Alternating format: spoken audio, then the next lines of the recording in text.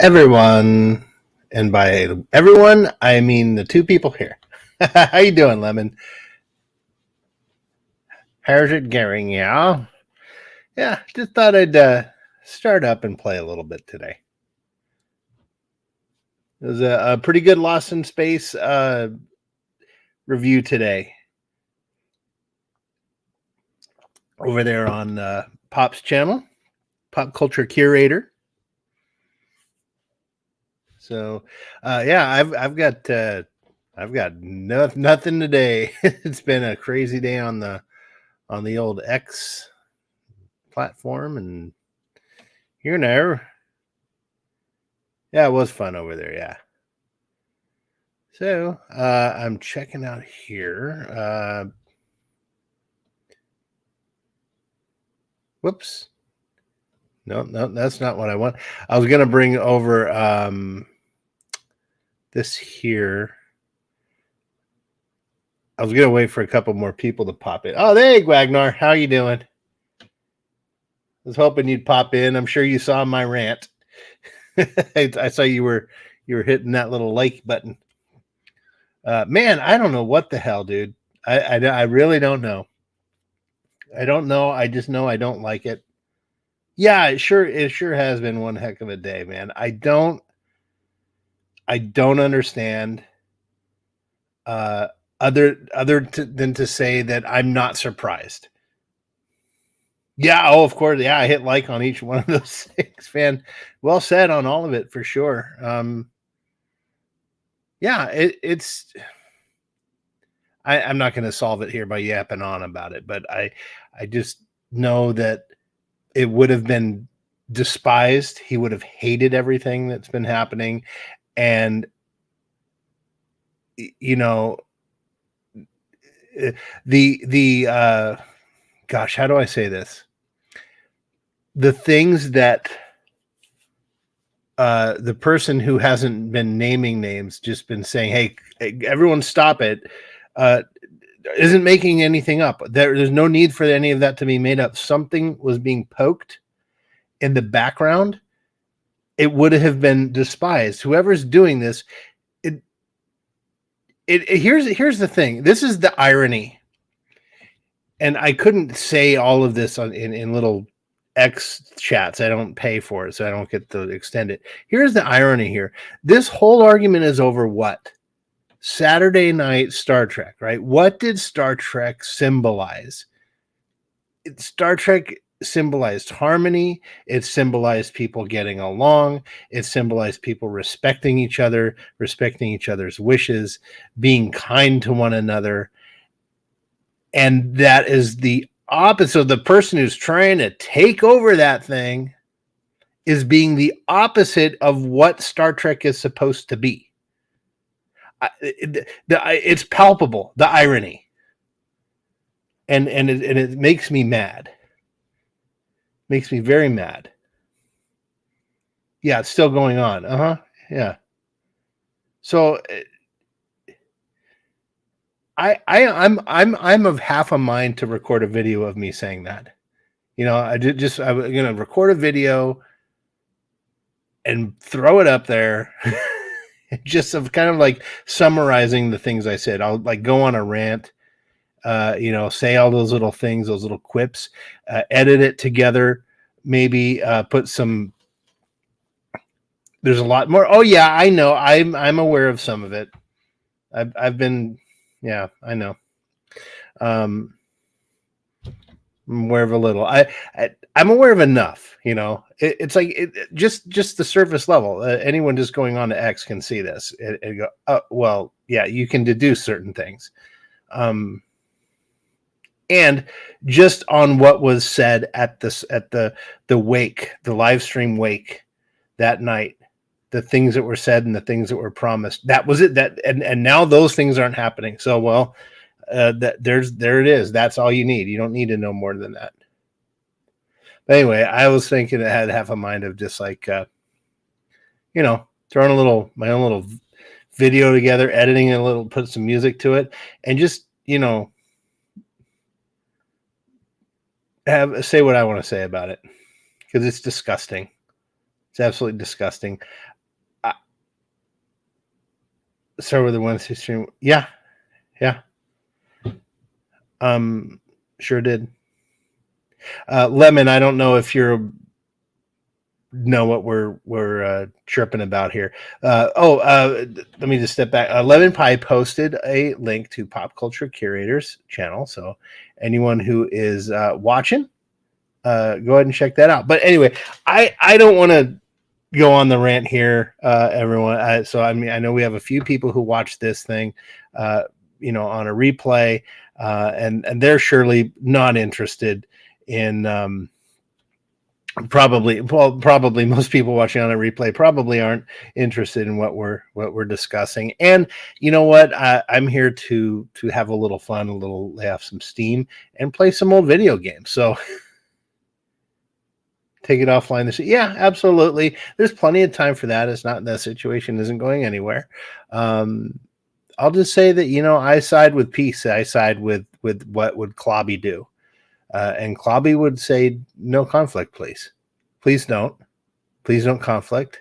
Don't fight over me. Don't fight over anything. He would despise it. So that's where I side. Fair. Okay. Anyway, Gwagnar, you are familiar with Tony Stark's channel, are you not? And Lemon Pie, you are familiar with Tony Stark? I'm assuming. I'm going to share. I'm going to share something here. There we go. Lemon Pie, I don't know exactly what you're discussing, but I gather something on with Clobby's channel. Yeah, it has to do with that, Lemon. It's just just the kind of things you would expect to happen when there's kind of a struggle when someone leaves something behind. Miskatonic Madman is here. Hello. Okay, so I've got some people we're gonna table. Probably for the best you don't know. Yeah. Anyway,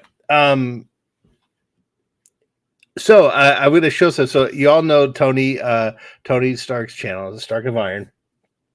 So I'm going to share this little thing that I made for him because the other night he was having some problems.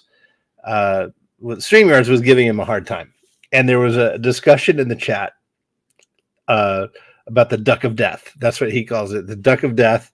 And I made a reference to Pulp Fiction. It says, "You'll know my name is the Duck," or something like that. So I made this little thing. I'm gonna play it. So hopefully you guys will like it. Maybe we can get a chuckle out of it. What does Marcellus Wallace look like? What country you from? Ain't no country I ever heard of. They speak English and English, motherfucker. Do you speak it? Yes. Then you know what I'm saying. Yes. Describe what Marcellus Wallace looks like. Say again. Say again. I dare you. I double dare you, motherfucker. Say one more goddamn time. He's black. Go on. He's bald. Does he look like a Does he look like a No! Then why you try to him like a Brett? He did. Yes, you did. Yes, you did, Brett. You tried to and Marcellus Wallace don't like to be by anybody except Mrs. Wallace. And you will know my name is the Lord when I lay my vengeance upon thee.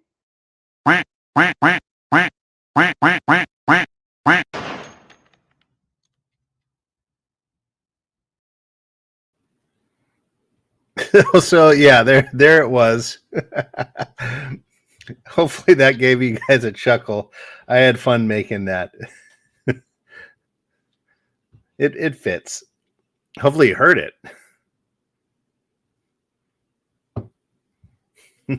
Yeah, Tony seemed to like it. So yeah. Yeah, it was funny. So anyway, well, let's play a little Voyager, huh? Duck of Death as in StreamYard. Yeah, I love it. Yeah, that's why I called it Pulp Duck. And I put the little StreamYards logo in the in the beginning there, and I found out what the font was for the movie. I downloaded it and recreated it. So yeah. So anyway, so this isn't Voyager Elite Force 2, it's just Elite Force. Is it loading? What?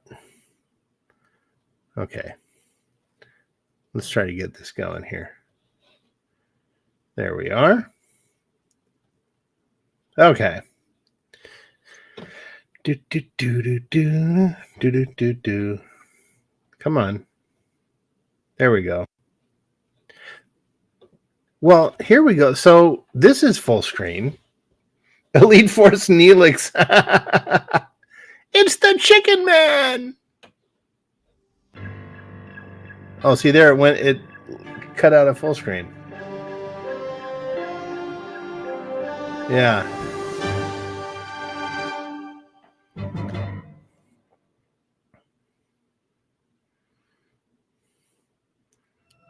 Okay, we'll skip that. Skip the intros. Okay, we're gonna load game. Okay, so we're still on Voyager. Oh yeah, we have Tony Todd here.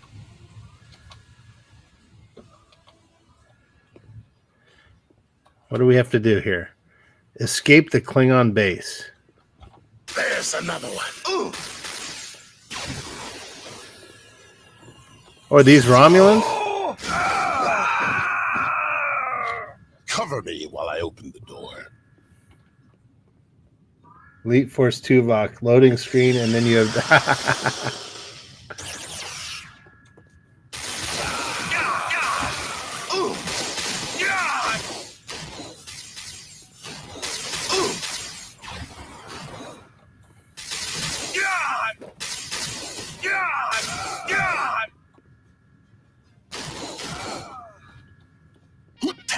The door is malfunctioning. We need to find a way past it and repair it from the other side. Tony Todd is so cool.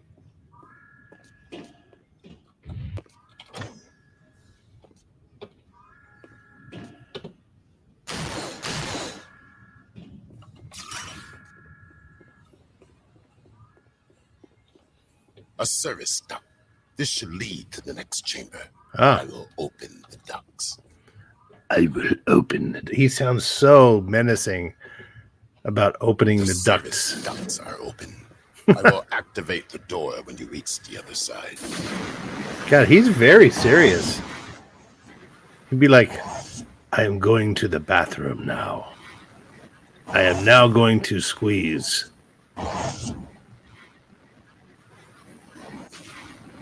All right, there's some little plasma here. Do, do, do, do, do. Some more plasma.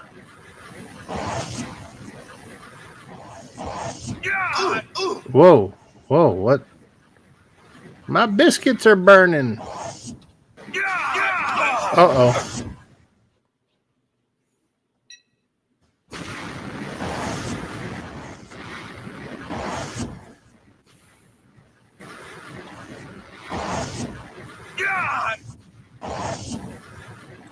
Okay, so I can't sneak around it to the side. What was getting me there? You have 9 health.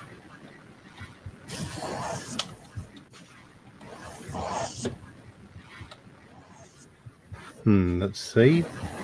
Them biscuits done burnt, yeah. Oh, for crying out loud.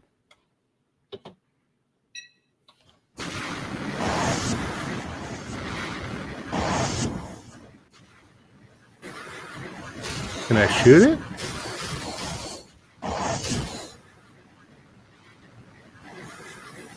All right, we're going to wait for this to go by. Okay. Now we're going to quick save.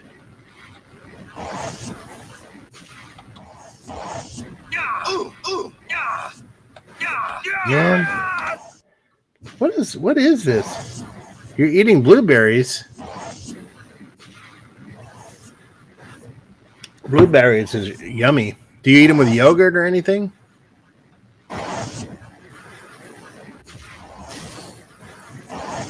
Oh, okay. I see. It doesn't. Oh, no, it didn't do that.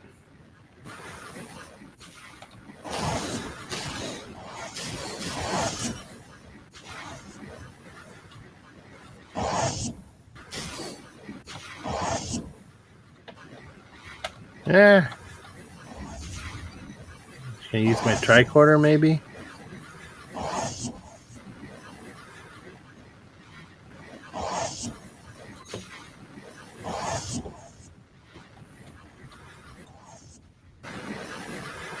I think I'm gonna kaput here. Ah, shit.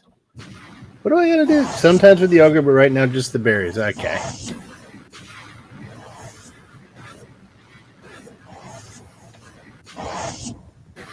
All right, there we go. I got through that. Maybe.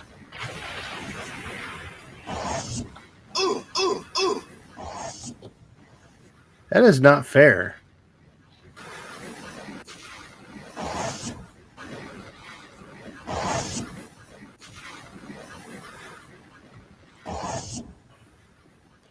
Come on, Tony Todd. Let me out of here.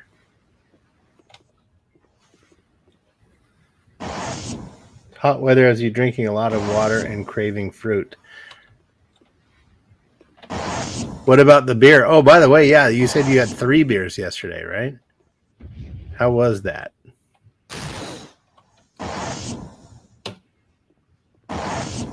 Okay, where do I have to go here? There we go. All right, I need some health here. Oh. Romulans.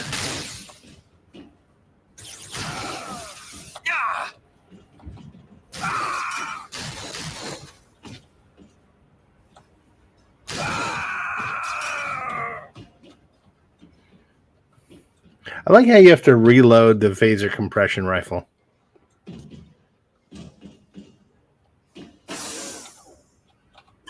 Health. Ah. We'll save that.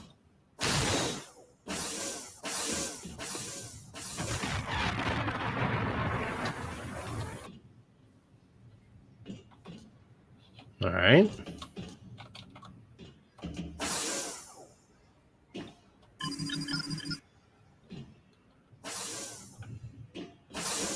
Okay, something's opening here.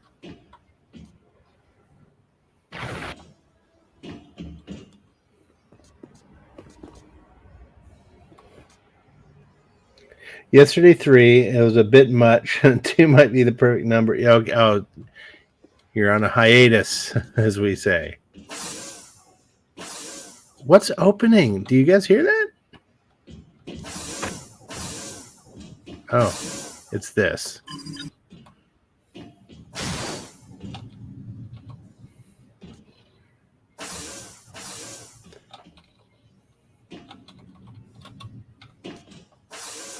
All right. The beer you drink is close to 9%. Oh, wow. Yeah. 9% ABV will get you. That'll do the trick.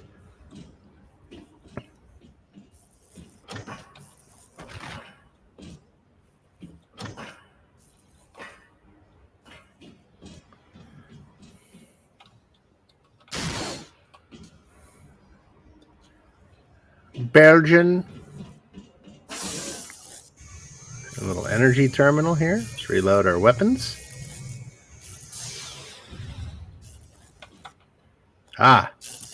Damaged door junction.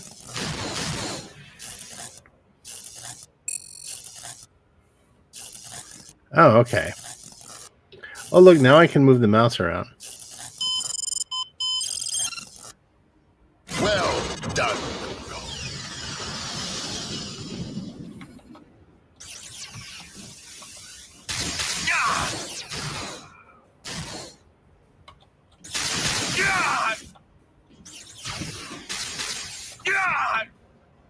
Man, I suck. Drop your weapon and surrender.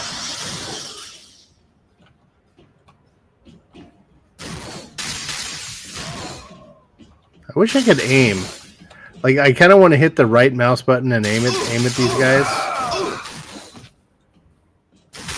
Drop your weapon and surrender.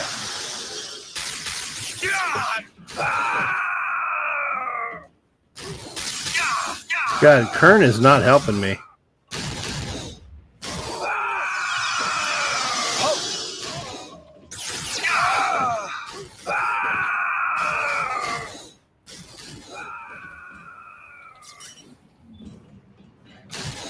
I need.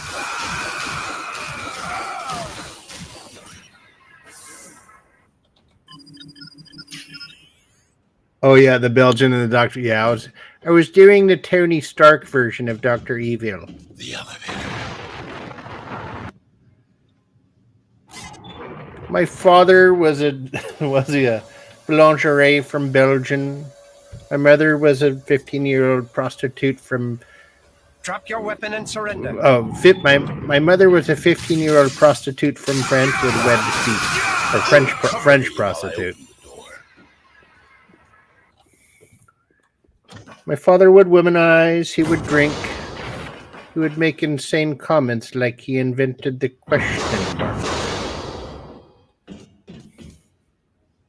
Belgian beers are yummy.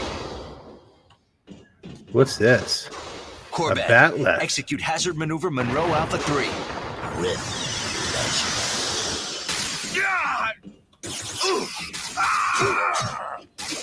I think this is a holodeck.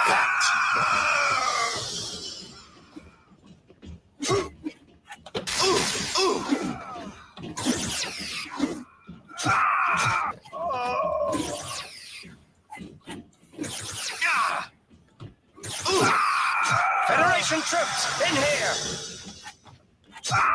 I wonder if I get some kind of special reward for using the bat left.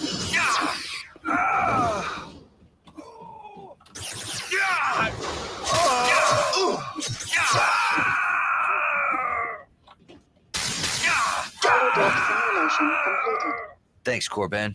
Good work. Oh, it is a holodeck. I remembered correctly.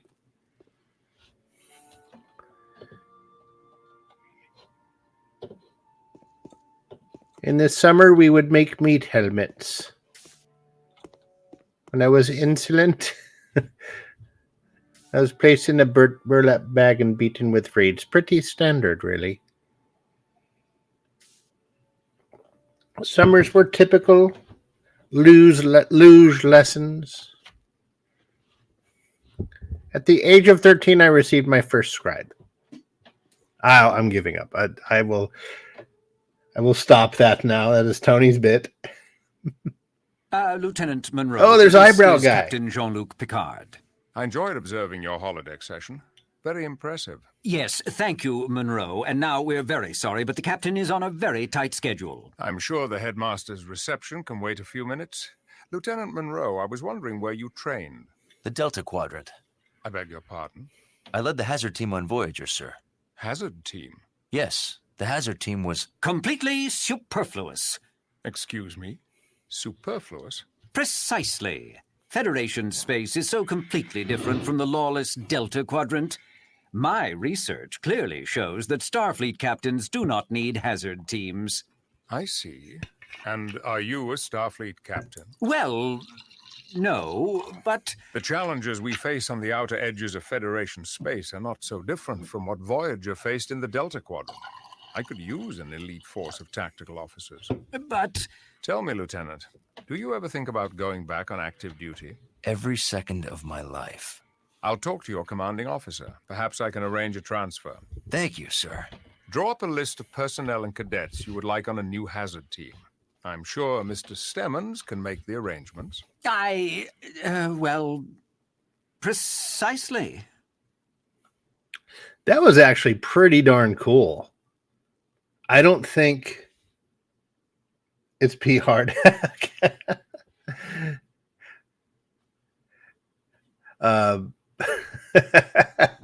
This is old Picard though, and he wants a shooty team. So But that was pretty cool to hear him actually say Voyager. You know, like we'd never heard him reference the ship. It's kind of cool, I think. You know, putting current day Trek out of my mind to enjoy this.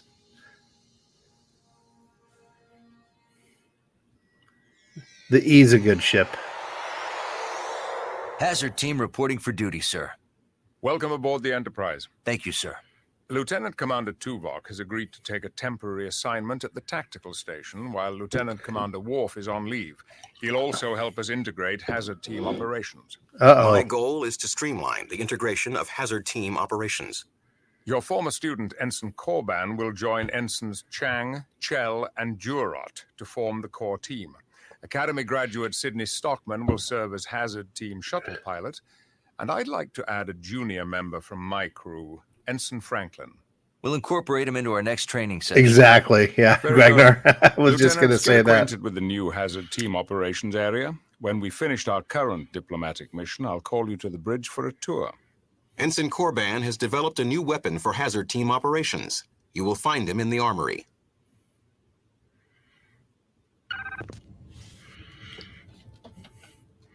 All right, let's... Sir, detecting anomalies in the molecular imaging scanners. Can you locate where the anomaly is Oh, occurring? I thought that was Geordi. Writing it now. It appears that scanner 2 is offset by 4 arc seconds from the ACB axis. I see. What is that guy? I'll contact engineering to get scanner 2.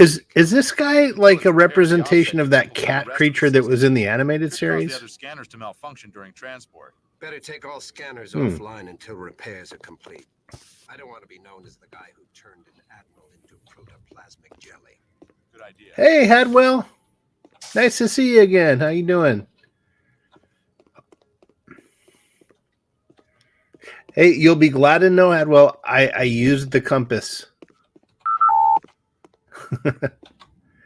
I got to go to Deck B Armory, talk with Jurot, and talk with Shell, okay?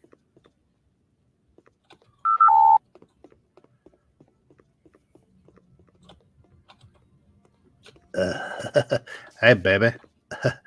How's it going? Why you in a hurry? Come back here. Come on. Man. Hey, Vulcan dude.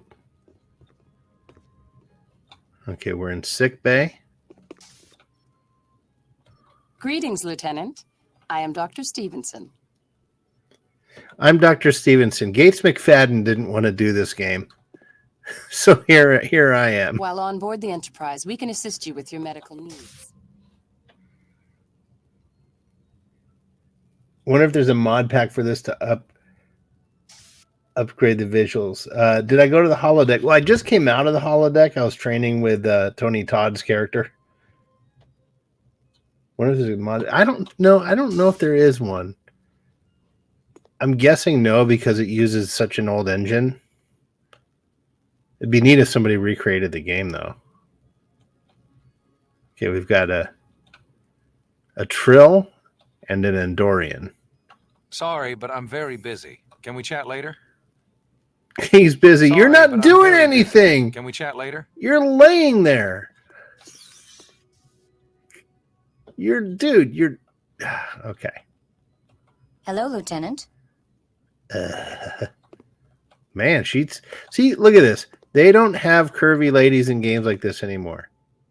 This is like barred now. This is against gaming regulations. Fallout New Vegas. Yeah. The Fallout series is super popular though.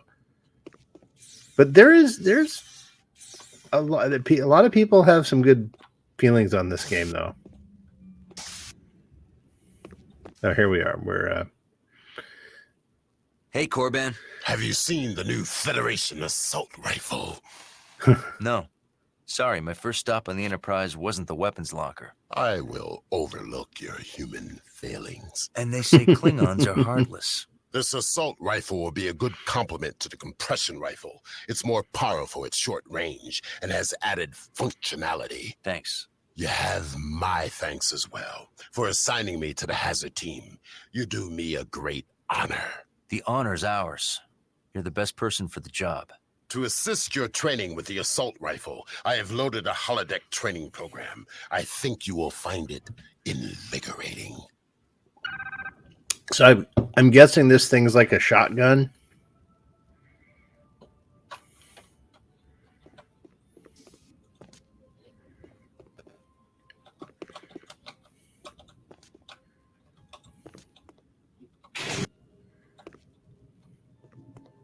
The primary attack is a spread plasma burst. The secondary attack is a powerful single shot, which can do extensive collateral damage to nearby hostiles. Okay.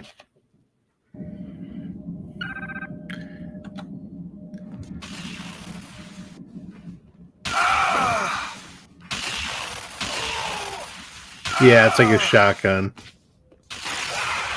Ooh, that's cool.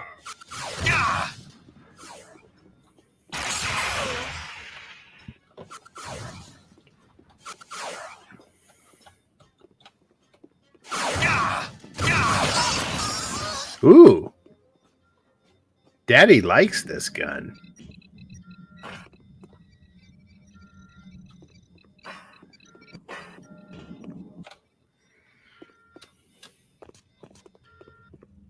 This is a big ship.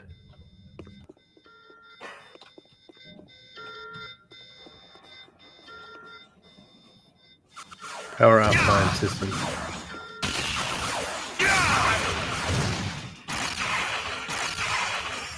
Man, it just blows people away. All right. Cool test. Not bad, considering you lack Klingon blood. Nexus Mods has Star Trek Elite Force 2 remastered. Oh. Might be worth it how complicated it is to install and how much. Wow. Okay. I will check that out. Time to take out the trash.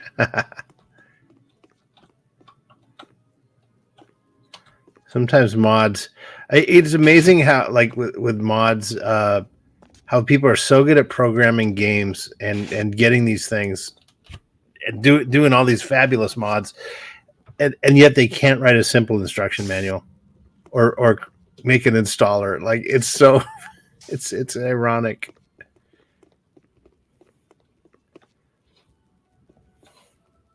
It's like, yeah, we can code, but oh, thanks, Wagner. Nexus mod Star Trek Elite Force. Okay, neat. I wonder if I could mod, like, I wonder if I could install it into this thing, or if it's like a brand new install or something.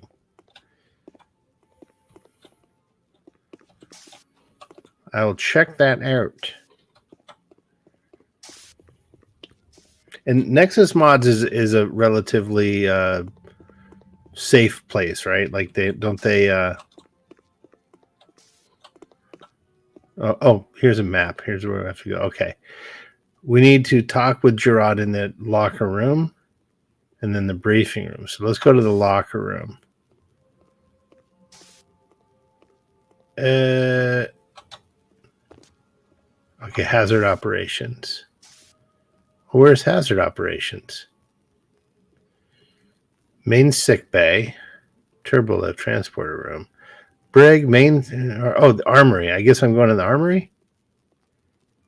You've grabbed mods from the past. Okay, and no problems. We'll go to E. So we're going to go here. We're going to leave this little tunnel, make a left, and go around. I notice there's nothing on my compass on where I have to go. That's...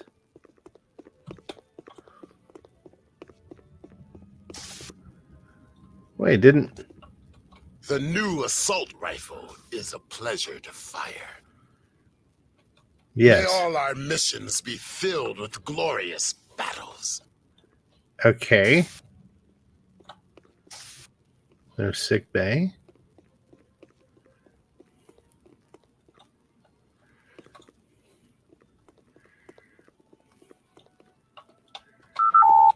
Maybe I have to go to the turbo lift. Nexus mods is okay, but they're very much woke and delete a lot of mods they just don't like. Yeah, that's bologna sausage. Oh, this is a denobulin. Sorry, but I'm very busy. Can we chat later? Yeah, you'd like that Andorian.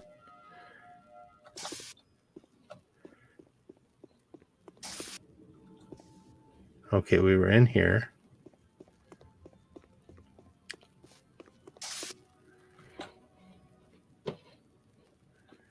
Hazard operations. Oh, there we go.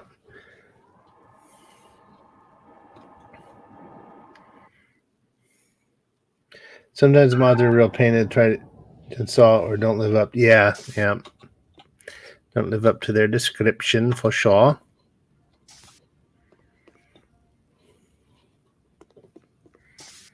Need 20 other mods to, like Minecraft. Like, oh, first you need the this mod, and then that install all the other mods. But some mods aren't compatible with the big mod that you need for the other mod, so you have to take that out if you want to play with the mod. That's wonderful.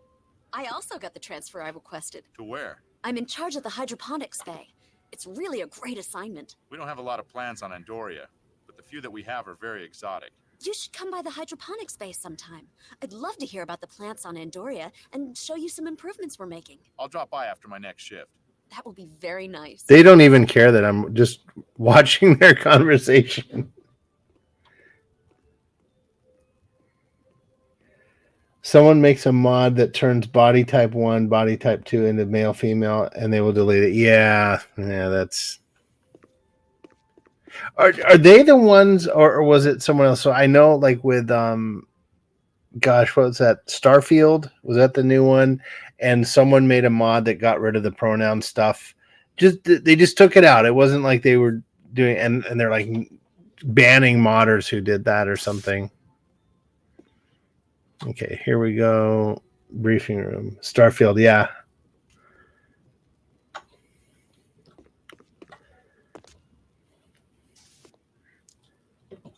I mean, as long as that wasn't a focus of the game, I don't think I would care. Advanced hazard operations area.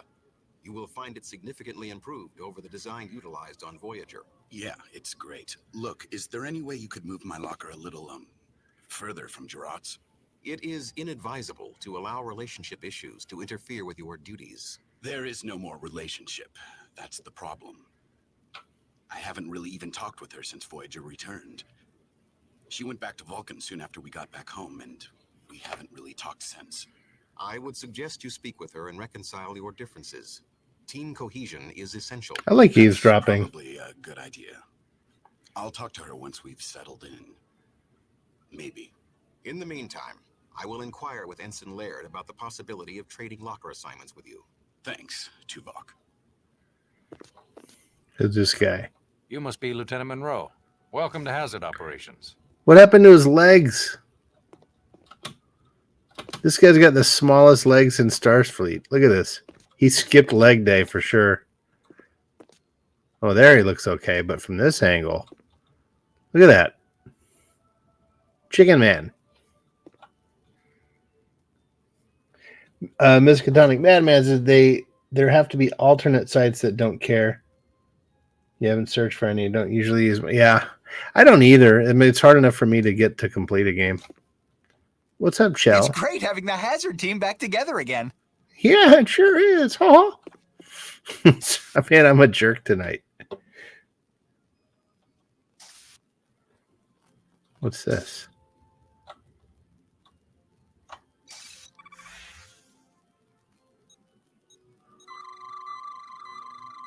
Tool used to input and store valuable data. It's a data pad. Okay, why is it?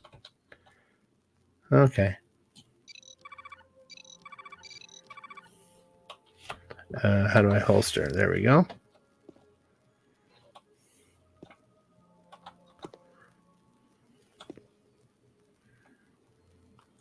What is that's a goofy picture. This has to be someone's baby in the game. I love these little Easter eggs like this. That's cool. The Knights of the Old Republic 2, there are mods that are must-have. They fix breaking bugs and add quests that were removed. Oh, that's cool. When I get to that game, I will definitely look for it if I can remember. I do want to get to KOTOR 1 and 2. I'm in the middle of KOTOR. I'm like level 4 or 5 right now, I think. The game is really, really good, but it did not age that well as far as little things, little things. But overall, man, very few complaints.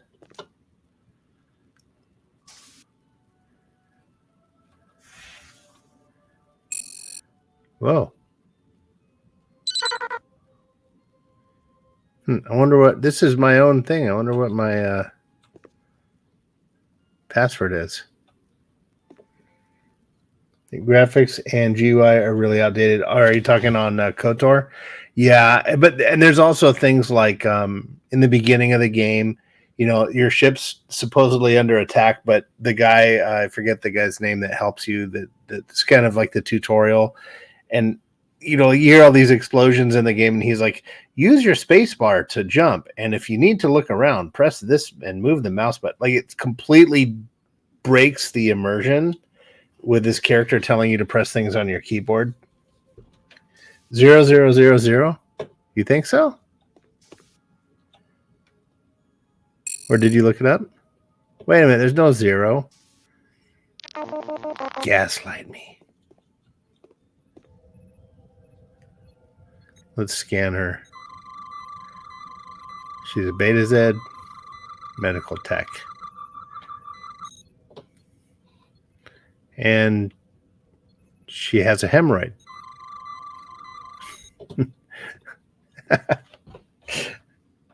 Yeah, thanks. Thanks. Can you believe it? The Enterprise? The Hazard team? Oh, this is absolutely incredible. I can't wait to start trying out some of the modifications that Shell made to the weapons. Yeah, look at these. That guy looks like Can't wait to Kerr. get started on my weapons training. The hardware at the Core. academy was nothing. Or I Core. want to grab one of these. I wonder if they'll let me tinker. You know, you guys know what I'm talking about? The guy that was in I wish I had been out there in the Delta Quadrant. Now that's adventure. Wild, untamed. I think if I shift the Wait, is she a location of the Vulcan? energy She's coil talking all input, emotional. I can increase the stability of the gyro stabilization unit by 0.75 microns. Think about it. Out there, it's just you and your ship. They're just against the blabbing entire nonsense quadrant. to each other You here. have to be bold. Yeah. Then I can double pulse the crystal emitter to What the increase the firing rate. heck is this conversation? Oh, there she goes. Oh, yes, sure. Something about how the hardware at the academy was nothing. She's like, no. Now she's okay. Now we're gonna do some sign language. She's saying, right here, I'm grabbing the thing, and then I throw open my arms, and then, you know, we're gonna wave our hands around at each other. The lazy person's password. I thought it was 1, 2, 3, 4, 5. That's something an idiot would have on his luggage. The password for Druidia. Hi, Monroe. Who's she? She's cute.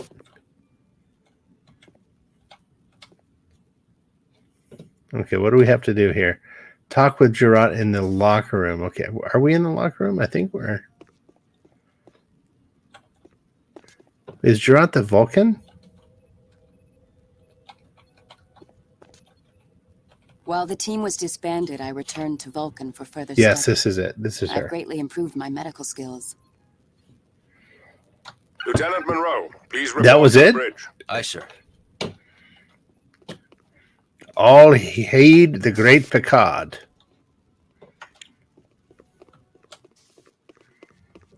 Spaceballs. What do y'all think of the announcement of the sequel? I'm like, why? I don't know. Deck What- 1 bridge. Hey, Radioactive's here. How you doing? Hey, thanks for coming in. That was nice of you to join. You heard they're shutting down the servers for the Bridge Crew soon. Oh, man.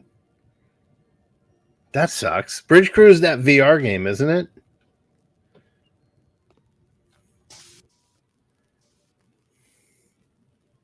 Welcome to the bridge, Lieutenant. Glad to be here, sir. How long do you think it will take to train your team to the level of readiness you had in the Delta Quadrant?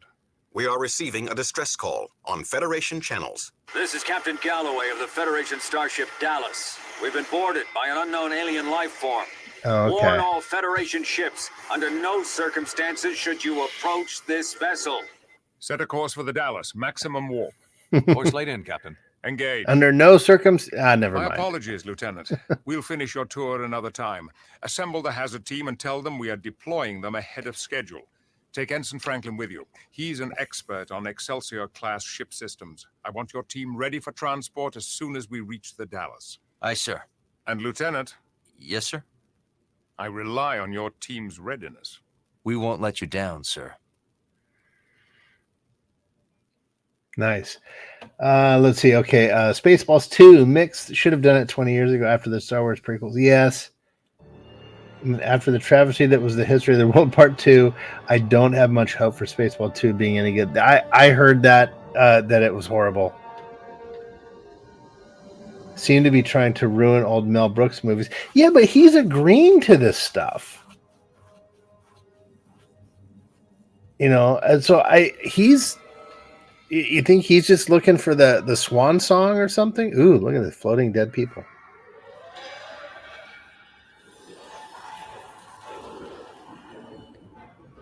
Should not.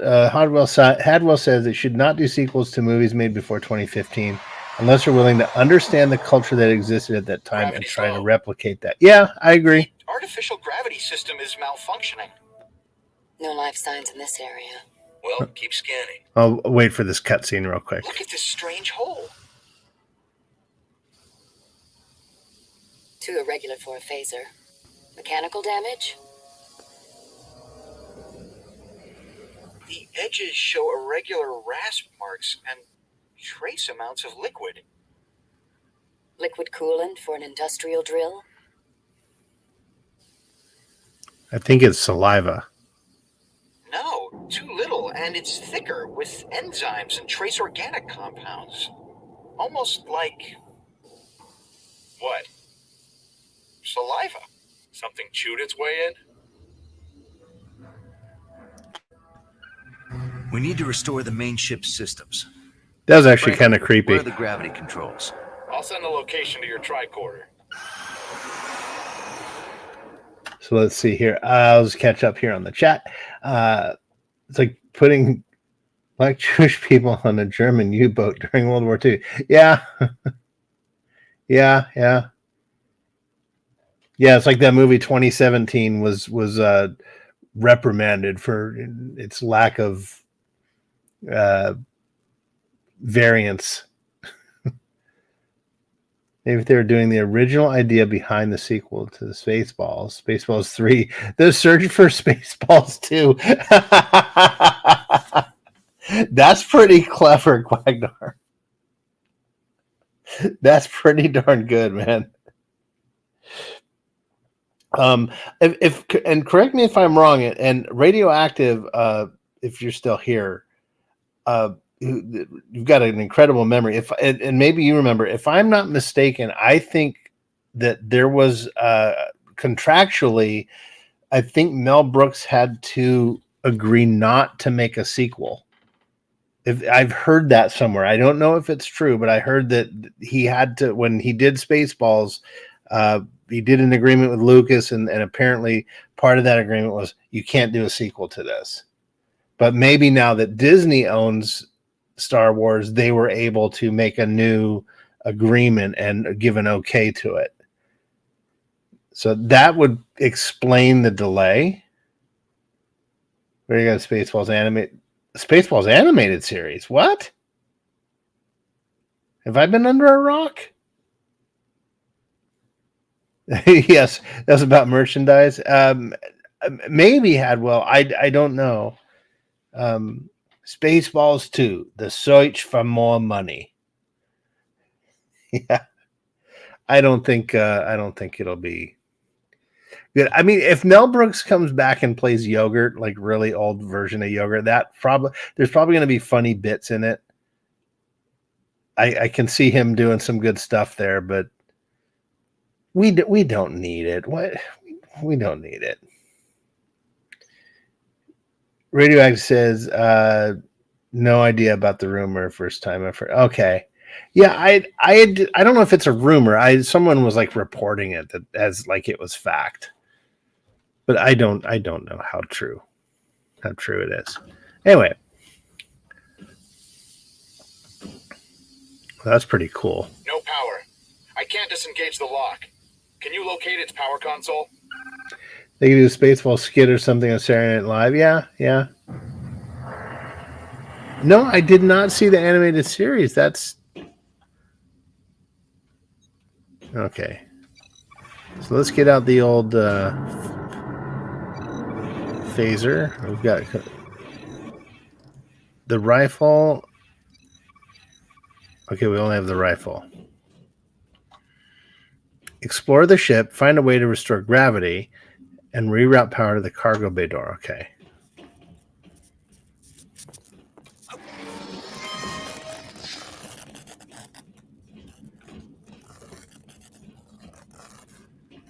Let's see here.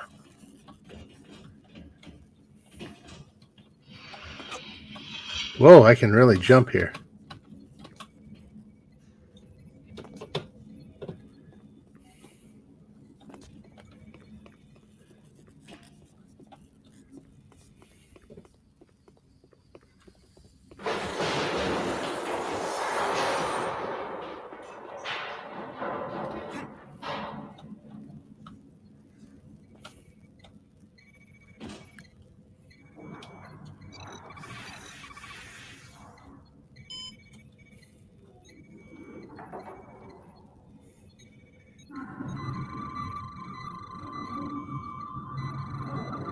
Oh, Kimberly Ann Hart. Hi, Kimberly. Elizabeth Ryan, Bridge to Engineering, reroute power to the gravity emitters. I don't know if it's going to work. Welcome, though. You're a new name to the chat, as far as I can remember. Welcome. And Radioactive says since Spaceballs is a parody and doesn't even reference Lucasfilm, proprietary copyrighted materials don't seem likely. Yeah. Unless it was a gentleman's agreement. Yeah, I mean, there still could have been a lawsuit. I mean, whether or not, like, I mean, you know how things are, you know, just because you won't win doesn't mean you can't sue. And maybe Mel Brooks was just trying to prevent that from happening.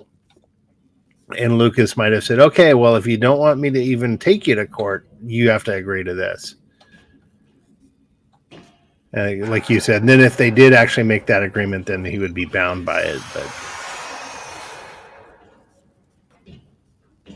it was first shown on Super Channel in Canada, then it was shown on G4 in the US. I had no idea that Spaceballs cartoon existed.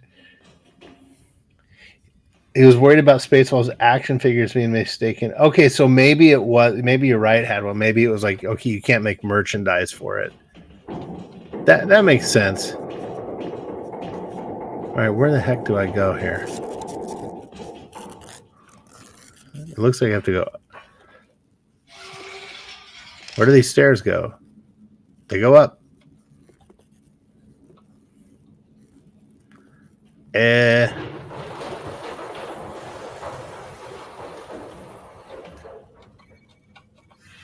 Oh, there we go.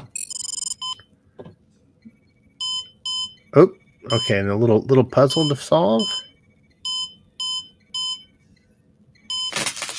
Uh-oh. Okay, I remember this. You got to avoid the little red X.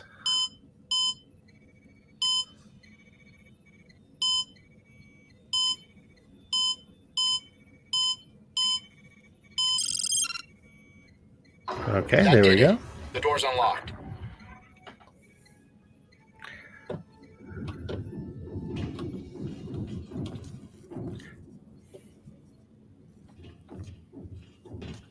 All right, where do we go? Here we go into this little thing. Whoa.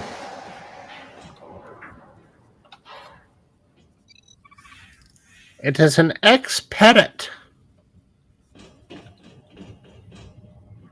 The USS Dallas shuttlecraft. Oh, that's a cool looking shuttle. Sorry, I'm just like cruising around here. It's neat views. It's pretty cool, well-designed level here. Elizabeth Ryan, engineering status report. The doors are unlocked. Lucas should have approved Spaceballs merch, demanding it be in the same scale. Yeah, and take a percentage cut. That would have been smart. It absolutely. That's right. I'm basking in this. This is an old game. It's pretty nice looking graphics, at least for the levels. The people, What was that?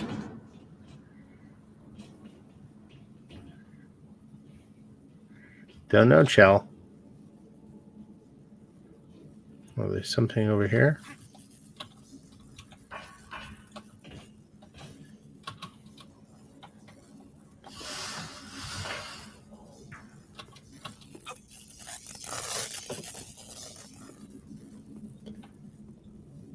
Is a PlayStation 2 game? No, this is on PC. I downloaded it from GOG. I don't know what, I forget what that stands for, but it was $7.95. I'm playing it on my PC here.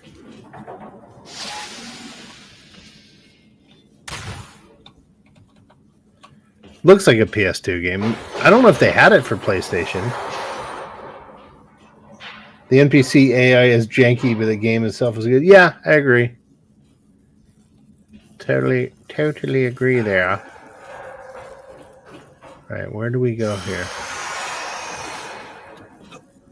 It's a little spooky. Oh, there we go. Manual door release.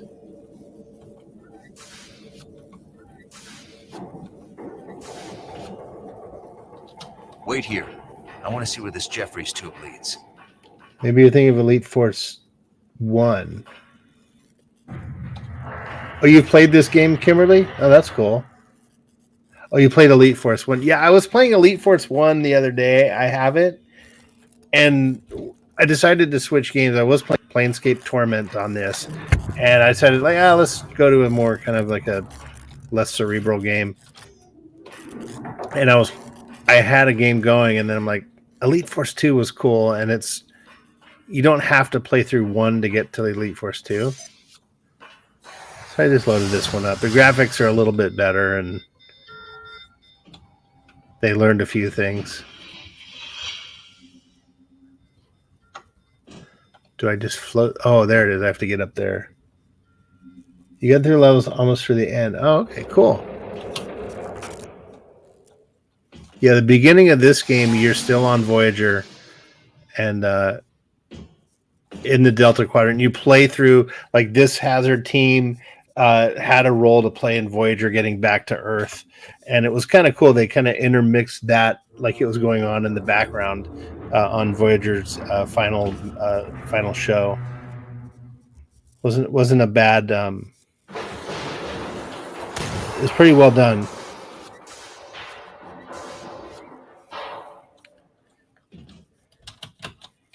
There we go.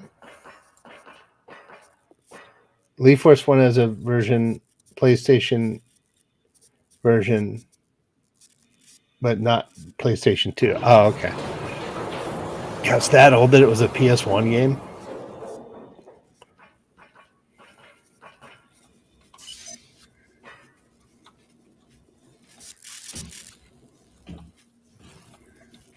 Okay, let's see.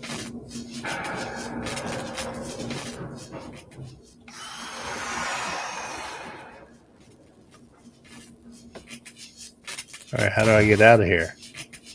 Oh.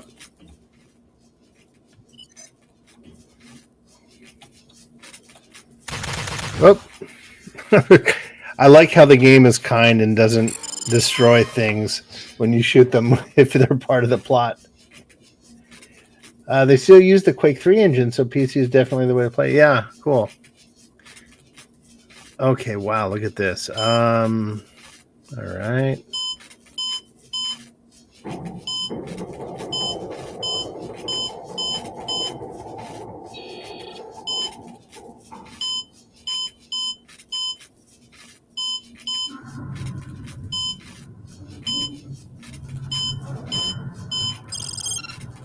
There we go. Gravity systems online. You think you have the first one, then for PS2, but it never got around to playing it. Oh, okay. Shuttle doors from out there. Wait, what did he just say to me? It was just shell. It's not important.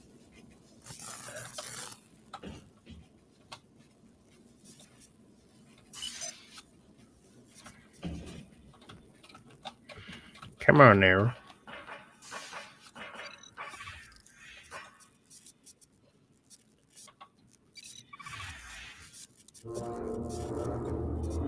Right now I'm just looking at the compass up there. When you have your tricorder out, it switches, which is pretty cool.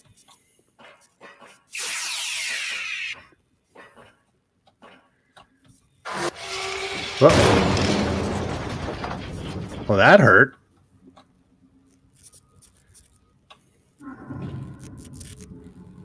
Have to get up here. Oh. Oh, no. I didn't save it, did I? Shoot.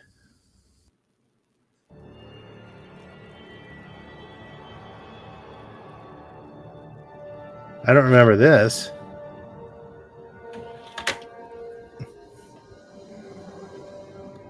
Don't tell me I got to redo all that. No.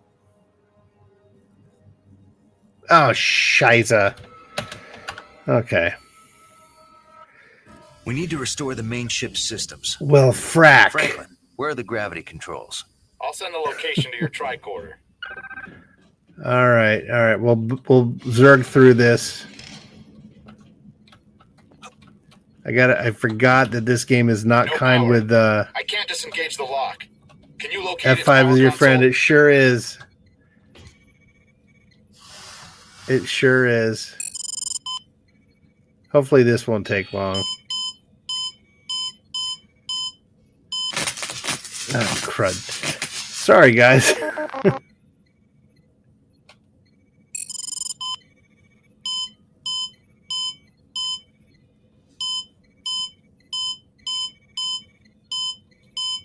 Oh. That did it. The door's unlocked. Yeah, I should have been saving. I typically do.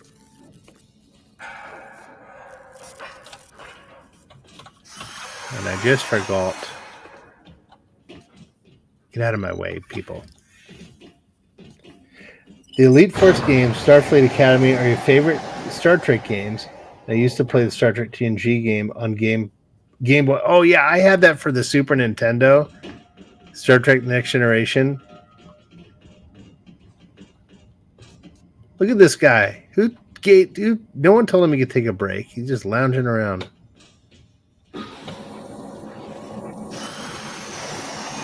What was that?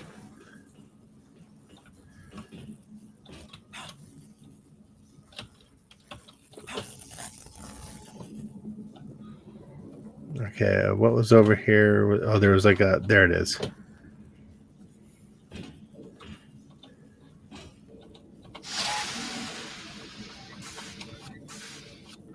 Looks at tricorder.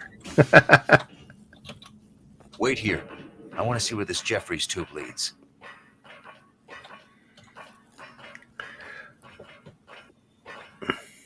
It leads to the right phalange. F5.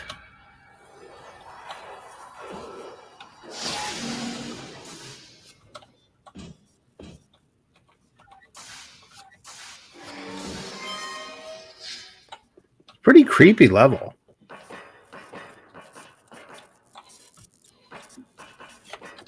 See, now I'm going to overdo it, overcompensate with the F5.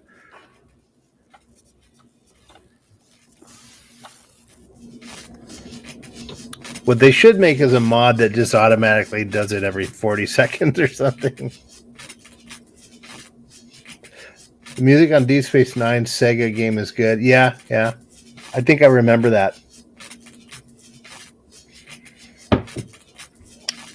Sorry, I took a little sip.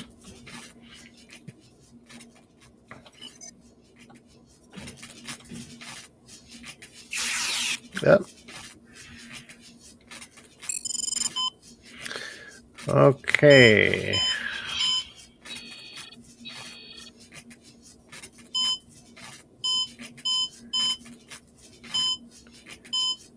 It's like a ghost ship. You remember that movie? There was a cool movie called Ghost Ship. That was pretty freaky.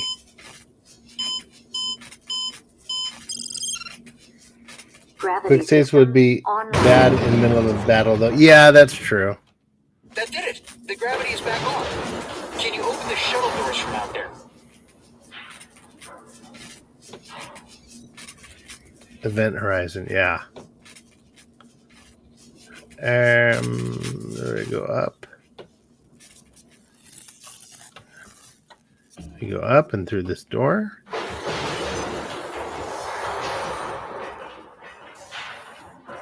Got to think about running this game on a 400 megahertz machine with a 5400 RPM drive. Autosaves would make your game freeze everything. Yeah, that's true. Gosh, remember when you would buy hard drives? It's like, oh, it's X RPM. You know, higher RPM would come out, and it's like, oh my gosh, the technology is getting so good. You know, I remember when I upgraded my 9600 baud modem to 33.3 or 33.6 or whatever it was. Oh, there we go. I'm gonna.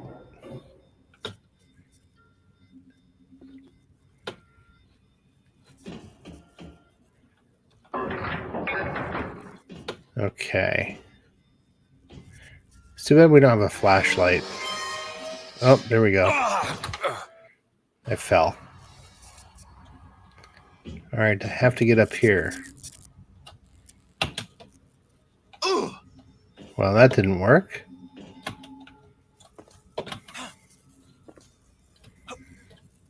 But I guess gravity is restored now.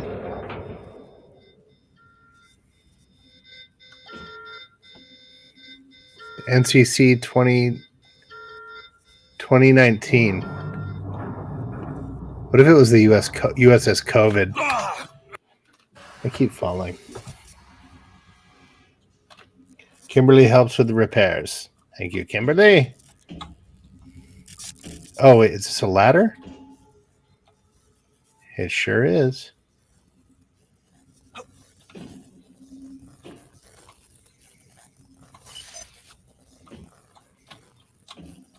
Let me in. Let me in.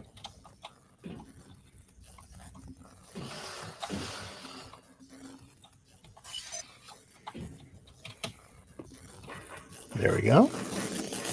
You remember this guy, Madman says, you remember buying an 800 megabyte drive for your Amiga back in an 800 meg for the Amiga? That would have been huge for that thing back then. We're not safe anywhere on the ship. Our lack of safety is only now occurring to you. Phaser fire is one thing. Having a deck shoot out from under us, okay? I'm just eavesdropping on them. No, maybe the invaders just like control. USS Dallas Excelsior class, yeah. Why does your team leader go off on scouting missions? Isn't he too valuable? Makes me want to watch The Hunt for Red October, which I was thinking about watching that the other day. Well, why? Oh, it was someone brought up. I think it was on Tony's show, and he was doing the Sean Connery, and he said it like the Sean Connery line to Alec Baldwin doesn't apply. It's about Hollywood. Most things here don't react well to bullets. It was like a pretty good Connery he did. But man, Hunt for Red October is a great movie, man. It is on my list. Around 90, Miskatonic Madman, around 94 needed some room for saving rendered frames, yes. And Radioactive remembers the 10 megabyte hard drives for the PCTXs, XTs. It took up a full 5 1/4 floppy drive bay. Yeah, I remember. Kimberly says the ship was empty. Yeah, they all are. Like, these ships are so huge. Miskatonic Madman said the first hard drive you bought for the Amiga was 35 meg. Okay. That's a decent chunk for an Amiga. Those were 16 bits, weren't they?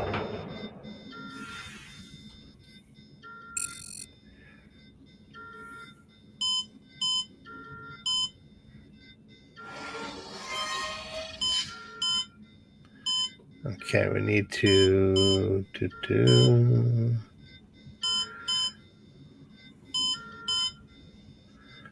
Will this do it? Yeah, this does it. The transporter buffers. Yes, and Now we can all resolve they the do ship's need to hull. do, though, We Kimberly, just have to is get to reverse the engineering. polarity, and it's fixed. 16-bit with a 68040 card, which was 32-bit. Yeah. You got to load your Sound Blaster drivers to play the game.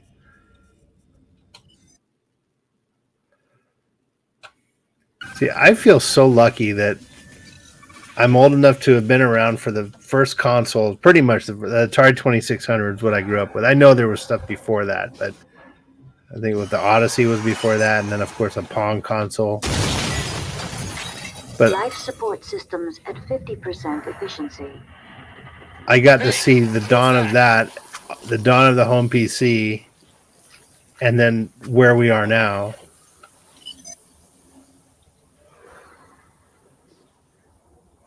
This is a cool. I've got life signs. This is almost like the flagship level on this game, I think. Blips are headed this way. They're getting closer. This is really They're cool. I almost like here. that. They're going away. Hey, you sound disappointed. The only thing In worse than an stasis. alien attack is an alien attack that hides when you see it coming. Whoa, what?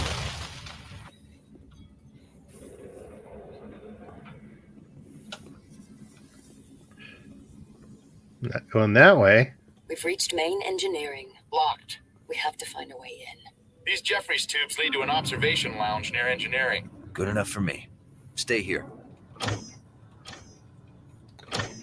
Hadwell says the Nintendo come out like a year before you were born. Wow. But you had a 2600 when you were 5. Didn't get a Nintendo till you were 10, and the SNES was already out. Oh, wow. Okay, so you were playing catch up. What I think is cool is there are people still developing games for the 2600. It's like people are still making them. I have the 2600 Plus. I was talking about this last night. And I've started my collection of 2600 games. I'm looking at them right now. I've got Stampede, Ice Hockey, Kaboom, Star Voyager, Star Master, Frogger, Demon Attack, which was really cool, Chopper Command, Berserk, Smurf, Lock and Chase, a whole bunch of them. And they're still fun. And this 2600 Plus, it's neat because it will play the 7800 games as well. And I got a couple of those that I grabbed. I got Miss Pac-Man and Joust. Ooh. You guys see that? It's a xenomorph. Do I have Adventure? Yes, I do. The game, the 2600 Plus comes with a little cartridge that has jumper switches on the back of it, and you set them, and it can play any of up to 10 games, and Adventure is one of them. And I like that they did that they put these jumpers on the back of the game, and it's not like menu driven. It's like an analog switches that you have to flip around. It's kind of a neat touch that they did that. And it uses the old 9-pin connectors, and the 2600 Plus, it's 80% of the size of the original. It is an emulator inside, but it will play the cartridges and read them. And the cool thing is it has an HDMI output, so you don't need to get a CRT television or a converter or anything. Because I know a lot of purists are like, oh, I like the original Atari with a converter. I know Tony has one. But it's hard to do that. You have to be kind of a techie. And this lets people just do it.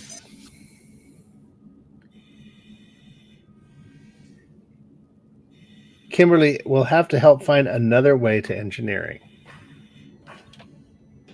It's always through the Jeffries tubes, though, Kimberly.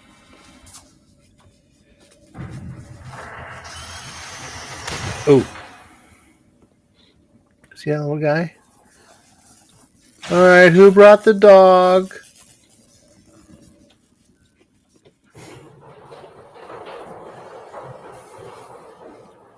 But yeah, I have this really cool picture. Let me see. I had listed the first console I ever bought was the PlayStation 1. Bought it a second-hand one for like $30 when you're 14. Had a dead laser, and you replaced the module from a broken one. Oh, that's cool. Game over, man. Oh, Bill Paxton.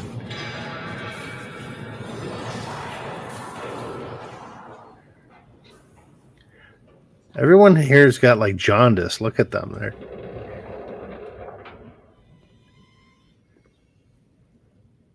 Chill out. Don't panic. Yeah. And don't forget your towel.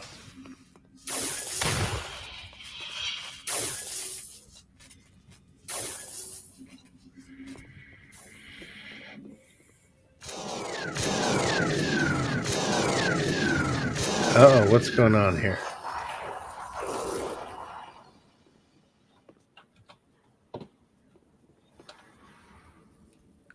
Oh, you forgot your towel, well, then you are screwed, man. If you forgot your towel and you didn't eat any peanuts...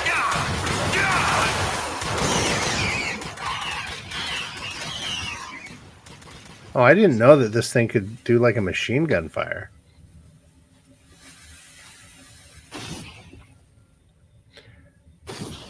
And there's the game preserving its frame rate right there. The enemies disappear off the screen.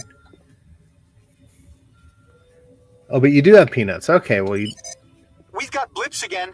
Moving in fast. Monroe, we're trapped. Get us in there. Use your tricorder on the main engineering console. Here's another one. Uh-oh, I better hurry.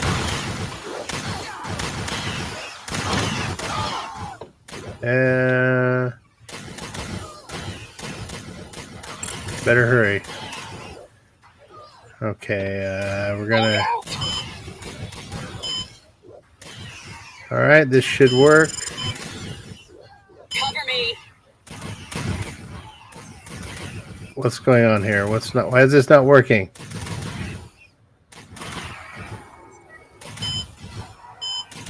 Oh, this thing here?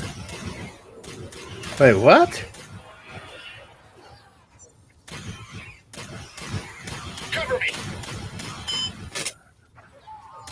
Okay, I fried it on purpose. Let's do another test here. Look out! You modded it and used it to play Super Nintendo. Wow, Hadwell, that's pretty impressive, man. You could... Come on. There we go. You got to be closer to this thing.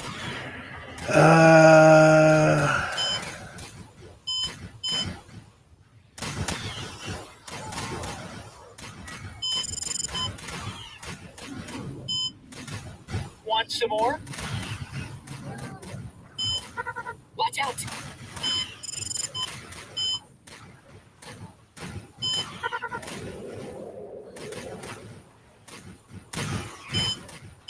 What am I doing wrong here? Want some more? Bring it on. Okay, I have to route. Maybe I have to turn it to these yellow guys. Crud. Bring it on. If anyone sees the logic that I'm missing here, let me know. How about another one?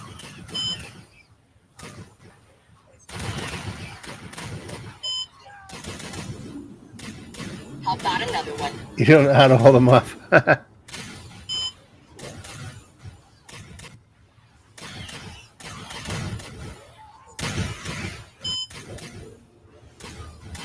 Okay. Oh, I think I see. I think I see this.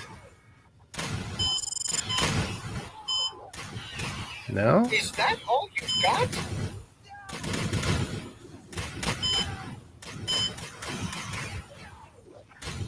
Cover me. All right, this guy's flashing. Krah!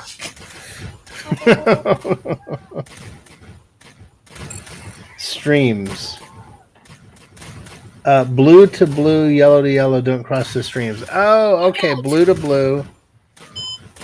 I see. Okay. So there. All right, there's one. Okay. I got it. Cover me! Look out!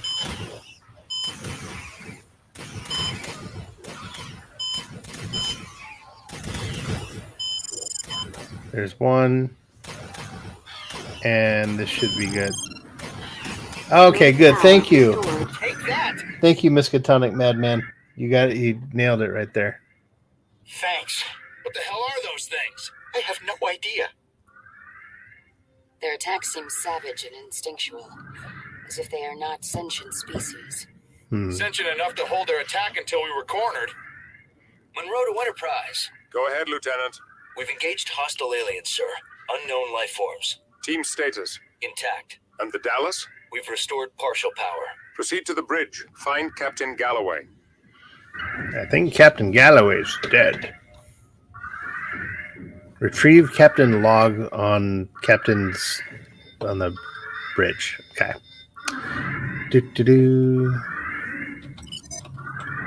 There we go.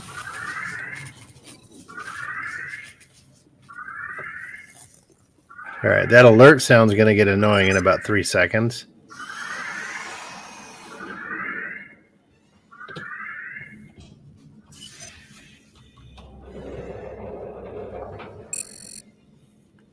Okay, here we go. Another one.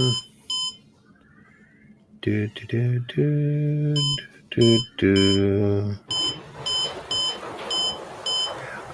did always like these little puzzles.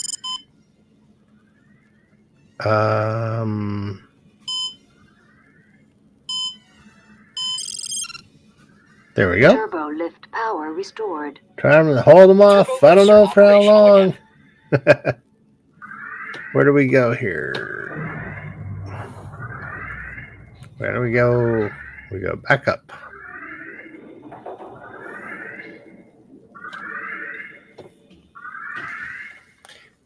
You guys missed the adventure we had last night with trying to figure out where to get on the elevator. That was pissing me off. And it didn't lure the AI bots close enough. God, that was annoying.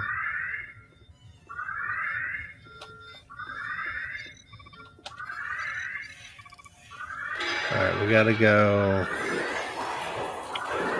Where are we? The AI did not help. No, it did not. Hera Syndulla, proceed to the bridge. Who's Hera Syndulla? Is that from Battlestar Galactica? Is that? I know the little Klingon kid, not Klingon, Cylon. The Chief's. No, not the Chief. Boomer.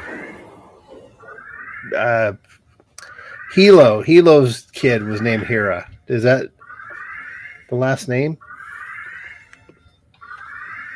Retrieve Captain. Okay, where do I go? I'm gonna get to the bridge.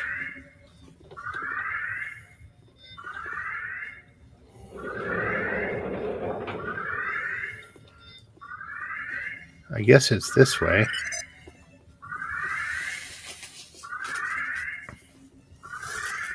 Aha.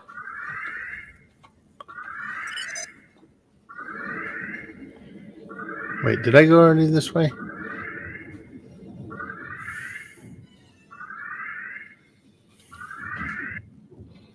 Yeah, I did. I was in here. Okay. Turbo lift. Okay. Yay.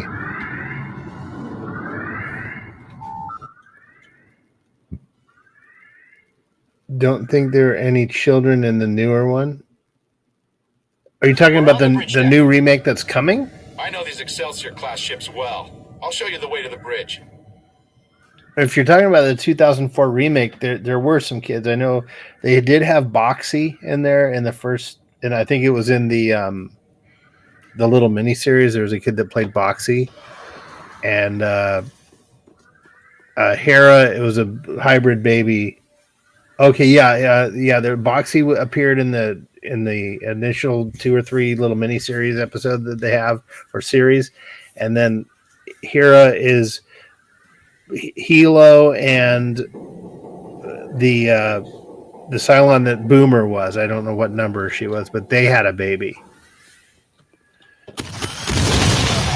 Oh, Franklin, there's another one. Here they come. There's another one.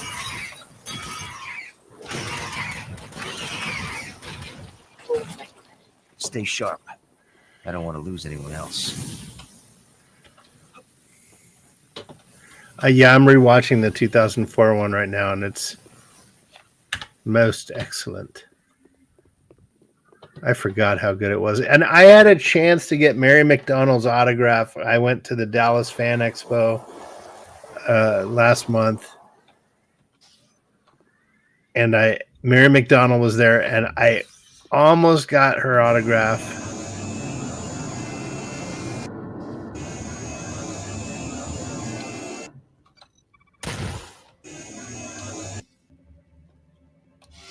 Thinking of Athena. One of the Boomer clubs. Oh, Athena. Okay, so who was Hera?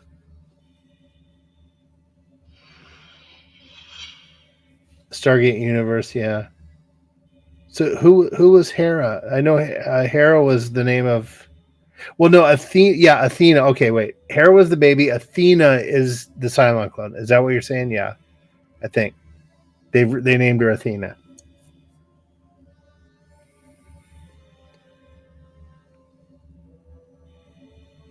Oh, okay. I'm sorry. My eyes aren't working. I do see your chat was very clear. Yes. Okay. Yeah, I didn't catch the chat fully because I've got half an eye on one monitor and half an eye looking at the chat on the other one.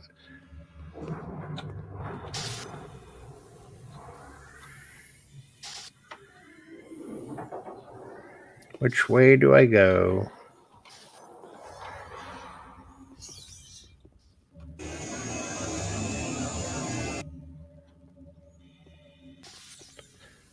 Wait a minute. This is a misnomer here. Look at it. Okay.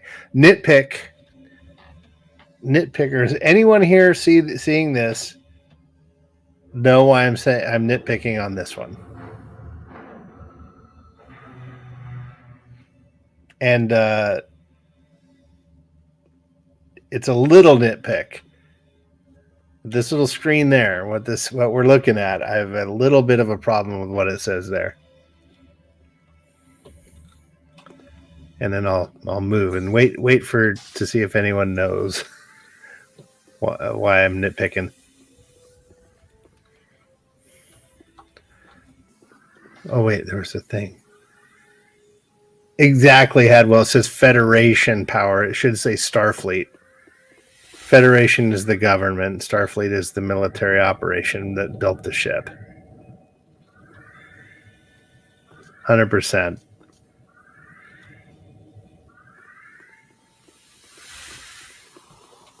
That's okay. I forgive writers that overlook. It's such a minor detail. It's a cool nerd detail.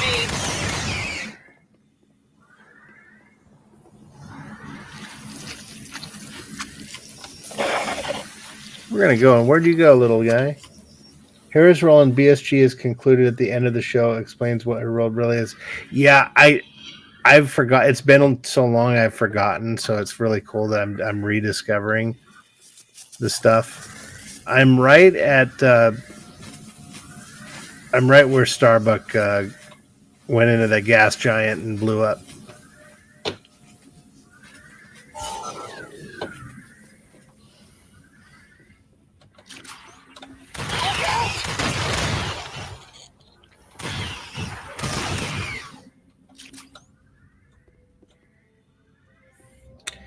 The end of the show was disappointing. It was like they expected the show to go on for a bit longer.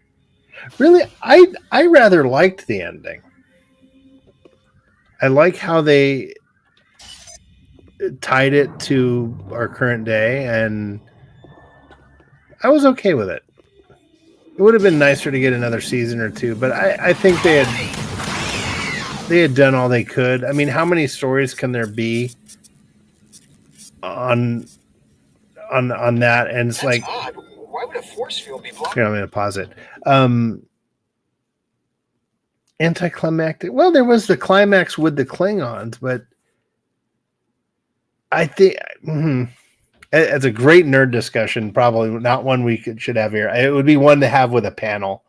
But I was satisfied with the way it ended. I mean, there's this fleet. They're flying around. How many years could they go on in space? Because the show dealt with real life things like supply management. Fuel was running out, food was running out, water's running out. Unless they just like, well, we found this planet and restocked our food supply every few episodes. Like logistically, they had to conclude it because they were trying for a much more realistic bent on the show than other science fiction had gone before. I mean, they were really kind of showing, they got into it was a little bit more real world than other sci-fi stuff. So my mind is like, okay, they had to end it, like to make sense. The Jimi Hendrix thing.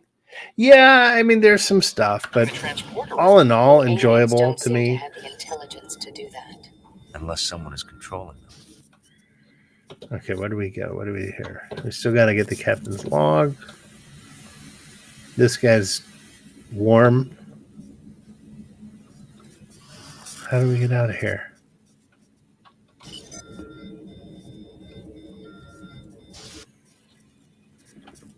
What am I missing?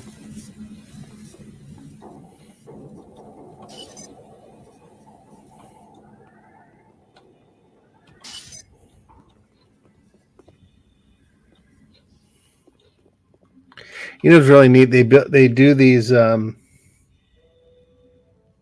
song lyrics. Yeah. They jumped the shark a little bit, to be sure. Wait, did I go through here already? Just making sure.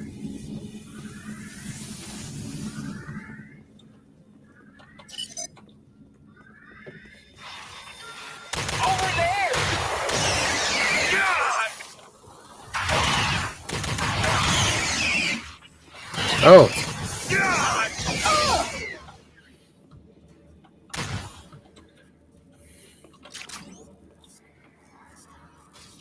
Kimberly's trying to shut the alarm off. Yeah. Hendrix worked okay. Fit with the narrative. All this has happened before and will happen again. Yeah. Oh, we have a new person in the chat. OS Full Metal. Hello. Welcome. And OS says this game was amazing. We need a new one with a current game engine. Fully agree, OS. We were talking about that earlier, and I think it was Miskatonic Madman here actually found a mod on Nexus mods. We'll need another way in. We'll need another way in. Okay, how do we get another way in? But welcome, OS.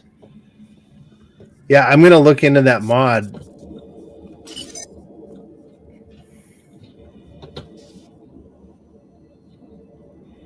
And see what I can't find out. I have a feeling I've been this way, you guys, so I'm sorry.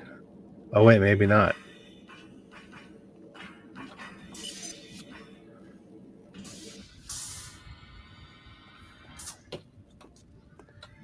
This looks new.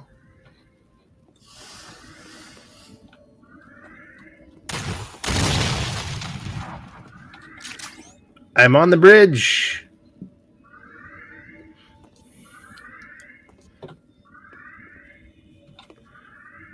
You're relieved. Stock of Iron. Hello. Welcome. How you doing, man? I just came here to relieve the captain of duty. He doesn't seem to be fit for command. So,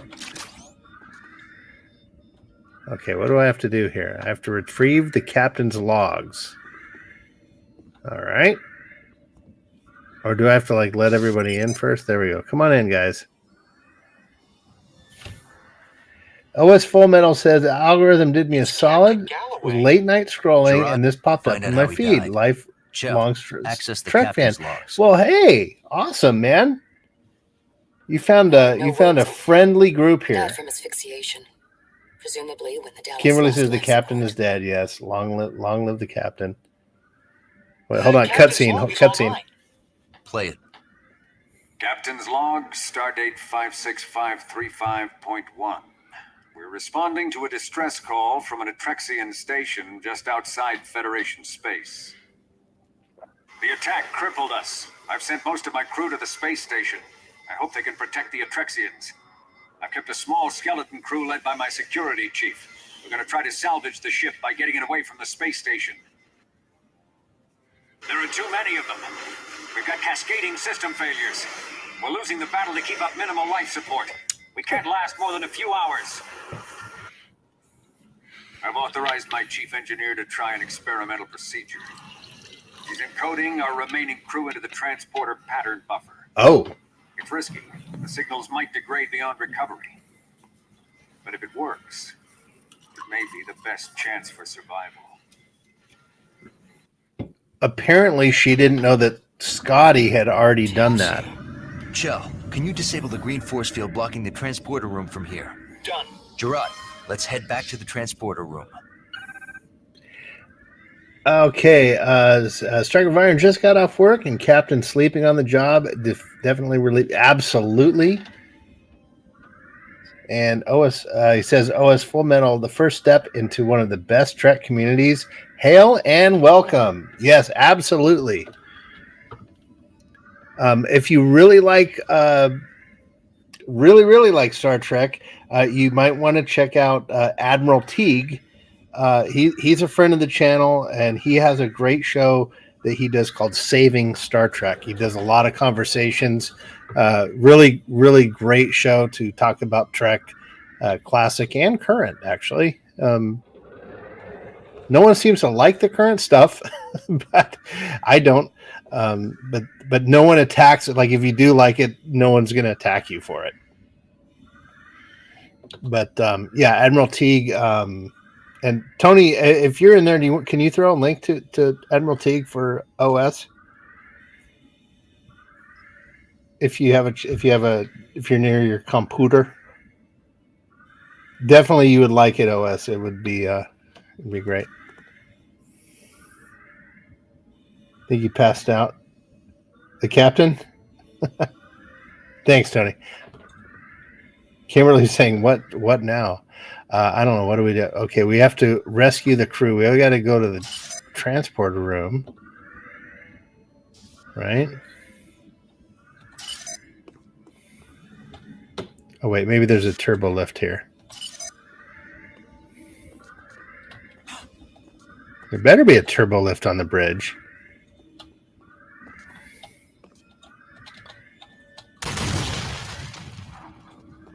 Okay, observation lounge. Oh, there's a secret. I found a ship. Nice. I only found 1 out of 3 of them. This game is these levels are so linear, I can't imagine where other secrets would be. Oh, thanks, Tony. Yeah, there's Teague's channel. OS, give him a sub. He streams quite a bit, talks a lot about Trek, and it's a good time.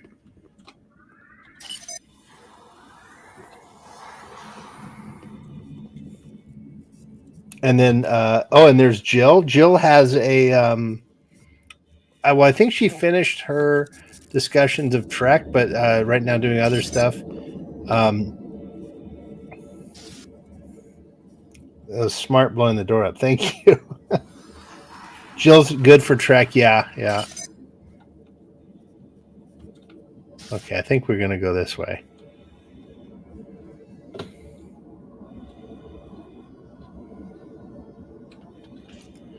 And of course, Tony, please include the link to your channel.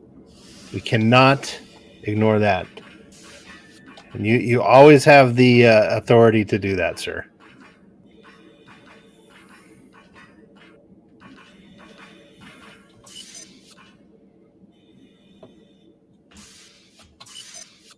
I sure hope I'm going the right way here.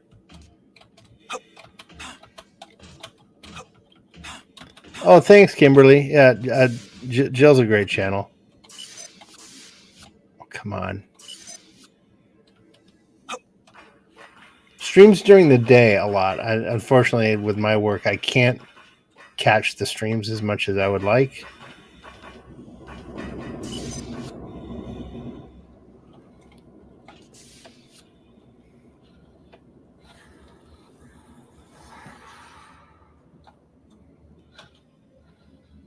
Okay.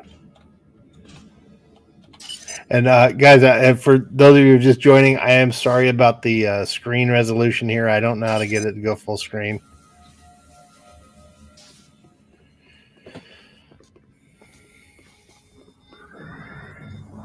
Look out! Oh, wait, what? Where are they? Oh, there he is.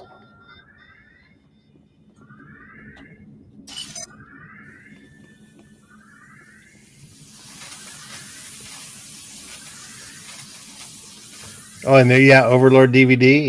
Yep.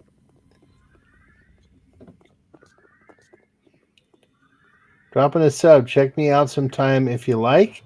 Helldivers 2 is your headliner right now. Oh, cool. Jedi Fallen Order on the weekends. Planning a variety. Oh, nice.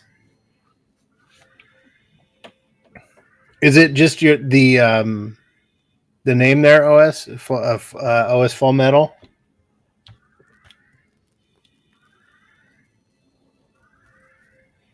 I'm gonna look it up here. Hold on. I'm on my phone. Helldivers 2. There you are. All right, subbed, my man. Thank you. Like throwing on some gaming streams sometimes. Met V Tunes. What is Met V Tunes? Okay, where am I going here?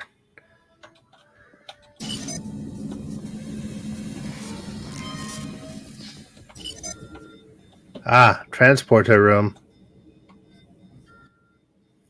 Their patterns are very weak. They're fading fast. Shell, more power down here. Ooh. They've been in the pattern buffer for a while. They're dehydrated and probably a bit disoriented, but they should be fine. Alex? You're late, Monroe. I think they're back to normal already. Thanks for the save. I'm Katerina Scott, the chief engineer of the Dallas. This was your plan? My great-grandfather's plan, actually. Captain Montgomery Scott. Oh, cool. He Listen developed a to procedure that. for staying alive inside the transporter pattern buffer, alive with no signal degradation. Very clever. Chell here. See, that's how you do it. So we can beam out of here. But the You security throw a subsystems are nod to bit what came before. chaotic. I could use some help. Gerard, stay here and treat them until we can get them back to the Enterprise. I'll go assist Chell on the bridge. Monroe, I hear chewing. I need backup. Hurry. On my way, Chell. See, that's how you do it right there. Because I was saying, wait a minute, Scotty figured that out with Relics. That was that episode Relics with when they found the Genolan. And now Scotty's great granddaughter, is right here. I'm gonna blow her head off. And I'm just kidding. Yeah, but they threw a nod to it. It's like, this is how you write. You say, whoever wrote this knew the Lord, knew what came before. And so, you know what? I'm willing to overlook the bad, choppy NPC AI and clunky graphics and little errors like this. Federation Auxiliary Energy Station when it should be Starfleet.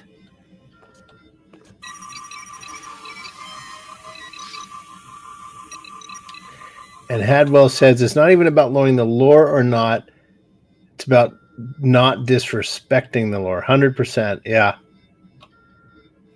Pterodactyl.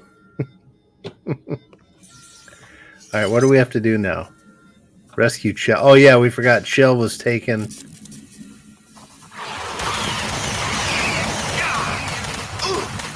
Oh, what the hell? Oh, I backed into the... Oh, shiza. Did I not... Oh, thank God. There I go again, not hitting that old F5 button. Thankfully, the autosave gods were smiling upon me there.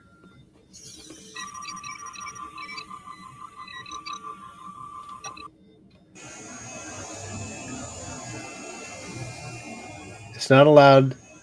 Radioactive is not allowed to know the actual background stories in modern. Yeah, you must push the agenda.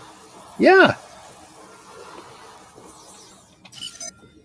And like a little thing like that, and I don't think that was even like what some would call a member berry. It wasn't. That was like adding depth to a story. It didn't break lore. You know, it didn't disrespect the character from before. It's like, hey, he's got a granddaughter, but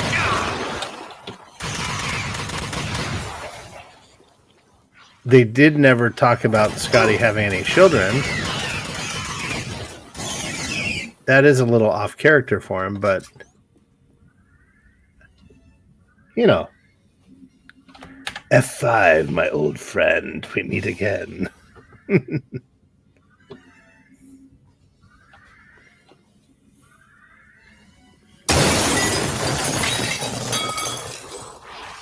And Kimberly, you still haven't shut off that alarm. What's going on?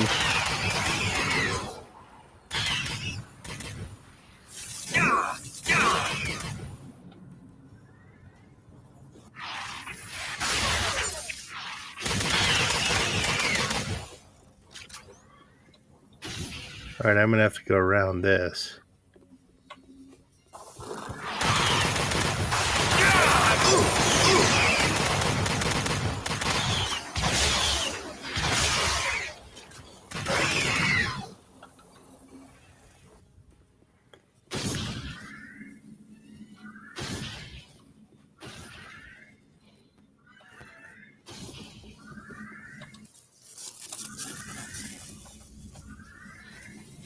All right, wait a minute. Did I...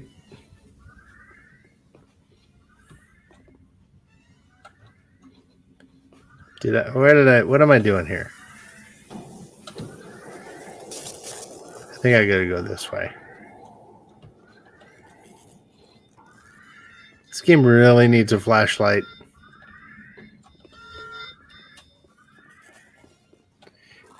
Headwell says, well,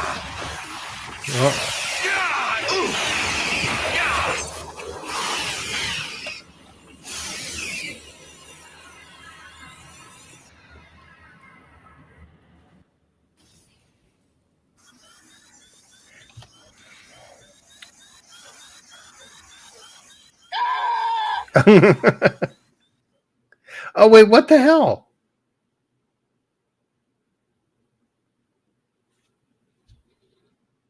Okay. Let me catch up on the chat here. OS says, you swear to the gods if I see the word woke in a video title one more time. Yeah.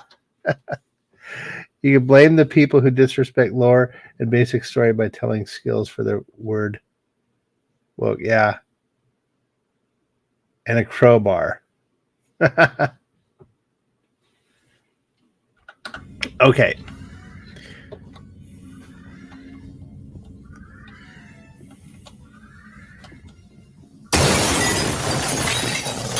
Hello. Monroe, they're almost through the wall.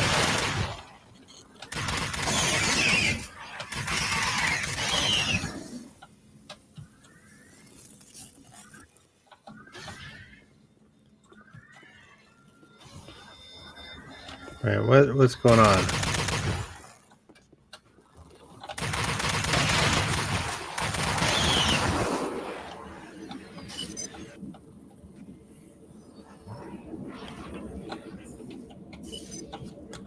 I hope I'm going the right way.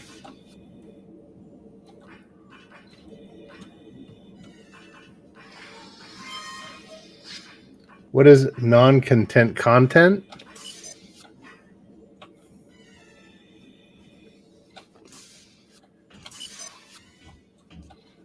Wait a minute. Am I here?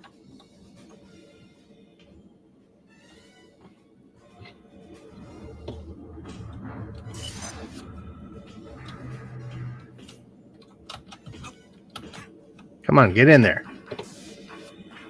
I'm going the opposite way of where I need to go. I see the green thing.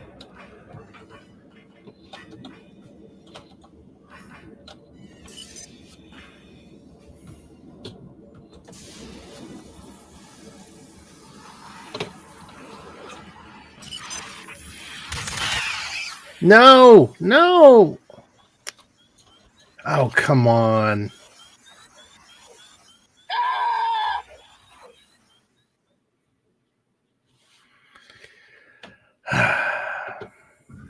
All right, now I have to hurry here.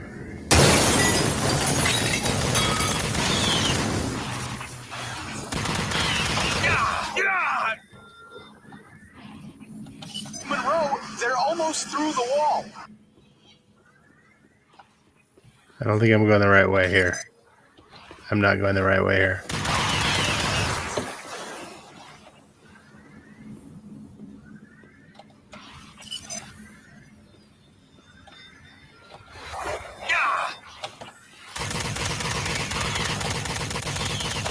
I don't think I'm going to do it that one. It's like watching an episode. Yeah. Okay. All right. They're going to come through here.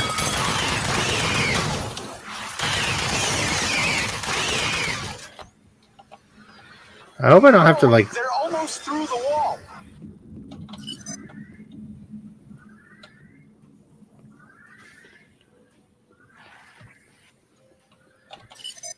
Ah, poo. Sorry, guys. I don't know what's going on here.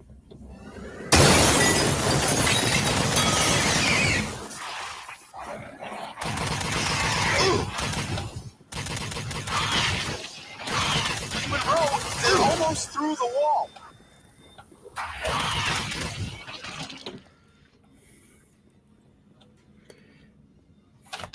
Let me see. Non-content content is just a pointless video.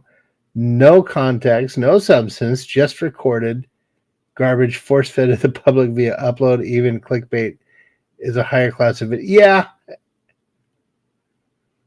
Dark content is theoretically special content between observable masses of content. I'm going backwards. Anti-content is when you're doing a reaction video and every time the person makes a statement, you just say, wrong.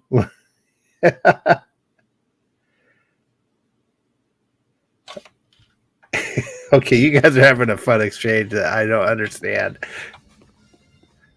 But I've got the game brain right now. All right, I think I got to go in here. We're going to go down.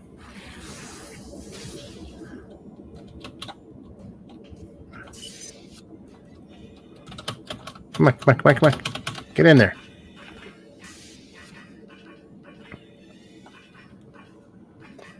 Don't do the red shirt, Sean. Charge in fast. I'm trying.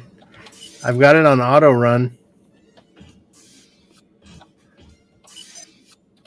I think this is the right way.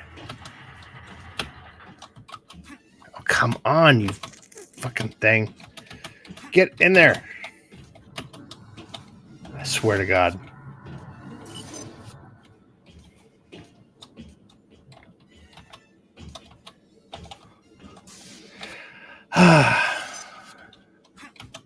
Keyboard's about to be destroyed here.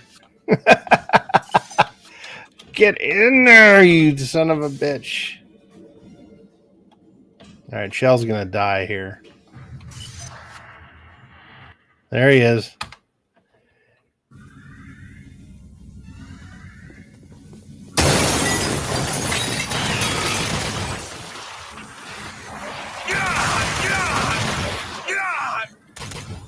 Monroe, they're almost through the wall. Monroe, they're almost through the wall.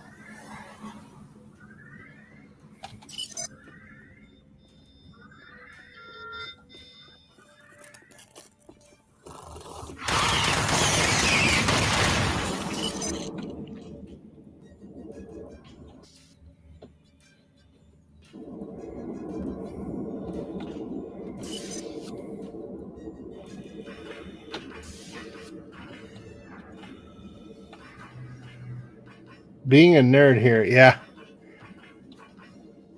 I'm being a nerd too. I just cannot get through this damn door.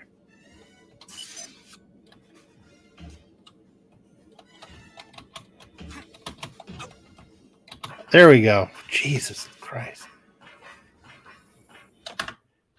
Radioactive says a video with no substance and garbage still qualifies as content. Non-content is entirely different.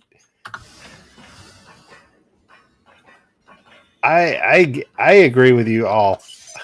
I'll just say that. All right, here we go. Yay! I saved the blue guy. Thanks, Monroe. Gerard to Monroe. The Dallas crew are stable, but we need to get them back to the Enterprise.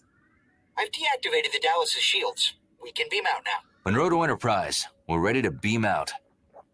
Understood. Sickbay standing by to receive the Dallas crew members. Picard out.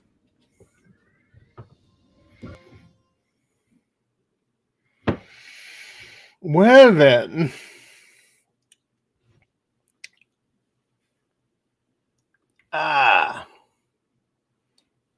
Let's see. What time we got? We got 1:57. What happened? We responded to a distress call from an Atrexian space station. Atrexian? A star-faring people with 12 systems and 23 colony planets in the Brecker Rift. We found the Atrexian station under assault by unknown aliens. We saw no alien ship, so we took a low orbit near the station. That was Hold our on, you guys. Let me mistake. when this cutscene's over, I'll using impulse say what I need engines to built say. right into their exoskeletons. Amazing genetic engineering. They disabled our shields and chewed through our hull before we could mount a defense. The ship was doomed. During the firefight, we beamed most of the crew onto the Atrexian station. The captain raced away from the area with a skeleton crew of volunteers. We hid in the pattern buffers to wait for rescue. We hoped our ruined ship could broadcast a warning to Starfleet so no other ship would risk a low She orbit doesn't at sound the like Atrexian Scotty. space station. If these aliens had no ship, how did they get to the system? We don't know. Perhaps their ship was cloaked. When we arrive at the station, I want the Hazard team to go in first. Locate the remaining crew of the Dallas and help the Atrexians. Aye, sir.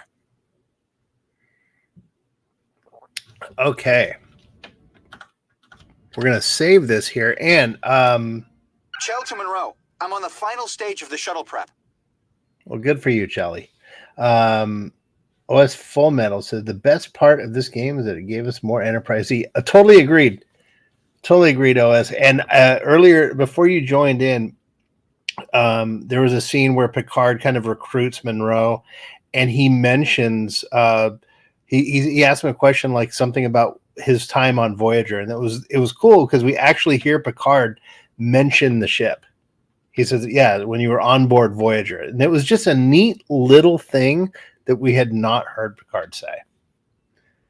But I was thinking of ending the game here, and Tony and Radioactive, and whoever else, if you want to come in on the panel, I could start a panel. We could just hang out for a little bit, do some joking, do some chilling and talking for 30 minutes or so. I can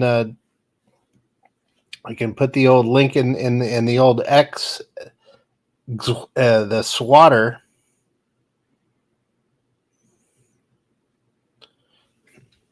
You're gonna play DCS. Well, yeah, radio. I don't know if I have your. Here, I'm gonna remove the game. There we go. Crack out the popcorn. Here we go. When I'm going to Tony. You haven't replied, but I'm gonna send it to you. And Radioactive, do I have your Twitter handle?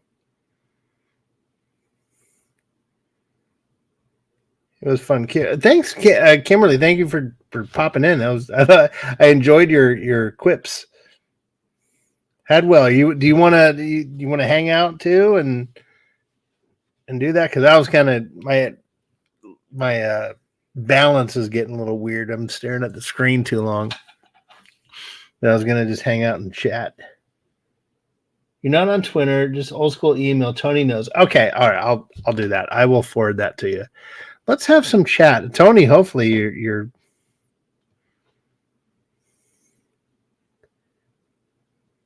oh, you'll be here. Okay. Share. Okay, Tony. Oh, no, that's Stark Tower. Where's our conversation? Tony, there you are.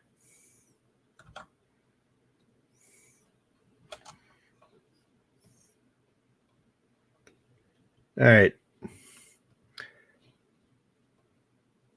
Tony, you have the link, sir.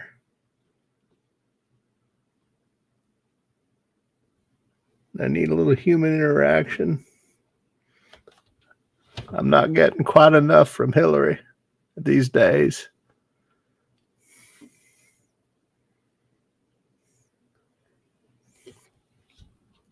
I need a little more action than she can give, if you know what I mean. Her dentures are permanent, so she can't take them out. I have no idea what I'm saying.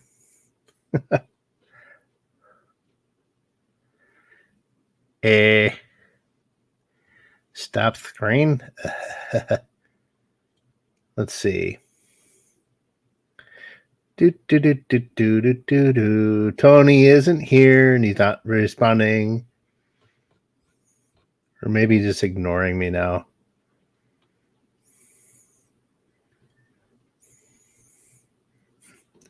Maybe he is.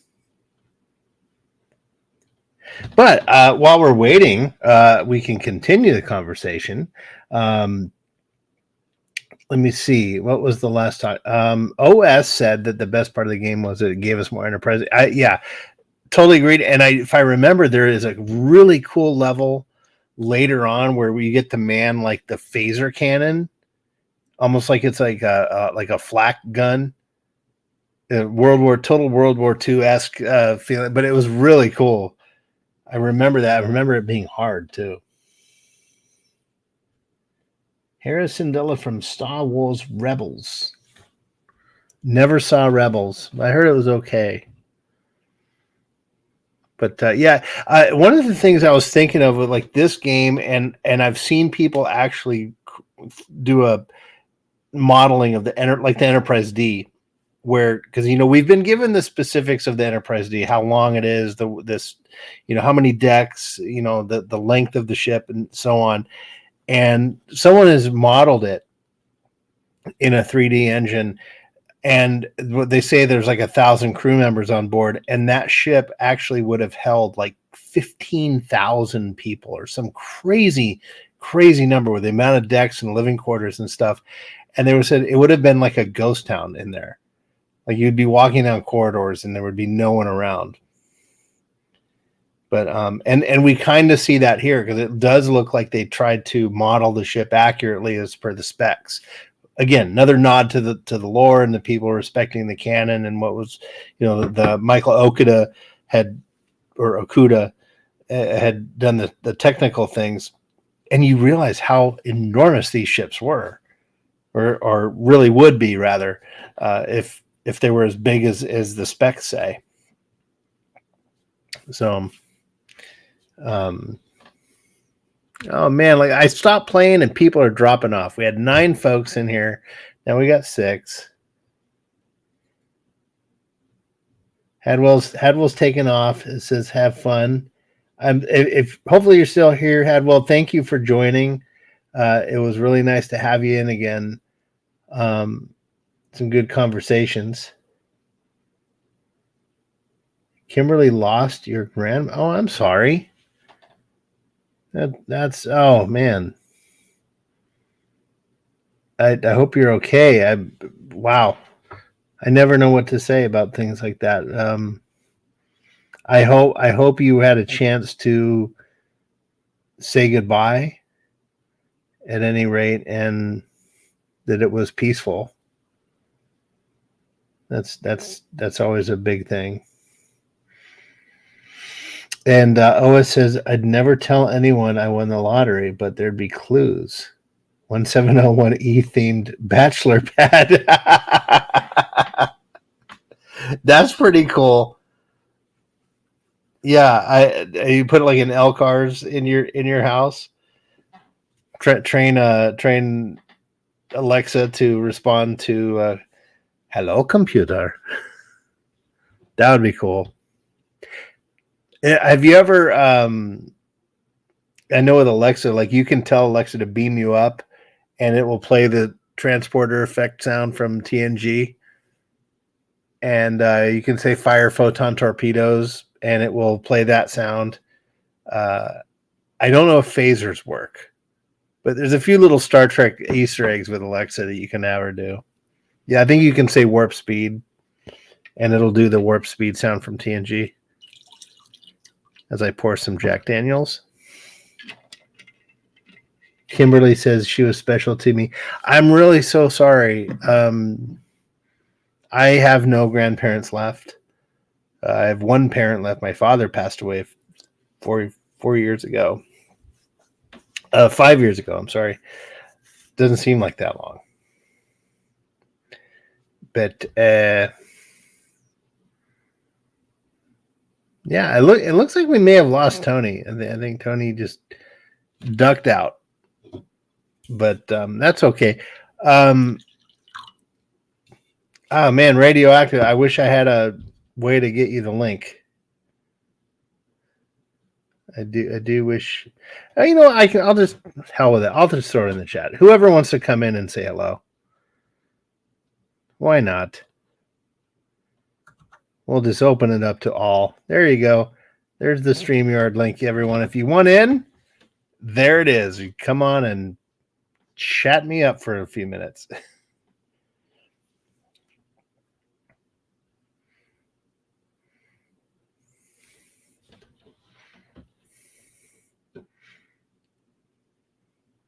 But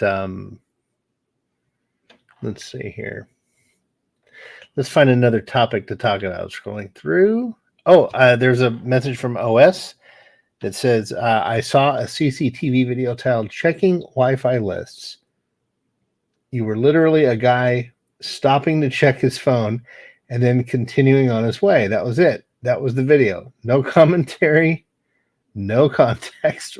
Wow. Checking Wi-Fi lists. 3 a.m. here, no voice chat for me. Oh, that's okay. It's 2 a.m. for me, so it looks like you are East Coast time. Yeah, if you know, have you ever like gone on your phone and looked at the available Wi-Fi networks that were there? Some people have some very funny names for their Wi-Fi. One of them was like, it's like password is like your mom or whatever, you know, like there's some pretty insulting things like get your own damn Wi-Fi is the name of a network I've seen. Yeah, there's been some funny ones. And I've seen some online like really bad Wi-Fi network names, and one of them was, it made me laugh so hard, but I will not repeat it here. It was very funny. You named yours FBI surveillance van. Yeah, there you go. Yeah. Yeah, FBI surveillance van. People are like, what? Or you can be like, oh gosh, I don't know if I'm even going to do this well, but there's a famous clip on YouTube that you can find. These guys are playing some game on Steam. It's like a Half-Life type of game. And the game is that there's one of the players, it's almost like the game where you got to find the killer or like the murderer guy. And there's one guy plays this monster that's invisible.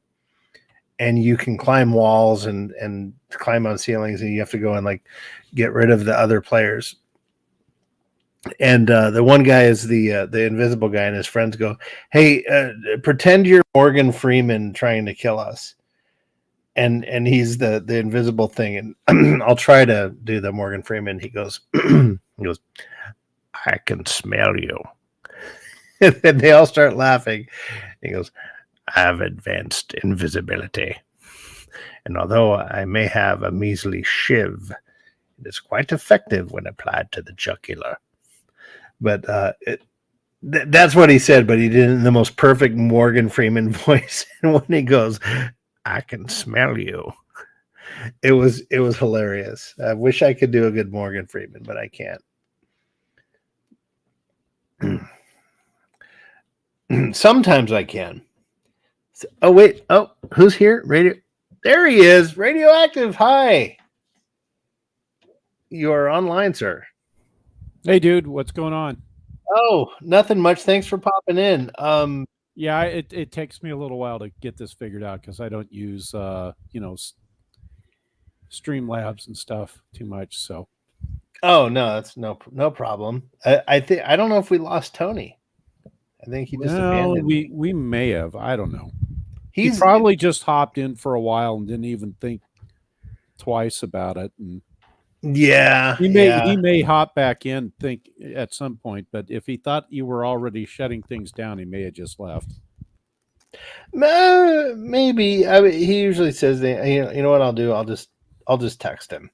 let me send him a text, or maybe he just got home and he's like, okay, I got to go take my shower. Okay, I'm going to text him right now. Sent you a link if you want to pop on. Radioactive is here. Okay, cool. I just sent it to him. Hopefully, I know he's up. I mean, it's only 3:00 for him. He's awake. So, but what's new with you? I haven't been on a stream or chatted with you in a long time.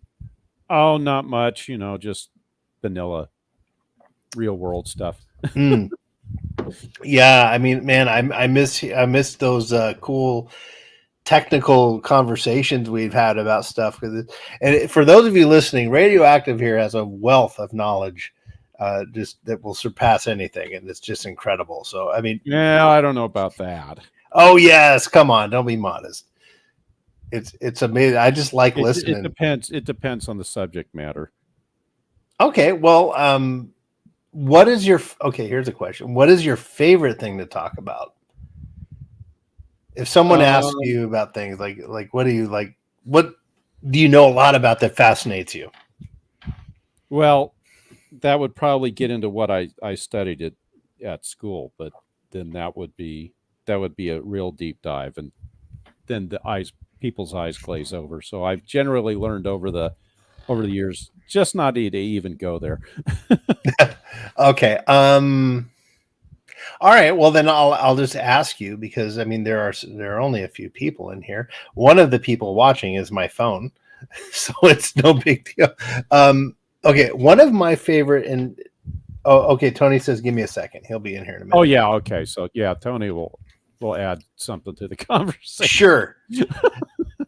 Well, yeah, he's always good, and he and I might start riffing on some comedy bit. I don't know. Okay, now this is something you know about. One of my favorite, well, at least I think you would know about it. One of my favorite things ever when I was growing up was the SR-71. What can you tell us about that? I mean, yeah, I know you know a lot about aeronautics and stuff like that. So. Well, I mean, it depends what you want to know. If you're asking like what the specs are on it, I mean, the specs are kind of, you can just look it up in Wikipedia, kind of, sort of. But you're not gonna get, like, if you're gonna ask me, what's the real numbers on it?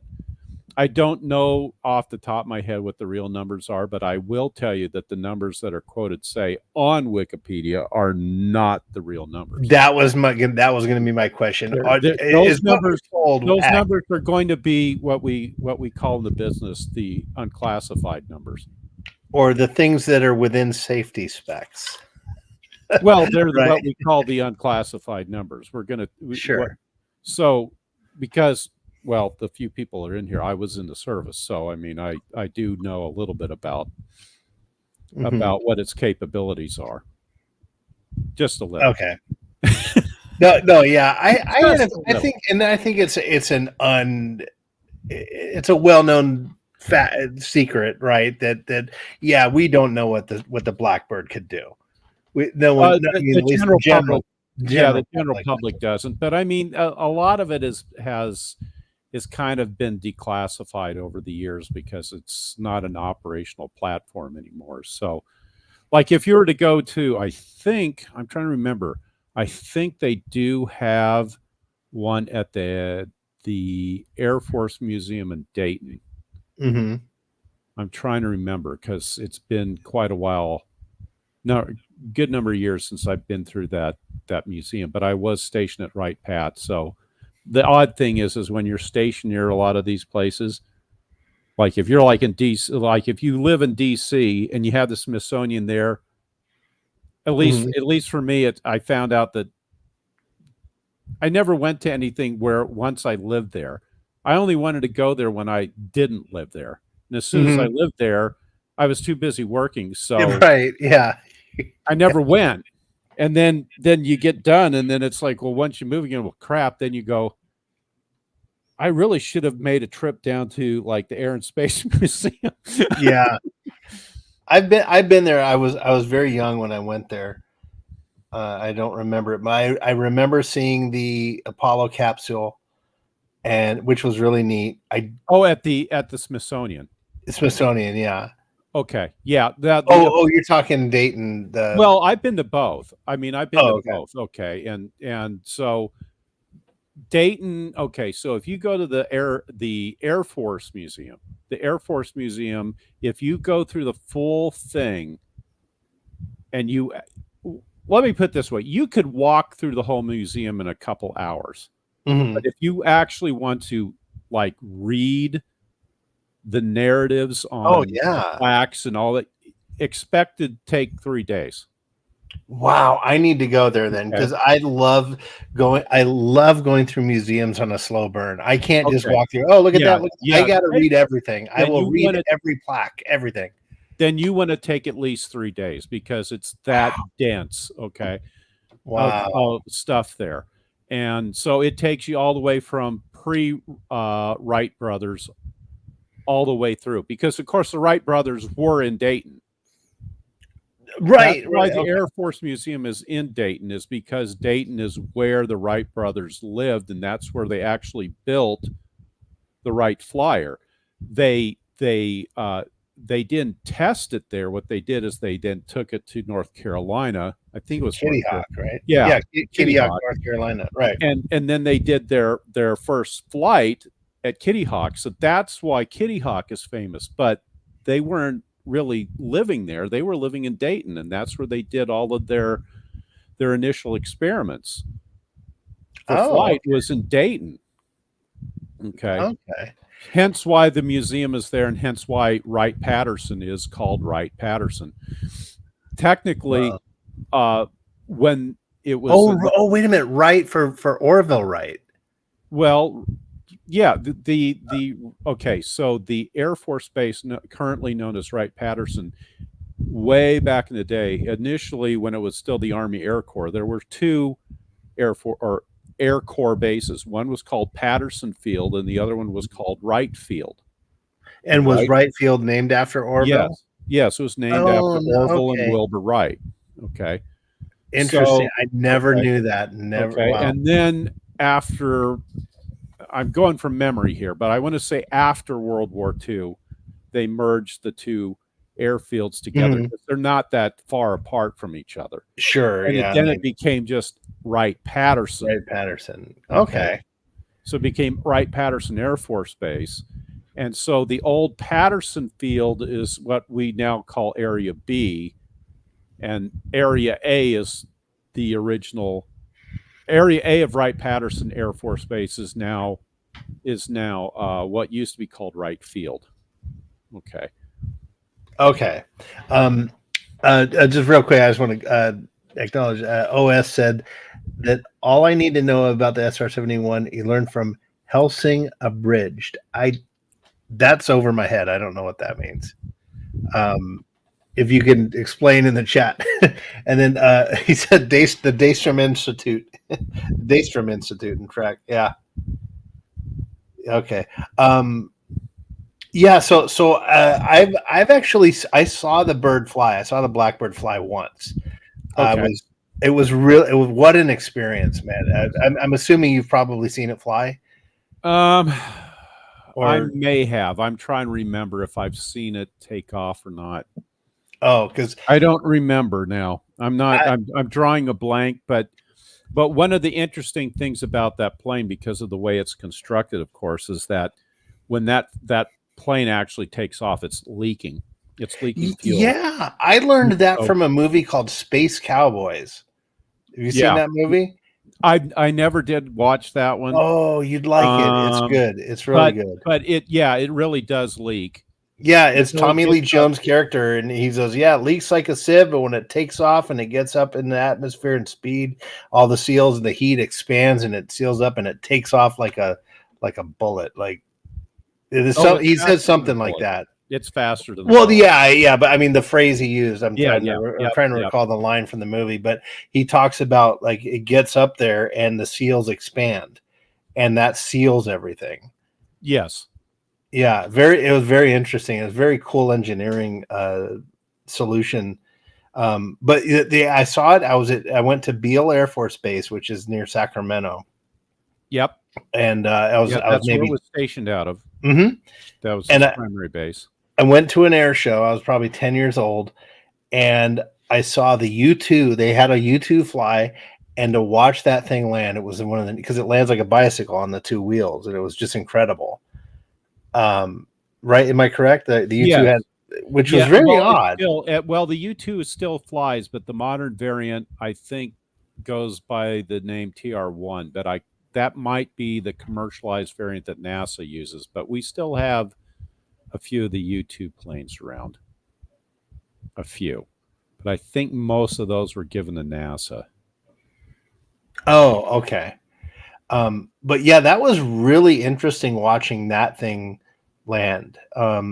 This is weird, real super floppy wings and everything. And when it landed on the two wheels, and there was a car that was like a chaser that when it landed, it would go along and drive, along the runway and guide it and say, it was a pace car, and it was telling it like left, right, like they needed that car to help land it. It was very interesting. But the Blackbird, that thing was so cool. It took off, it just, it's on the runway, and it goes, and then it just went almost vertical, just takes off and then almost vertical right away, like a total 90-degree arch. And then they said, okay, it's going to fly out to Colorado or wherever it flew to, refuel, and then come back. And so whatever it did, it was only like 20 minutes. I mean, it was this short amount of time. They're like, yeah, it went this far and came back, and everyone's like, wow. And before it landed, it did a flyby. And so it was about 100 feet off the deck, and it passed right when it was hit, when it got equal to where the crowd was, they kicked on the afterburners, and the thing just it was like it tripled in velocity in 3 seconds. Mm-hmm. And you heard a snap, you saw this big flame come out of the back, those engines in the back, and they kicked on those afterburners, and it just boom. And then it went on another vertical climb, and it was one of the coolest things I've ever seen. It's an amazing plane. There's no doubt about it. Yeah. And it was built in 67? Which one are you talking about? The Blackbird, wasn't that built in the? It was designed and built in the 60s, wasn't it? I want to say late 50s. Jeez Louise. Yeah, I can only imagine what's there now. What do they have now? Officially nothing. Oh, Tony's here. And I'm going to say hello to oh, real quick, Tony. Hold on, Tony. I want to say here, real quick. Kimberly Ann says, I'm an independent filmmaker, actress, musician, performer, and have directed short films, including Tommy's Always Dying, and have been in TV and movies and directed Superman and Lois for the TV. Oh, well, very cool. Wow. Wow, very neat. I'm from Hyannis, Massachusetts. And 1 second, Tony, be right with you, sir. And OS says there's a scene in which the main character recites the specs for the SR-71. The other character replies, "You sure seem to know a lot about it." To which the main examined, "Do you ever read my Christmas list?" I don't know what you're referring to, OS. I'm sorry. He's talking about that movie Space Cowboys, I think. Is it? I don't remember that. I haven't seen the movie, but I'm guessing that's what he's referring to. Could be. And the late great Donald Sutherland was in that movie. And before I won't get on, here's Tony. I'm bringing. Mute. Close the YouTube thing, Tony. Caller, please turn down your volume. Turn your radio down. Are you there? Oh, now you're muted. I didn't mean mute you. Mute your YouTube tab. Tony's done this before. He knows. He's messing with us. Excuse me, sir. Oh, there. Oh, it's Alistor. Where's Tony? He couldn't make it right now. He's currently busy taking care of things of the office, but I will stay in his place for the time being. What? Pleasure to see you as well, Kimberly Ann Hart. Pterodactyl. Yeah, and if anyone doesn't know Alistor from It Has Been Hotel, he's with us here today. Absolutely lovely. Oh, and he brought just imagine what's going to happen when Alistair and Harvey get together. We can't even. No way. That's too dangerous. Oh man. Oh no, they'll just be partying too much. Let's not put it past anyone that I wouldn't coalesce with somebody who's all about universal Armageddon. So long he stays out of my dimension, I'm perfectly fine with it. Well, yeah, and plus, Alistor, you don't want to couple with Harvey, because if you did, then Tony couldn't let you in to play your radio show. You couldn't get anyone down there to have fun with and to torment, as they say. So, yeah, I think it's best to keep you two apart. I think you just want to be the principal when it's recess time. No, I want to be the 60-year-old lady with short hair that has a whole bunch of keys hanging from her belt loop. That's the recess lady. That every school has a recess lady. Mr. Stark's car. I do need to make a beer run. Oh man. A pleasure to meet you, Kimberly Ann Hart and OS Full Metal. I believe Mr. Stark did subscribe to both of your channels subsequently, and if not, then I will have no choice but to get on it for him. If I get on it, I mean get on him. Hold on. Yes, quite. Okay, what happened there? I heard a glitch. A glitch? Yeah, there was. Now.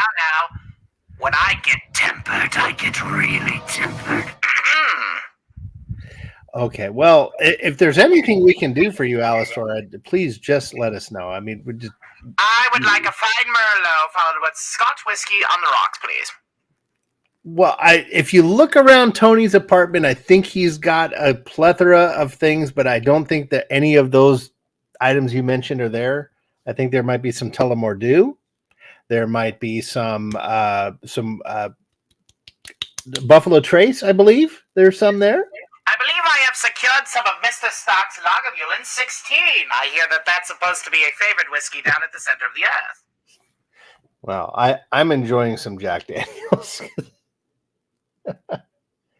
OS Full Metal. I was giving you a fair greeting because Mr. Stark had basically subscribed to you earlier. So we are simply congratulating you on your return subscription, I do believe. And we hope that you enjoy our wonderful little radio program.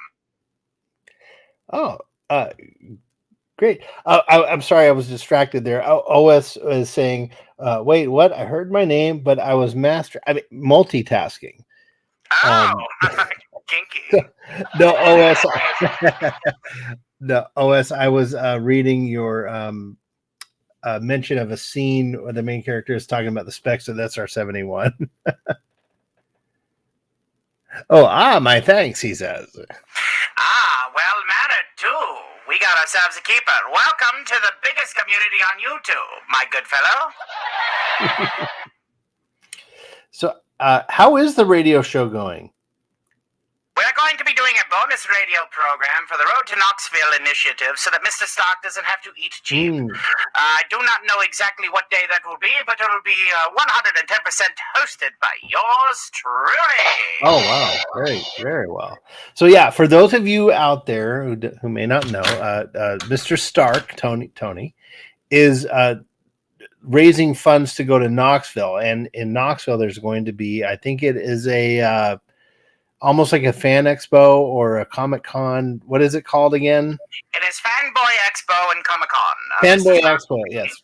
Representing Xanadu and its interests alongside Robert Wright, Andy Masterson, and Gary Ambrosia. Yeah, which I'm kicking myself that I can't go to. I was at the Dallas one. I can't go to the Knoxville one. But if anyone has recently subscribed to Tony's channel, on Friday night after Doomcock's presentation, there is an after party. If you are inclined to be up at the hour we are up right now on a Friday, go ahead and join that. And if you're inclined to send any super or mega chats to help Tony get to Knoxville, it's the last train to Knoxville, and or the last bus to Knoxville, rather. And hello. A little bit after my time, but I do love them. The monkeys, right? But I thought you were talking about the last train to London. No, the last train to Clarksville, but you're going to Knoxville. Well, yeah. Oh, I see. Similar contextual song titles, totally different trains of thoughts. See what I did there? Yes. Oh, and Radioactive Radio. Are you a Monkees fan? Sorry, haven't talked to you in a minute. Sorry. That's okay. Well, I wouldn't say I'm a Monkees fan per se, but I do remember them. Let's put it that way. Oh, okay. Well, I had talked to I don't know if we were live on a stream or if I was just chatting. I might have been too drunk to remember, but the actual guitarist for the Monkees, the guy that really played for them, it was a session guitarist that has been a family friend of ours for years and years and years. So like that whole riff, with the last train to Clarksville, that little guitar intro that sounds a lot like the intro to the Friends theme song. I won't say they ripped it off, but yeah, but that little riff, he came up with that, Louis, and I told a really cool story. I don't know who was on. I won't tell it here, but I believe we had a conversation. Well, by that I mean I was observing a conversation rather creepily, as it were. No, Tony, you were in the chat. Correct. No, I mean, we were on the stream, the live stream, and you were there. Correct. Or no, not you, Alistair. I'm sorry. Tony was there. Where he goes, I am not far behind. I do own him, after all. We do know that you are very close together, but it was Tony I was talking to. It was not you. Did you finally clean up that cat stool? He's nodding and smiling because he knows that if he's not smiling, I might have to get a bit cross with him. Very well, he shall be with you shortly. Oh, are you saying Tony's coming? Oh, wait, I think Tony is here.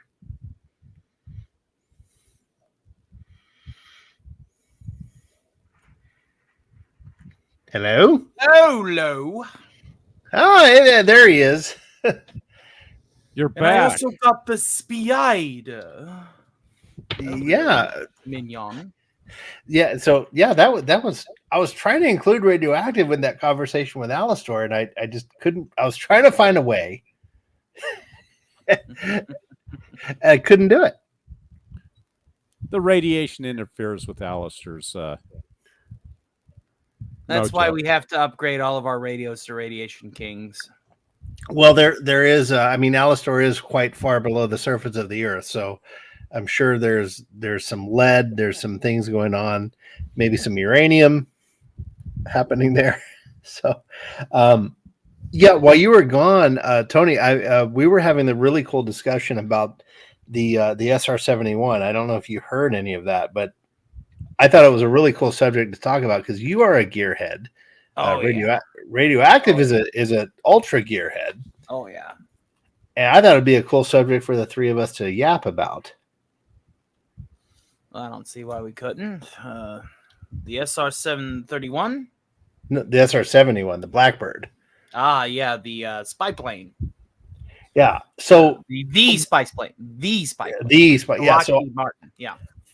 I left off with. So we had talked a little bit about. Yeah. Of course, everyone knows that the quote unquote specs that we're told are not the real ones. And I had wondered, like probably a million other people have, is like, if that was built in the 50s, and what's there now? Like radioactive. Can you posit what? I mean, if you had to take a guess, like what they can do now, or is speed even an issue anymore? Speed's not an issue. Well, I would put it this way: as far as what we do today, we really don't do stuff from aircraft like that too much anymore. So we're in orbit. You're talking space. There's no atmospheric. Well, let me. I got to be careful what I say. Let me just think for a second. The fact that we do imagery from space is an acknowledged fact. Let me put it that way. Oh, sure. Okay. And then beyond that, as far as when it comes to, I'll just say data collection, that's about as far as I can go.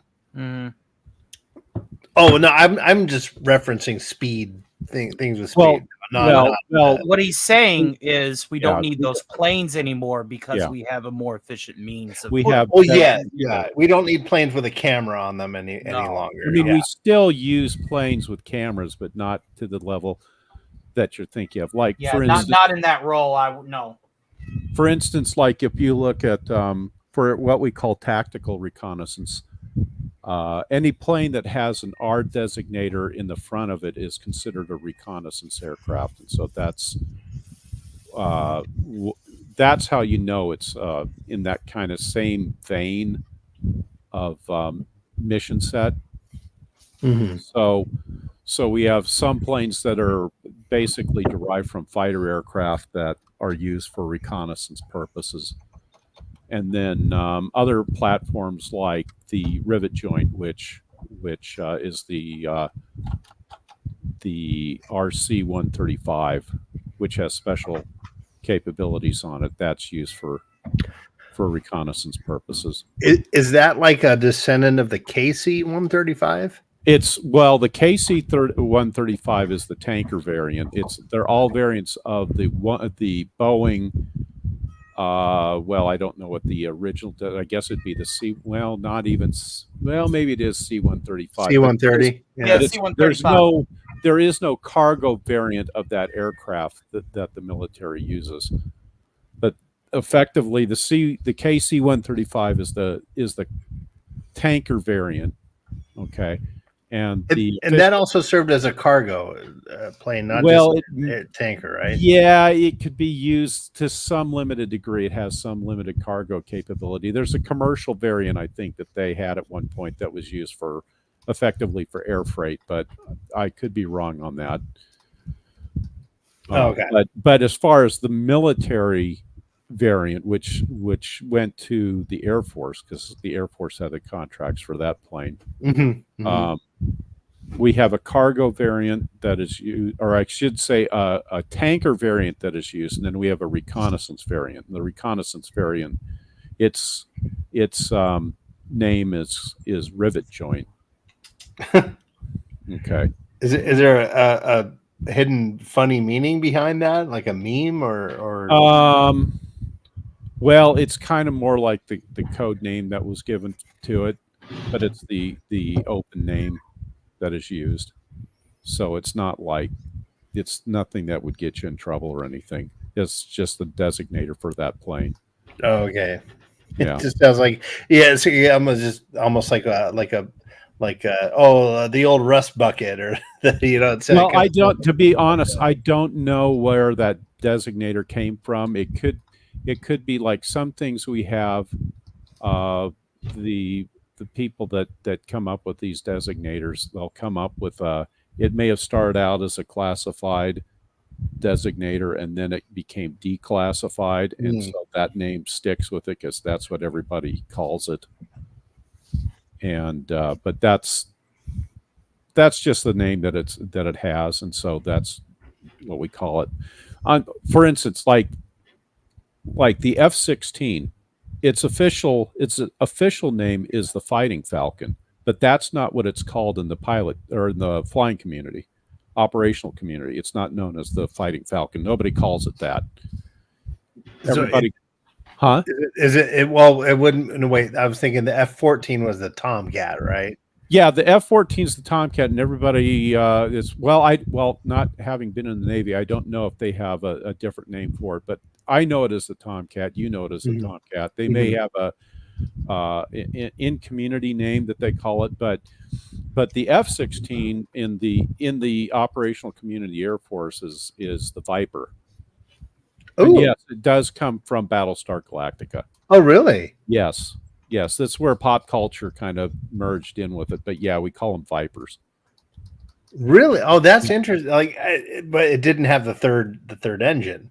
Well, no, it doesn't have a third engine, but that's what we call it. We call it the Viper. Everybody calls it the Viper inside the Air Force. If somebody says we got if you were in like a combined operations unit, air or an air operations cell, and you had somebody says we got a 4-ship Viper group going someplace, everybody knows what you're talking about.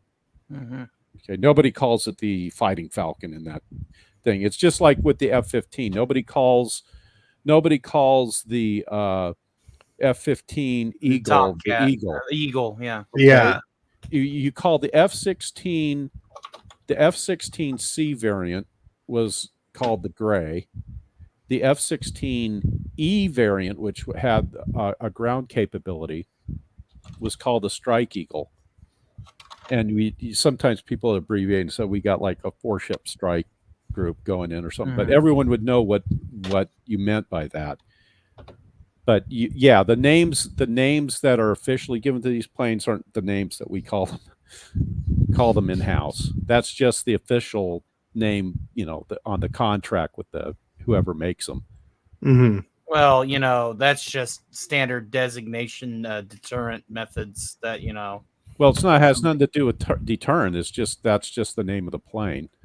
Right. It's the official name of the plane. So, but I'm saying the official name, and then you've got the in comms. I'm saying in comms security. No, well, it's not even a security thing. It's just it's just a slang name for these planes. It has nothing to do with security.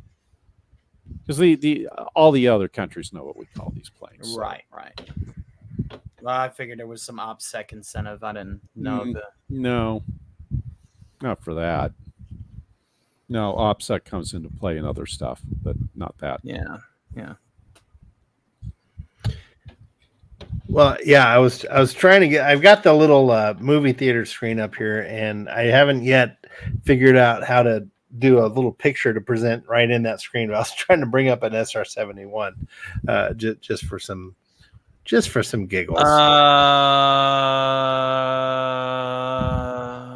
don't know if I could talk you through it.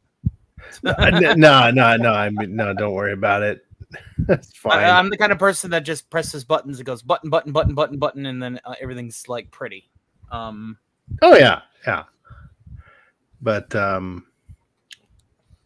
no, yeah, I mean, some fascinating stuff, man. Like is it hard for you to not? I mean, because you've got a lot of knowledge in it, and you love to share it, which I love. But I mean, is it hard for you to check yourself? Like, I mean, I'm sure there's some things you know that you would love to say, because I mean, you have a passion for knowledge and. Well, you got to keep in mind, there's certain things that because I spent my career in the military, but there's things I can talk about generically. I could talk your ear off on if you wanted to go into like space stuff, but if it goes into what I actually did for a line of work, then that's different. Then I actually have to start thinking about things because I was as deep as you can get, basically. And so I really have to start thinking about certain, because you'll ask me something like, like you asked me earlier, well, so what can we really do? Well, then I got to start thinking about what I can and cannot say.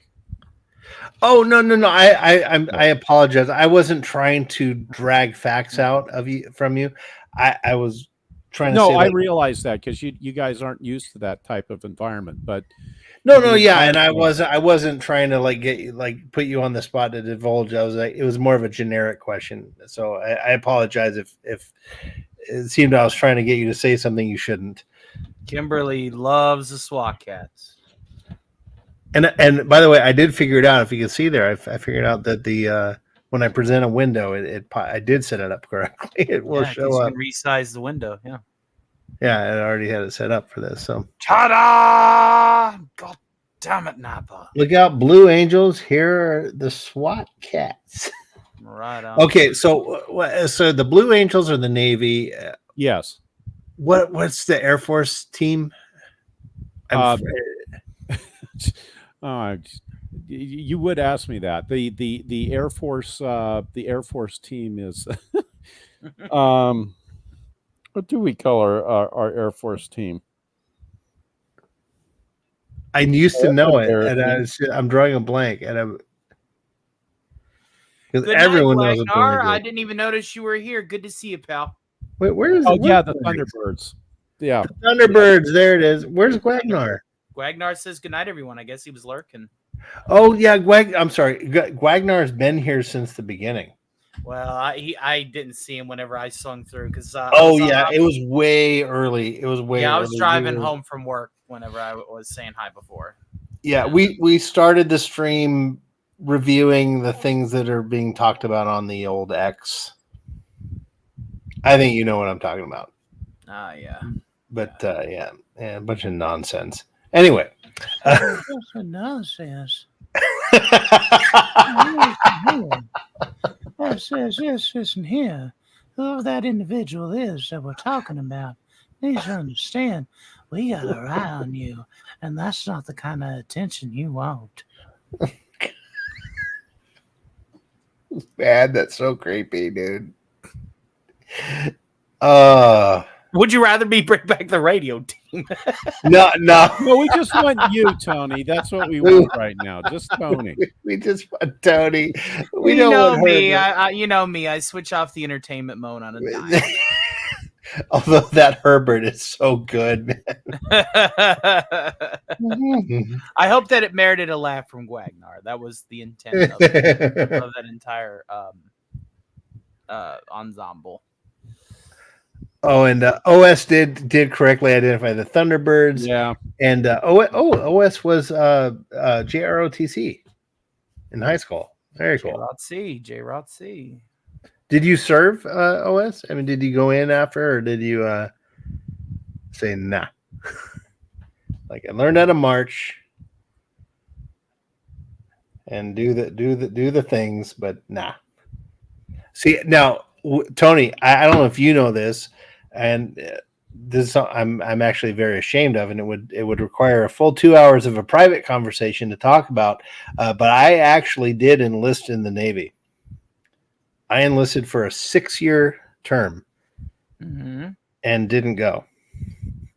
I'm ashamed. It's the one thing we'll it have medical? Was it medical or other? No, it was me being a coward. I was 4F.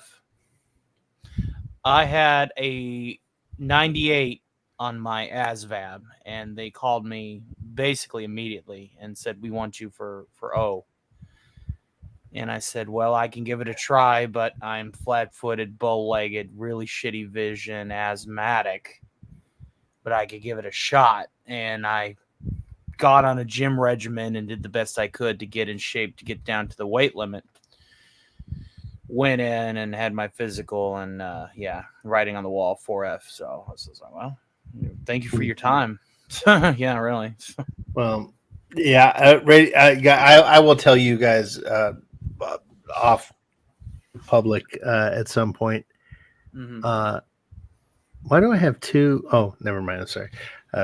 Squirrel. I will tell you guys offline my story, but I regret who I was at that time. I was stupid, and I should have got. I learned something though. I did learn something, and that's like the universe has its way of teaching me lessons extremely quickly, and I think I'm lucky for that. But I learned very fast, and the universe teaches us all things if you live long enough. Well, yeah, but I've had the fortune of the lessons I've needed to learn. I have learned them almost in real time. Like I do the screw up, and within minutes, sometimes, if not hours or days, I learn my lesson. It's like your karmic causality is very much like dominoes knocking each other over. It's quite instant, is what you're saying. It's very instant, and maybe it's because I see it. I don't know. I'm lucky. We can get into some Zen conversations about that, of course, but I've always been lucky to where at least I've recognized when I screw up. I learned my lesson quick. I see it. You know, the universe slaps me in the face and goes, "Oh, no, this is the important thing you needed to learn from this." And when I tell you guys this story, you're gonna be like, "Yeah, you get it."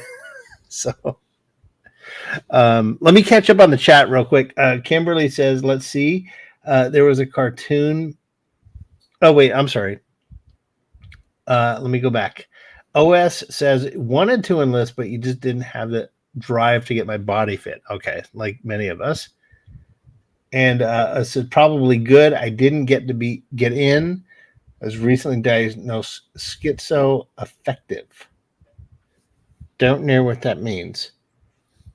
Schizoaffective. His personality is affected by stimulus around it. Oh, okay. So it potentially have been bad where I was subject to stress and military. Well, yeah, that to be sure. Kimberly says, let's see, there was a cartoon vehicles in the Mystery Machine, Jetson's car, Flintstone's car the Turtle Van, the Batmobile,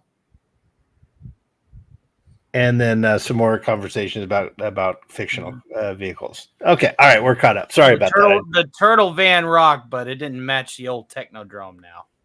No, true.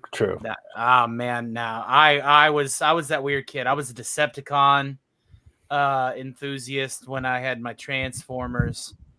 And Cobra. The Hiss tank is a beautiful, beautiful toy. And in fact, whenever they released the Megatron Cobra Hiss alt mode, I jumped on that like stink on shit. Now, wait, Tony, you identify more with Megatron, correct? Well, yeah, I have a Megatron. So would you not be then Car instead of Kit? No, because Car was designed as a weapon, and an autonomous vehicle completely. But I do love Kit over Car, and the reason why is simply because Car doesn't have, Michael Knight there to bust his balls on. So I kind of like the dialogue, Well, Kit was also very creative. Yeah, and Kit, technologically, Car was superior, had armor plating, all this stuff. but it just wasn't Kit, because Carr's not going to go out of his way to go, the things that turn me on, Michael, are things like a fresh oil change, a tune-up. You see anything wearing a skirt above the knee, and that turns you on. Yeah. Carr ain't going to go out of his way to say that. Oh God, that reminded me. There was someone did a dub. There's a scene of the old Knight Rider where Michael Knight goes into like some auto repair shop guy and just does like the most Bruce Lee jumping front kick into his face and beats the crap. It was just horrible. And someone dubbed it in Spanish and put Bruce Lee whoa sounds in it. And he beats the tar out of this guy, and it's all in Spanish. And he's like, "Puto ese de madre," and he's like, "¿Qué onda, güey?" And Michael Knight goes, "You sold me some bad spark plugs, you son of a bitch." Right. He wouldn't have done it if his car wasn't complaining. Yeah, it's like the poor guy in the mechanic shop is like, "No mames, güey." It's like, don't suck, like. Is it you OS Full Metal? I sat in one recently. It was 2 cons ago at my local con. Going back to what Radioactive was saying, I sat at the Dallas Fan Expo. A Viper, a Colonial Viper, not a Viper jet, but a Colonial Viper. So was it one of the props from the 2004 show, or was it like a fan made? It was fan made. It was all made out of wood, like plywood and stuff, but it was really cool. Like it was full size, painted, everything. And I got to sit in the cockpit, and they had all the switches, all the buttons, everything with a view screen. Was it the 2004 show or the original? Original. Yeah, the 88 show. It was original. I mean, they had all those little analog switches and buttons, Oh, wow. And I have a video of it that if we can talk here, I'll see if I can upload it into the computer. I can try and dig out my video of Kit. He even had he had season 2 playing on one of the view screens on the dashboard. And he had a soundboard, everything worked. And, and of course it was very uncomfortable to sit in because that damn H-bar wheel's out to your neck. Mm-hmm. But, it was a beautiful car, and I got to sit in it. It was great. And had a soundboard on it. And the tune-up line was one of the lines that you could have. Oh, man. And it had the license plate flipped.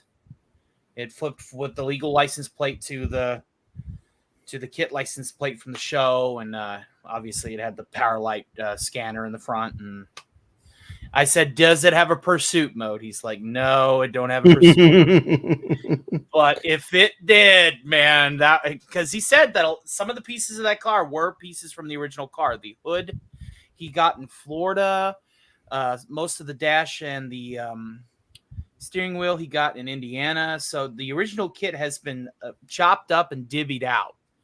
And he said that about 30% of his car was Kit's original studio car. That's really cool. So yeah, he's also local. He's local here in Kentucky and a few counties over. But he takes that car on the road. We may see that. We may see that at Fanboy Expo. Ooh, neat.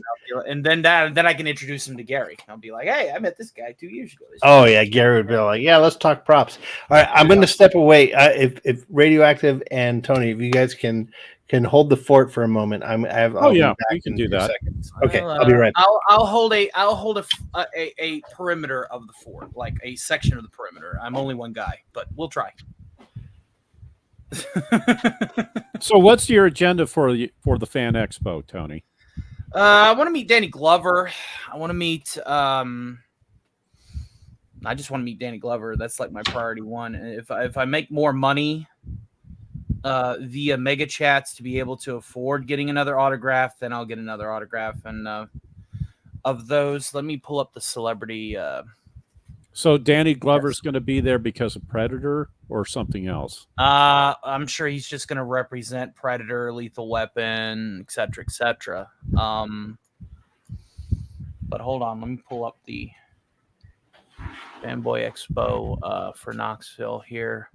Oh yeah, that David Wenham, Boromir, and then.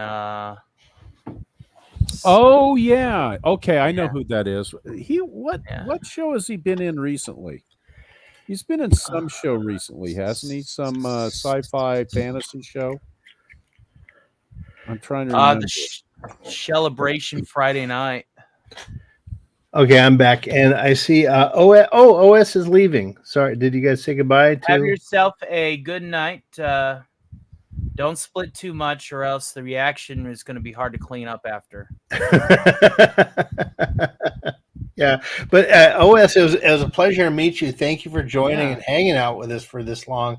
It's been a pleasure, and I hope to see you again. We're going to be doing. Before you leave, I'll be starting some movie reviews and stuff in the next week or two. I hope, if I get my darn son to do it. Yeah, if not, Tony, if not, I'm going to have to just recruit you, man, to do the first show. I can't wait forever for him. The 1990 full cast of the Teenage Mutant Ninja Turtles are there. So, yeah, we're definitely going to be waiting in line for at least 3/4 of a day. Peter Cullen's there. I definitely want to talk to him. Michael Rooker I've met before, but I could definitely have a Yondu standoff with him again. We got Danny Trejo, which is always fun. Skid Row. Gina Carano is a definite must. Lee Majors and Danny Glover. John Lovitz. Rob Schneider. John Lovitz is going to be there?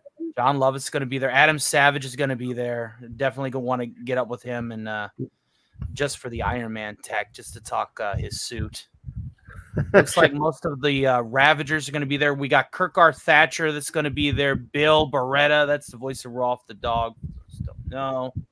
The original Rolf the dog? Yeah, Rolf the dog. Can't wait to do that with him, too. When I get home. I hope he's got a piano there, because then I'm going to sing I hope something better comes along. Drink myself a couple of beers, take myself for a walk, and go to bed. That's right. That's right. And then we got Jaleel White. We got Steve Urkel there, buddy. Oh, wow. Man. Yeah, we're going to be on our feet all damn weekend. Oh, boy. Yes, we will be. Yeah, I am going to have some sore-ass feet. So, okay. So I'm gonna share the screen. Okay, I'm gonna remove that. Give me a second here. Stop screen, present. I'm still getting used to this stuff. There we go. I'm gonna move this over here. There we go. So there's the Viper. Oh wow, gorgeous. There's the Viper, and then right here. Photobomb by Andy. Oh yeah. There's Andy Masters. Yeah. Let's see here. I'm gonna have to learn how to do slideshows and stuff. I could teach you all that shit. Oh no, I can't. I can figure it out. I'm just I'm on the fly right now. I always work on the fly. Nobody taught me how to do anything. I figured it out as I went along. So there's me. Savage. Yeah, you see him, Radioactive. You know Adam Savage. Oh, sorry. Yeah. Oh, yeah. So I was looking at the wrong screen. I was looking at the YouTube screen, not the engineer right there, man. Yeah. Engineer. And there's I'm wearing my Doomcock shirt. This just remind me. I was going to mention something earlier because you were mentioning, you mentioned the Viper that you saw, and I was watching his new show on YouTube. Oh yeah, he had the new. I guess it's not officially out yet, but he was reviewing the new Star Trek tricorder. I don't know what you want to call it, prop, or it's not really a prop. It's like what's the right? Well, maybe it is prop. The one you can buy. Have you seen it? No. Well, there's a video on his channel. What does he call his new channel now? Adam Used to Savage? be- yeah. You know what I'm talking about.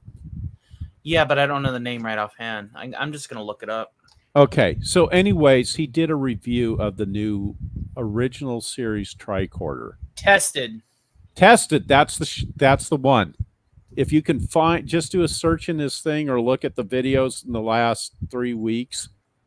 Mhm. He has the tricorder, and you'll be able to buy it. I think it's going to be like $300. Ooh, neat. Like that, and it's functional. Mm. Will it actually scan me? It does have some actual real functionality to it. Really? Yes. So it's not just beeping lights and sounds. It actually does some kind of a. So the little discs. Remember the little discs that supposedly were in it. I mean, it's so functional. It's like I don't remember that actually working. So in the original series, they had the little data discs that were like the recorder discs that would they could apparently swap around. The whole thing works.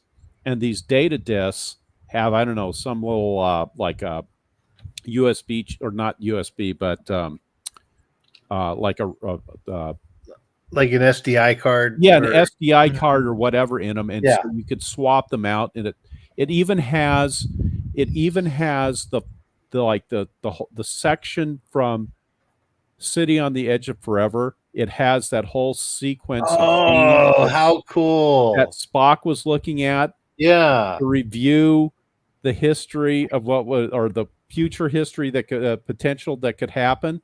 It has when all that Spock called built in. himself a fool, I am a fool. They've ignored centuries of history that's been passing before us. Yeah, so it's got all that in it. It has the it has data on, I think, a bunch of different planets. Like it's got like the whole actual, real solar system data in it. Yeah. It has some what the heck did it have? It had a capability to like look at like RF signals, like from your AC outlet. I mean, wow. Okay. So yeah, it had a built-in compass. Wow. So it had all kinds of, magnetic it's like the Swiss Army knife of nerd gadgets.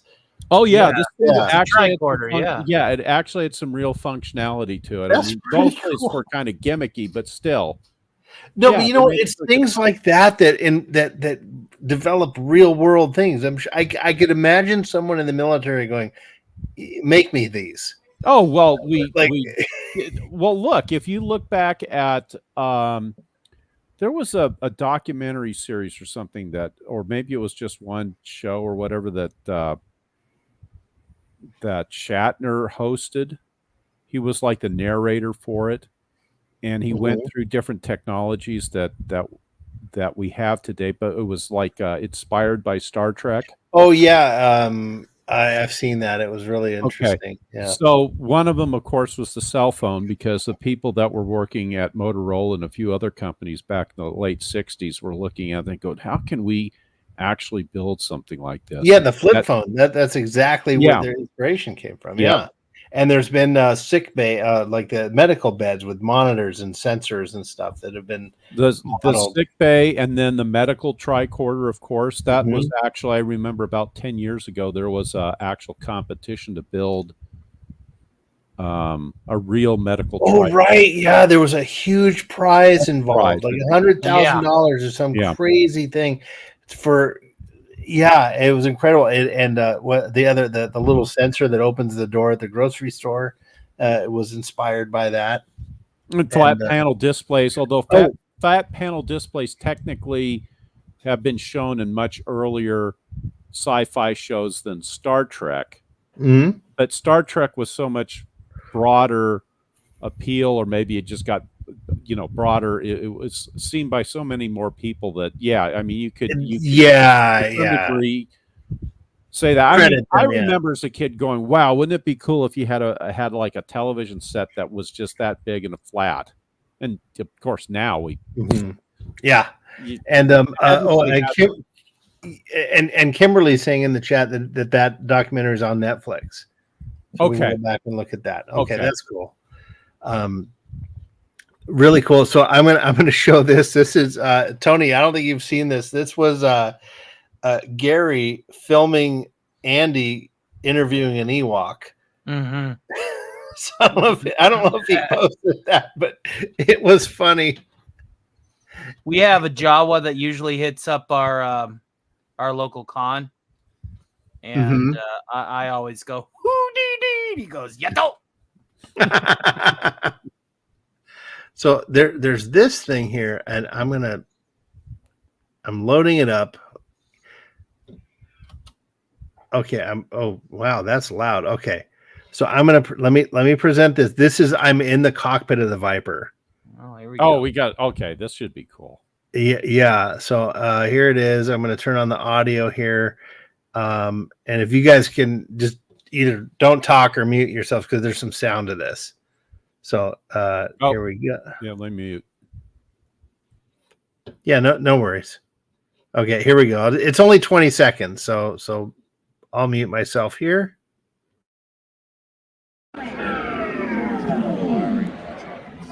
Wow. We're just like that. Wow, this is, and these all switch and everything. Wow.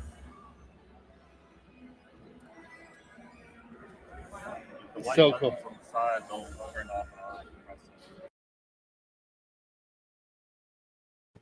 Yeah, that was it. Now, was there like a view screen or anything that like wrapped around for the cockpit so that it would give you a real view of space or something? No. So like the cockpit was open. I could just look out and see the rest of the people around me. But there was a view screen down there. Let me see if I can. So there's the view screen. There's the center, this display right there. I don't know if you can see that little monitor. Are you able to see that? Yeah. Oh crap! I didn't realize I was on mute. Oh, Yeah. I'm like, yeah. Okay, so you're using your camera phone, right? So or your phone camera. Yeah, I just had it in my lap, so I was sitting in the cockpit like you saw from the other pictures. Got it. Okay. And this is just all like real analog switches and dials, and you can see like there's some kind of dial down there on the bottom. That's your compass heading, because those are like they probably got some surplus avionics. Oh yeah, I'm sure. Yeah, like right here on the bottom right that you see, there's like the blue. That's like that's your horizon. Yeah, the horizon. Yeah, so you got that, and but all these neat switches and things, and then this view screen was on a video loop, so it was playing like that little video, like you see the vector graphics of the Cylon ship, and it had video from the show or the movie and stuff, and there was the music playing in the speakers, and you could press the fire button on the yoke stick, or is it the flight stick, or what do you call it? Well, it'd be your flight stick. Yeah, and it usually had the fire and the turbo and the other button, and it all worked. It was just the coolest thing. And they had a helmet you could put on. The helmet was illuminated with an LED strip and everything. And Gary and Broja took some pictures of me. I still have to ask him to send it to me. He forgot to text me. You said this was the 78 version. Yes. Though, right? Okay. Yeah. If you look, you see the these helmet. It's going to be the 78 version. Right. Yeah, and it had the little LEDs lighting up. And yeah, it was a full-on 78 version, not the 2000. But you can see all these like switches there. That's gorgeous. Oh, it was so cool. I could have stayed in there for hours. So cool.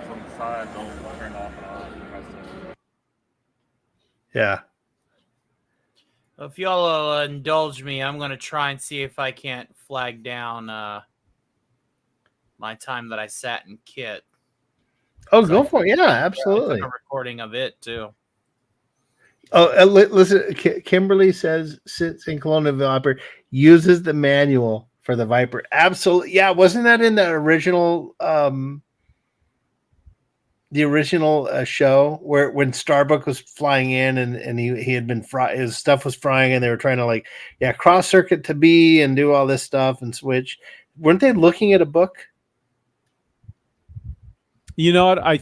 You mean in the new series, right? No, the original original 78 series series, when no. Starbuck was on patrol, and he's like, I'm coming in hot. He's landing, and they had him trying to extend his landing gear. He was coming in full throttle or something. Okay, so he had his hip board.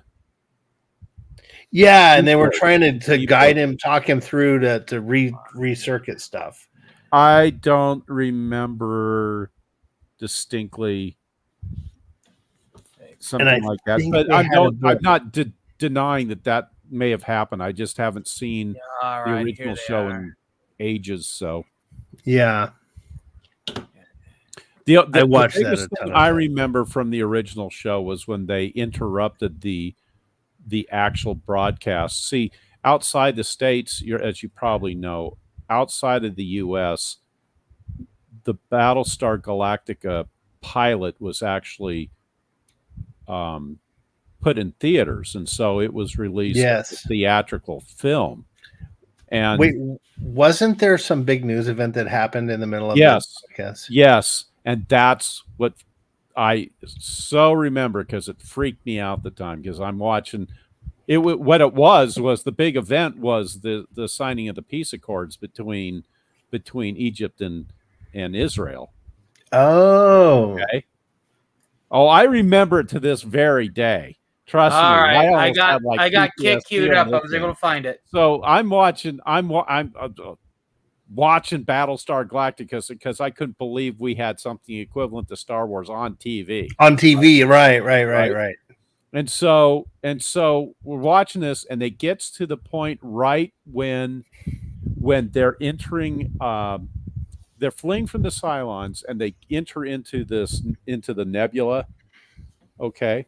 So they're going to cross this nebula barrier or whatever, and it's all radiation and everything. And so they have to drop their shields down or whatever that they had in the original show. So they can't look out. And they're the mines and stuff. Yeah, they had to destroy the mine.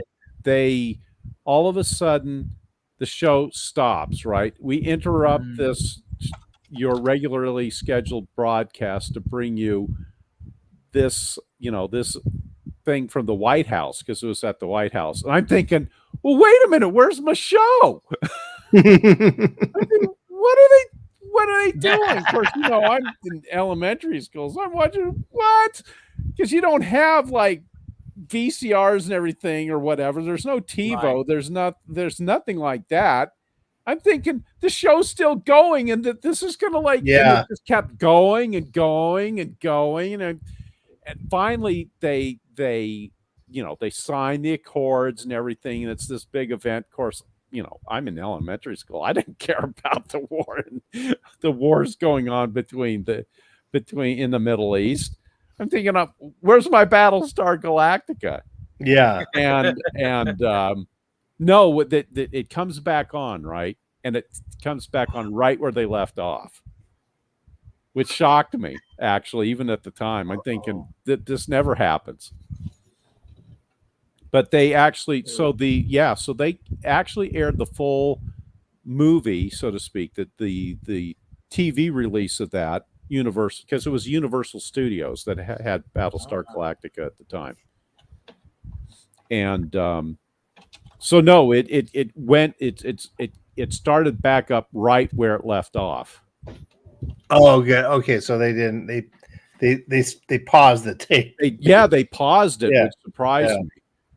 So they paused it, and then I'm sure they still lost viewers though, because people were like, that's it. Well, they probably did, because who knows? But anyway, that's what happened. Yeah, so that's the big event associated with the premiere of Battlestar Galactica on I think ABC had the contract or had the rights.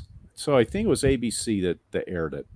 Yeah, there's a really good documentary. I've watched it online a couple of weeks ago of there, and it's Richard Hatch and Dirk Benedict and everyone, and they're talking about like what that season was like as far as filming and stuff, because like and it's a real shame, because It was the most expensive TV show at that particular moment of time. Yeah, and in it, the United States. Exactly, and the shameful part of it was the network rushed them so harshly. And it's like what they should have done is like, look, you got this big budget, take your time, film it, get the scripts tight, get the stories tight, get. But it's really weird. Hollywood has at least historically, has had this very odd relationship with sci-fi shows. They never gave them fair shake until probably in the last 20 years. They did that same thing to Star Trek. They did it to the original Battlestar Galactica, and then they tried to bring it back the next year, but it's 1980 or whatever. Yeah, it didn't work. I just it wasn't very, even at the time, I remember it didn't work very well. No, it was them going, oh man, we fucked up. It was something like that. Right. Yeah. Let's get it back. And by then it was like, no. Well, the most interesting thing as far as the show was concerned, one of the more interesting points in that one season of the original Battlestar Galactica, whether I don't remember the titles of the episodes and stuff, but there was an episode where you got to see a different part of the Galactica that you normally didn't see, and that was there was this observational deck they needed for celestial navigation, because in the original series, the Battlestars were actually really old ships. Like they were like ships of the line or ships of sail, in the sense that they had a history to them that went back maybe even 100 years or something like that. I forget the length, but they were old. Okay. Mm-hmm. And in this particular episode, there's Starbuck and Apollo are up there with their two dates, and they're up there at the top of the celestial navigation bubble that's on the top of the ship. And it wasn't being used anymore, right? But they had brought them up there for this thing. And then at the end of the episode, they all get to leave, right? And this transmission signal comes into the Galactica. And the funny thing is it shows the signal that comes in is a transmission signal actually from Earth, because it shows the Apollo moon landing. Oh. Okay. Hey Sean, I got Kit queued up if you want to see him. Yeah. Oh yeah, I know. I wanted to give Radio a chance to finish his thoughts there, because we haven't heard much from him. So. What was there? Do you want to wrap that thought up, Radioactive? Well, that's the way they ended the episode. The episode ends with this scene, right? And then the camera pans back out into space. So they're getting, because that's the first and only season of the original BSG was they had that thing. So it's like, well, wait a minute, they're getting a signal from Earth. Mm.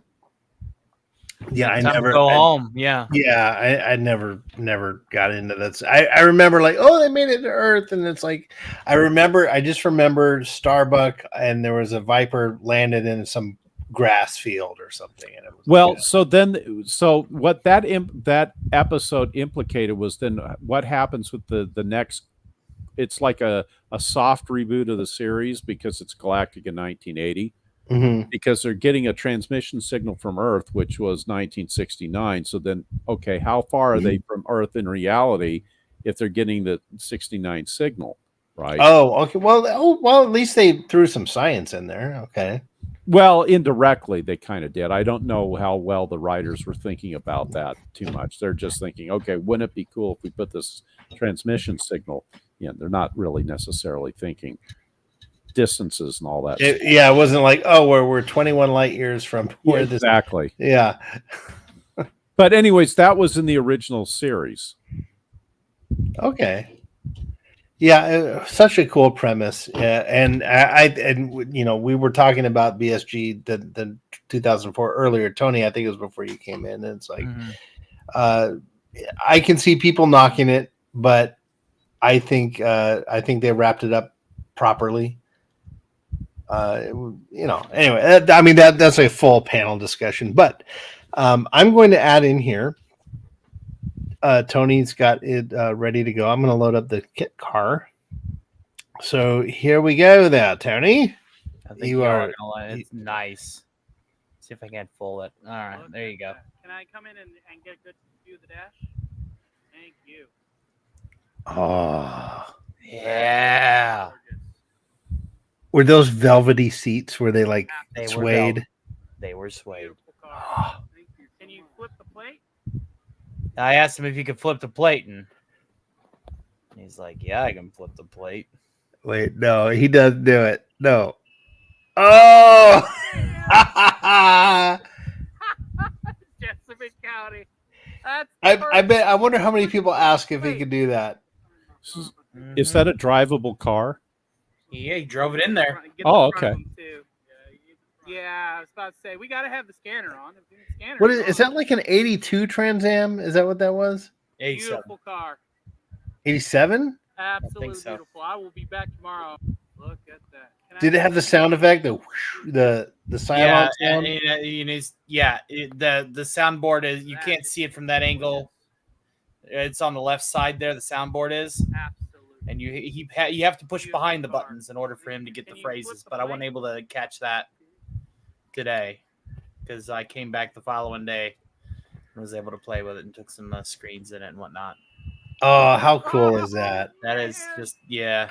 And how much of this was original parts and stuff? Did they say like it's about 30% of it's original, actual prop stuff? Actual prop stuff from the studio. Yeah. Get the front of them too. Wow. That's impressive. That's cool. You know what I noticed on the plates?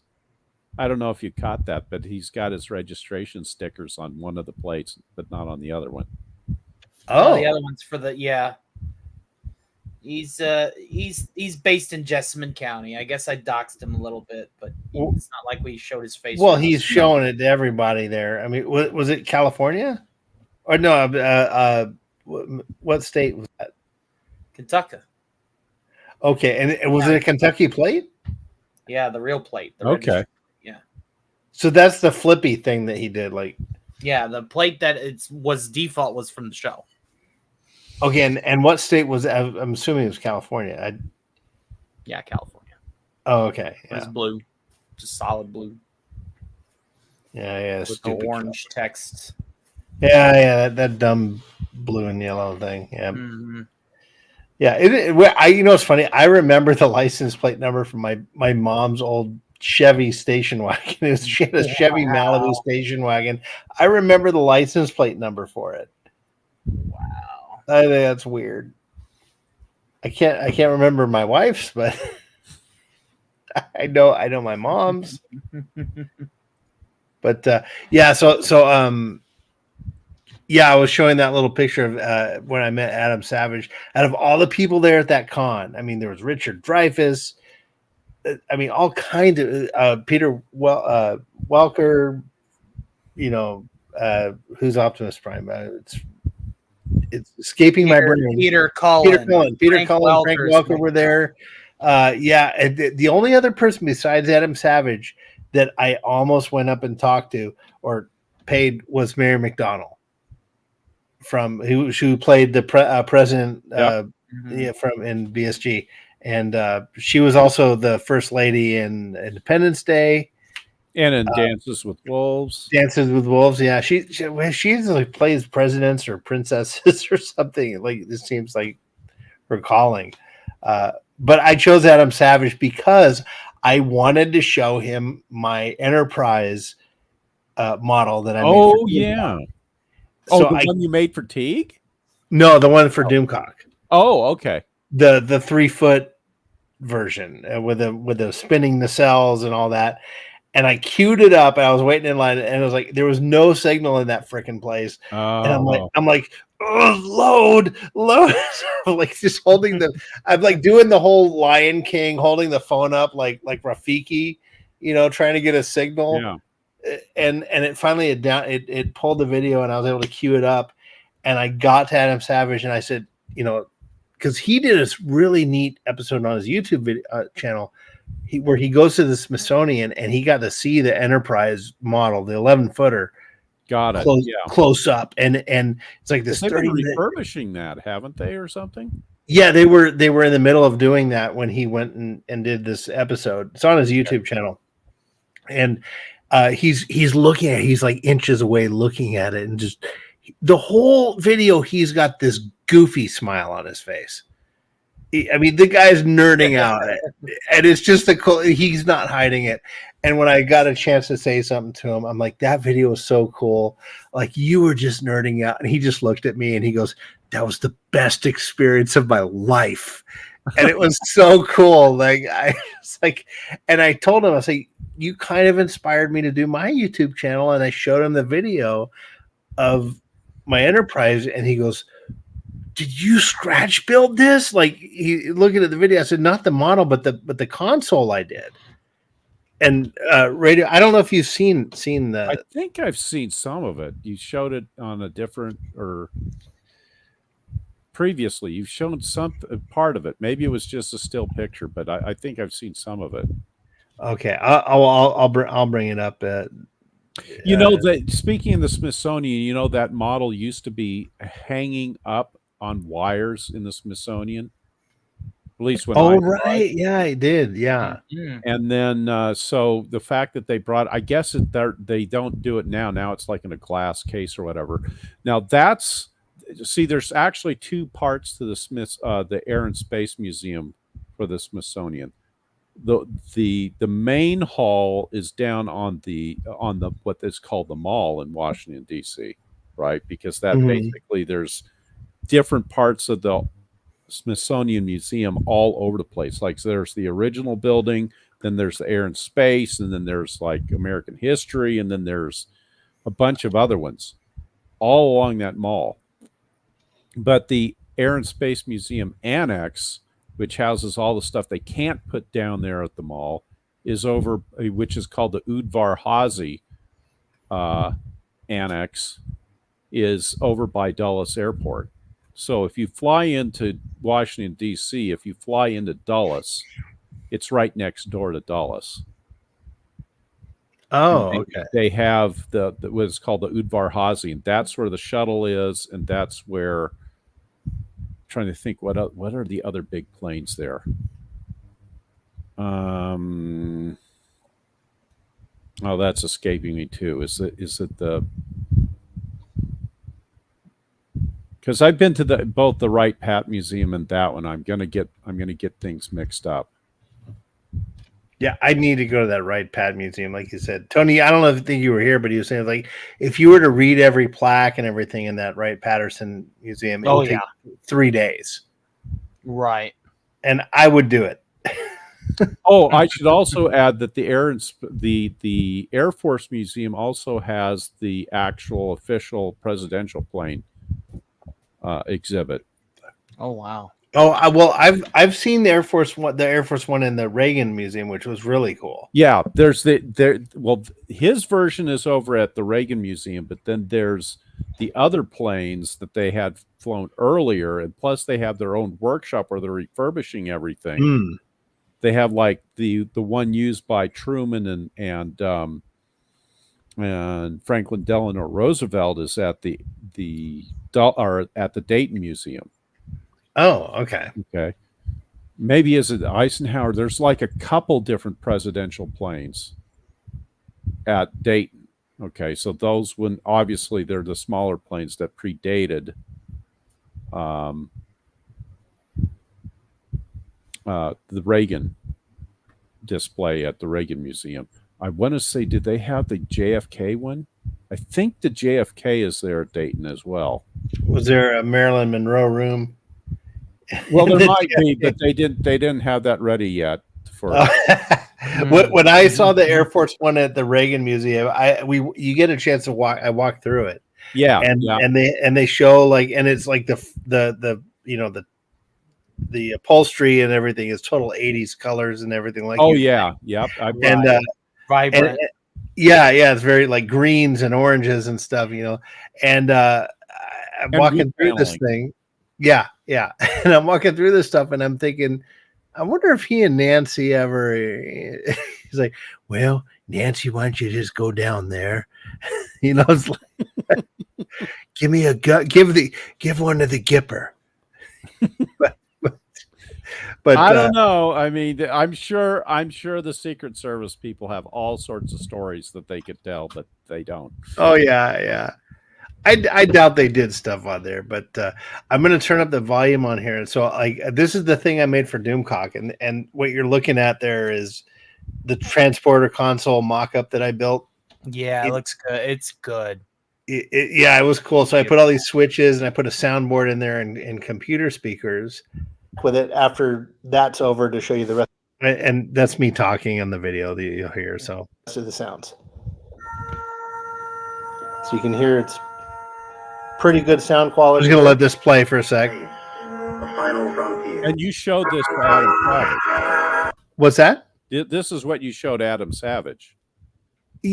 Well, I showed him part of it. I didn't show him the okay. sound, but I just showed him. Yeah, but like this console that I built, and that's what he was like. Oh, you scratch built this? I'm like, yeah, I just did it out of wood and my table saw, and just some paint. Okay, so now that's over. Here come the rest of the sounds. Okay, I'm really proud of this.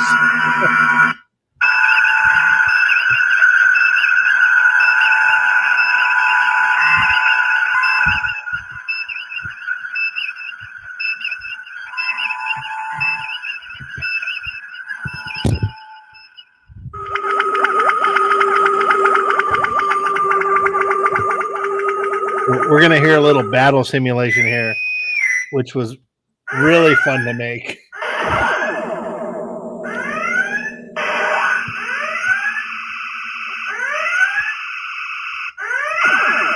Now, this is the AMT model, correct? No, this is Polar Lights.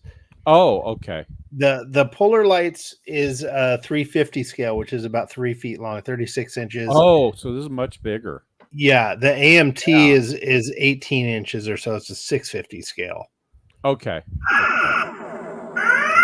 So you're able to do this real good detail with the windows, and you can see. I'm going to mute it here. I'll turn it down. But if you see there, like when I go down, okay, you see there's like that right there. There's that one red window. Yep. If you look on the original series, there was that one window was red. Ah, okay. And all these windows here that are blackened out, if you go back to the series, I mimicked that layout, that pattern. Okay. Yeah. Okay. All right, let's do the sick bay. So I did some sick bay sounds. And then there's, of course, photon torpedoes and the phasers. Yeah. So yeah, this is just differently. I did some weathering, like you see some little space dust, on the edges there. Have like, you seen? Sorry for interrupting. No. For whatever reason, some things came up in my YouTube feed here in the past couple weeks. There was this video that came up on somebody had done a 3D printed model of the Enterprise. Have you seen that?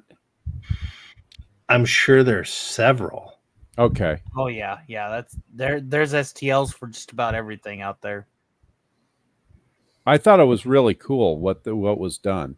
How big was it? It was bigger than this. The one you're showing here was bigger than this 350. Okay. Let me see. Do I have a? There's some dude in Britain that's doing like this insane scale. It's like 135 scale. 25. Yeah, one. Yeah. Oh god, it's insane. It's an enormous. It's gonna be the size. It's gonna be the size of like a small trailer. Yeah, it's a huge thing, and it's incredible what this guy's doing. But like this was cool because like you see the nacelles spinning there, and those are special LED circuit boards that I bought.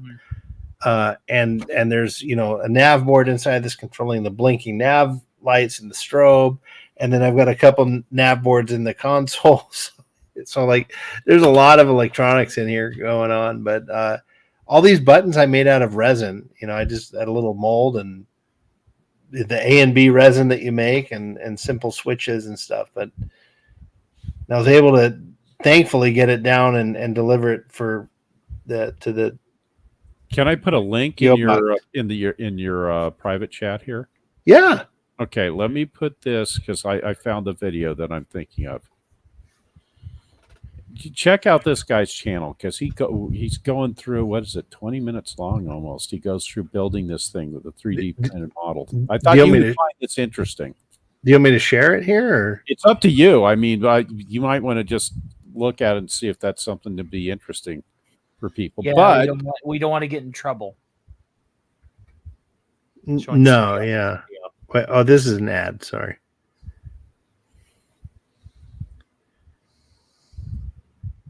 Oh, wow. I'll just do some like pausing.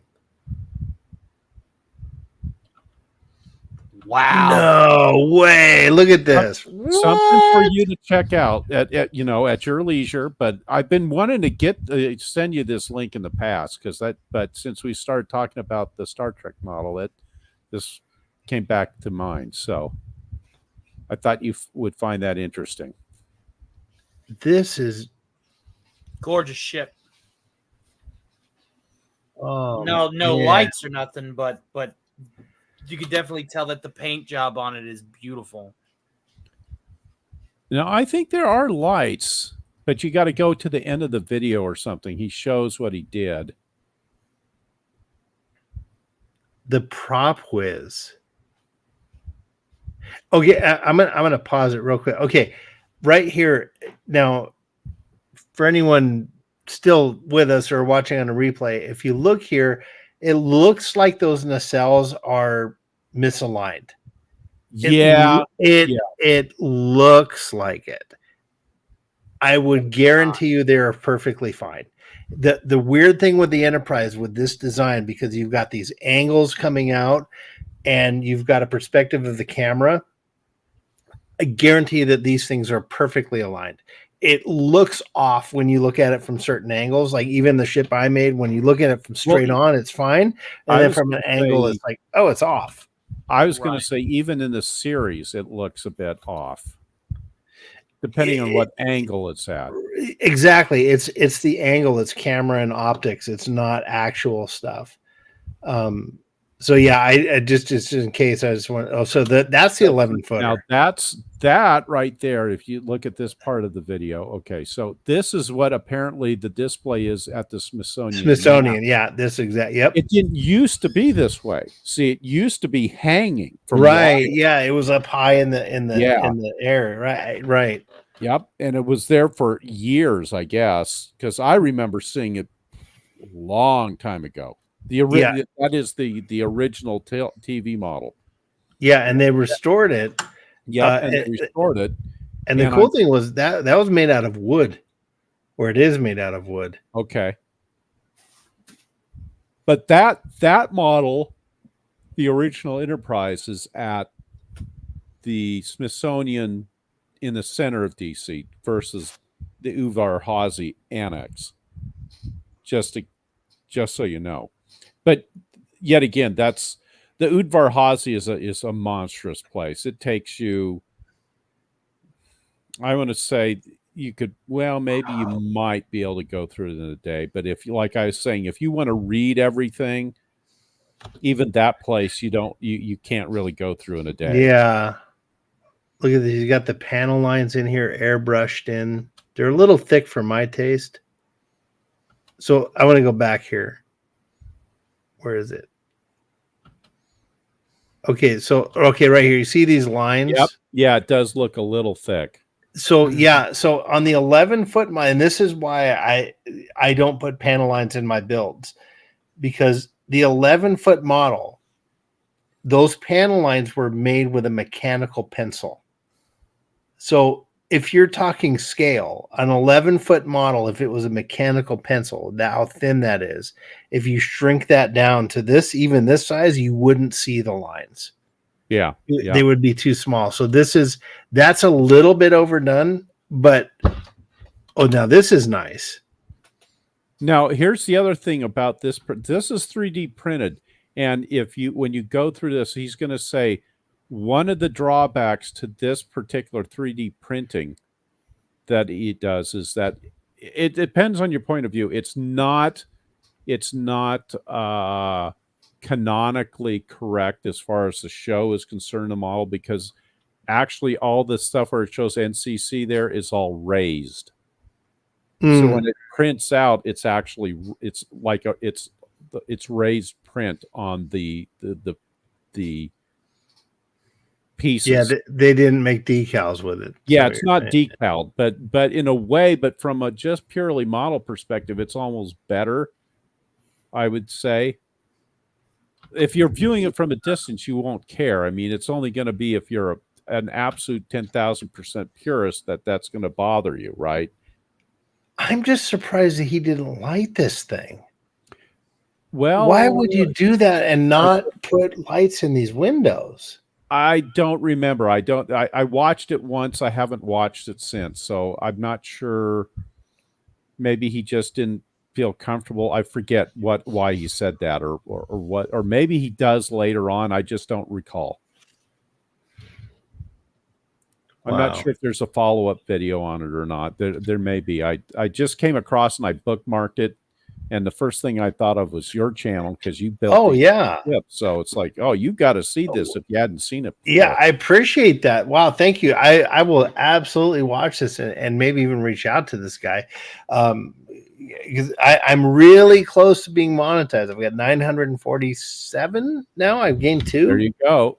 So I'm really close to getting and when I do, I want to have like some people on. I'm gonna do model building. Well, yeah, and Tony, my first guest is going to be Andy, and he has agreed already to come on. So he's my first guy. Sounds great. Oh yeah, I was like, Tony. Well, I'm here, buddy. I'm here. I didn't get much sleep today, so I've been sort of basically. Oh no, I'm sorry. Yeah, and we got to wrap this up soon. It's almost 4 for me, but no, thank you, Radioactive. I will definitely watch this, and it's fascinating. The guy's got the right shirt on for sure. Oh yeah, no, he's definitely, you can tell from everything in his. I guess this is probably his basement of his house, but he's got lots of stuff. He's definitely. Yeah. He's got oh, look, Tony, there's Coolio right there. Coolio. No, but like, we recently wrote a Coolio song together. Coolio parody. Yeah. But you see here, like, if you can see my mouse where this weathering is right here. Mm-hmm. This is really cool, and this is what I did with Doomcox. It's if you imagine the ship traveling forward and it's like going through dust, the accumulation of dust would be in the front. Yep. Just like an airplane, and like right here on the front edges. So that's really cool weathering, and that's what it's a little, like I said, it's a little too dark. It's a little too conspicuous for me. Yep. One of the words I overuse on my channel is subtlety, subtleness. Don't make it obvious. Yeah. Right. So let me see. Let me go. Well, maybe this is after the 5-year mission, and this is, but before the retrofit. Yeah. Right. Yeah. That's where I went with Doomcock. Like that model I meant, it's at the end of the 5-year mission. So I did weather it some. What I do love about this kit, this build he did. Let me find it. That I wanted to do. Ooh, look at that, the DeLorean. Oh yeah. Wait, what happened here? I don't know. I'll just work here. Wait, what? Oh, wait. There. Okay, there it is. So right there. This kit here, if you look on the front, right underneath the registry number, it's a little darker. And that was on the original model, is the thing they called the rust ring. And it was a really neat little rusty thing. I almost put it on Doomcox, and I was like, it would have been too hard to get right. Let me ask you something before I forget this. Yes, I don't want to break your train of thought, but I'm going to forget this thing if I don't bring it up. You should build the Admiral Teague USS Constellation A. I saw your chat about that a couple weeks ago. Yeah, and you were talking about like funding it. I don't know how we fund it, but however we do it, we should Well, get. yeah, I want to do it for. So I have two thoughts of that. So you brought that up, yeah, and I remember seeing that your chat. I was like, I can either do the same model kit that I did for Doomcock, that original TOS era Constitution class of the Constellation, just not damaged. You know, like she came out of space dock, or the refit Connie from like the motion picture. Either one, Constellation A or Constellation just not damaged. I'm thinking the Constellation A, since the Constellation was lost. Here's my line of thinking is that if you had the Enterprise A, I mean, they come up with the Enterprise A because the Enterprise was like one of the few ships that survived its 5-year mission. But in the case of the Constellation, it was lost. It was, kind of like the Lost at Sea type of thing, but it was lost in the defense of the Federation because if the Constellation had been used. So to me, it's like, okay, if it's almost one of those things where, and that was always the weird thing about Star Trek 3. It's like, what the heck is this Enterprise A stuff? Like, where did they get this designator from? That was never, that was one of those odd little nuances that okay, they just throw it into the show or into the movie, but there's no, like, for those of us that are really deep into this kind of story lore for a show like Star Trek, we go, okay, where did they come up with this idea of calling it like the A, B? Well, like, did it start with the Enterprise, or was there other ships prior that had that type of? Canonically, the Enterprise would have been the first one, and it would have been a way for them to honor Kirk. Like, hey, you're so good that we're going to put A as, when we recommission a ship, when we commission a ship that has a previous designation, we're going to put A at the end of it. Well, that's the thing. So it's really purely a Star Trek thing, because as people have brought up in other chats, it's like, in the real Navy, you don't do that. Right. Yeah. You go it's sequential. Yeah. It's sequential. Like, yeah, because the Enterprise was CV. Well, yeah, but it's just the USS Enterprise. It's not just it. You don't call it USS Enterprise A, right? No, it was the Enterprise, and then but it would be Enterprise CVA or CVN for nuclear. Like the Enterprise from Admiral Halsey's Enterprise was. I don't know the number, but it was CV something. But my point 20 is, or whatever. Yeah, but you still just call it the USS Enterprise. Exactly. Yeah. Yeah. So where in the Star Trek universe did the A come from? Was it started with the Enterprise, or was it their previous ships that they had? And so my point is that if you had the Constellation A, even. Let's assume you say the first time, because the first time you see it in the films / on TV is with Star Trek 3. So maybe after the Enterprise comes out, and in fact, in the Constitution 2 class / Enterprise class, because that's what that was. Yes. One of the next lines of that series was, in fact, the Constellation A. Is what I'm True. getting. Yeah, that's good. So my only... I'm not going to say pushback. The only thing I was thinking, if I was doing this for Admiral Teague, he's said many times, like, he has imagined himself on the ship, right? Like he has said, like, I've put myself on the bridge, I've put myself in the ship, having adventures. I imagine him doing that in the original version of the ship, not a replacement. Not the replacement. No, I get that. So maybe. Yeah. And so in Star Trek lore, he would have been like Commodore, or was it Admiral April? He would have been the previous commander of the Constellation prior to. Oh, okay. Commodore Yeah. Decker. Yeah. Right. Yeah. If you stick with purist TOS lore, right? Because in the original series, all of those different ships had, well, every ship had they had a different patch, right? So in the military, we would call that the patch. That's your unit patch. Is really what the insignia was. And then in Star Trek, then they never called it a unit patch, but that's what we would call it in the real military. But Roddenberry threw that in there, and it was I think it was just basically assumed that every ship had its own little patch, like unit patch, and then as a way to honor Kirk, Starfleet adopted the Enterprise's patch for the whole for the entire fleet. Yeah. Yes. Which was really cool, but it's never been canonized. It's just like assumed, but well, it's quasi canonized, which is one of my big rubs against the Enterprise prequel show is they retcon so much stuff.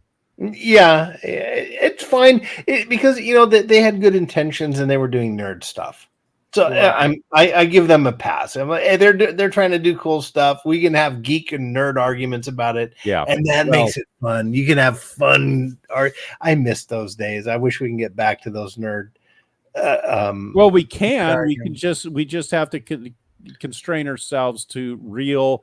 This is why I say you have to constrain yourself to real Star Trek, not the imitation stuff. Right. Yeah. Right. You just toss out the imitation, CCP stuff, and you just go with the real 100% organic Star Trek, not soy Trek. Don't go. So and then you're okay. And the same thing with Star Wars, right? I mean, or Doctor Who, which are the three big, if you want to call it the three big tentpole sci-fi franchises. Mm-hmm. Yeah, you just say, okay, everything beyond this point, that's just fake. It's just poor fake fan fiction, and you just keep the rest of it. It's that simple. Because I've told this to Teague many times, mostly I think in his green room. But the best way to look at it is I've said to him, it's like, look, the only way you really save Star Trek is you're really preserving it. You're preserving the old stuff, because the new stuff, there's really no way for us to get it back on track, because we don't control these studios. We don't have any say in them. We don't own this. We don't have not majority stockholders. The only vote you have is just not to watch and buy their products. Well, I was recently in a discussion that was tackling the reason why these people are still able to pump out this crap. It's because their objective isn't profit based. Their objective it's not financially. It's ideological. There's so much money being thrown in by shadow investments and in back assets, back capital, that they can churn this stuff out nigh indefinitely. At least if you're Disney or the BBC. Now, smaller companies obviously still need to make a little bit of money, but that's the reason why Disney and the BBC have been doing what they've been doing for the better half of 15 years, and they're going to keep doing it, unfortunately, and they're not going to care about the financial strain because Disney's worth $250 billion, and BBC has those, the government basically pays the BBC's bills with their licensing, their rights and licensing. So it's like, it's all coming to a head now. Yeah. That's a whole discussion in and of itself. But what all I'm saying is, from a consumer or individual perspective, the only way you can vote is with your dollars. And and with your attention, your time and time and money. It comes down to time and money. So your I'm not going to waste my time, and I'm not going to waste my money on it. They'll see if it's like this. If I'm going to buy something that's associated with any of these shows, I'm buying the old school stuff. I'm not buying any of their fake news stuff. That's simple. I'm going to support my local mom and pop hobby shops that have recovered and restored old stuff. They ain't Yeah. gonna see a Oh cent yeah. of that. Yeah. There's two shops I like to go to. One of them is about a 45-minute drive from me north in Waco, and it's a place called Hobby Town, which is a chain, but I'm sure you've seen them out there, Tony. And the other one, there's like this little hodunk model shop that smells like cigarette smoke down in Austin, and I'll drive down there and just shop from the guy. I'm like, I'm going there, and as I'm showing there this video here of my Galactica build, radioactive. I don't know if you saw this build that I did. No, I haven't seen this before. So yeah, this kit right here, I found it on eBay. It was manufactured in 1979. Wow. This kit, it's a monogram Battlestar Galactica kit that I bought. It's $75. It was a steal. Oh yeah, really hard to find.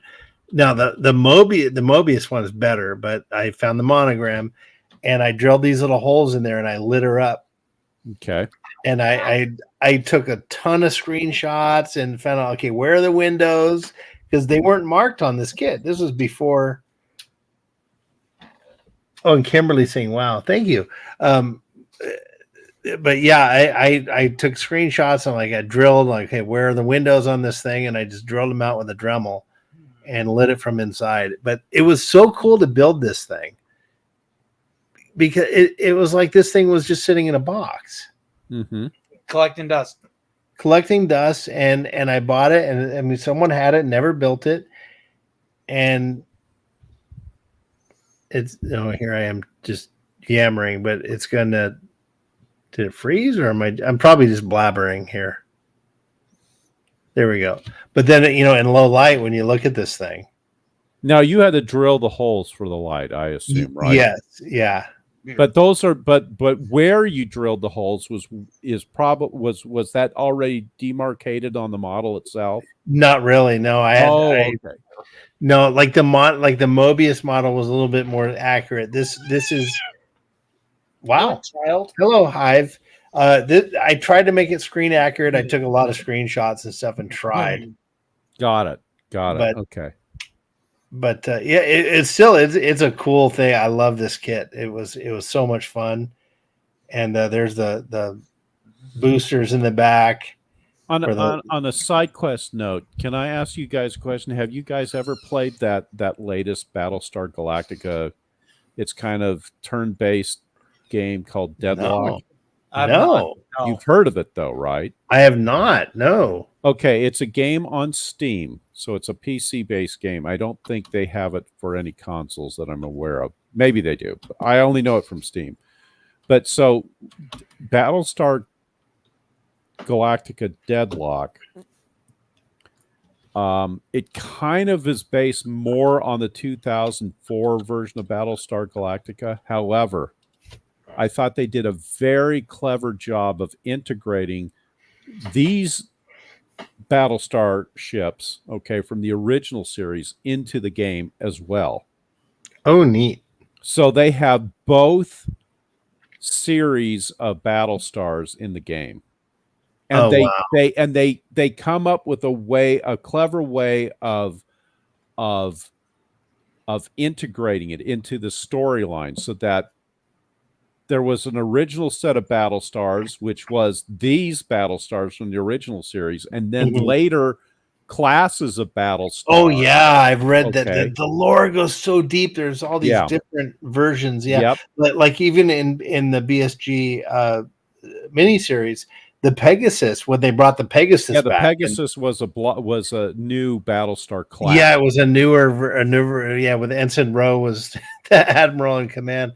It was still different. Yeah. But anyways, that game has all that in there. So I wasn't sure if you were aware of that, but yeah, you can. I'll look it up. And you have more than just Battlestars. You have you have frigates, you have destroyers. I think what the heck are the classes of ships in there? Oh yeah, I haven't played it in a while. It gets so deep into it, and it was just you get lost and stuff. But anyways, I think you guys would like that game if you really like Battlestar Galactica. I think you'd like it because it sounds great. Yeah, You can make little miniature movies in it of your battles. Oh, very. Oh, So- wow. Yeah, you can hit the. Yeah, it's got a replay feature, I think. Yep. Okay, so you know of it, Tony. You probably I well, know you- of it. I've just never played it. Got it. Okay.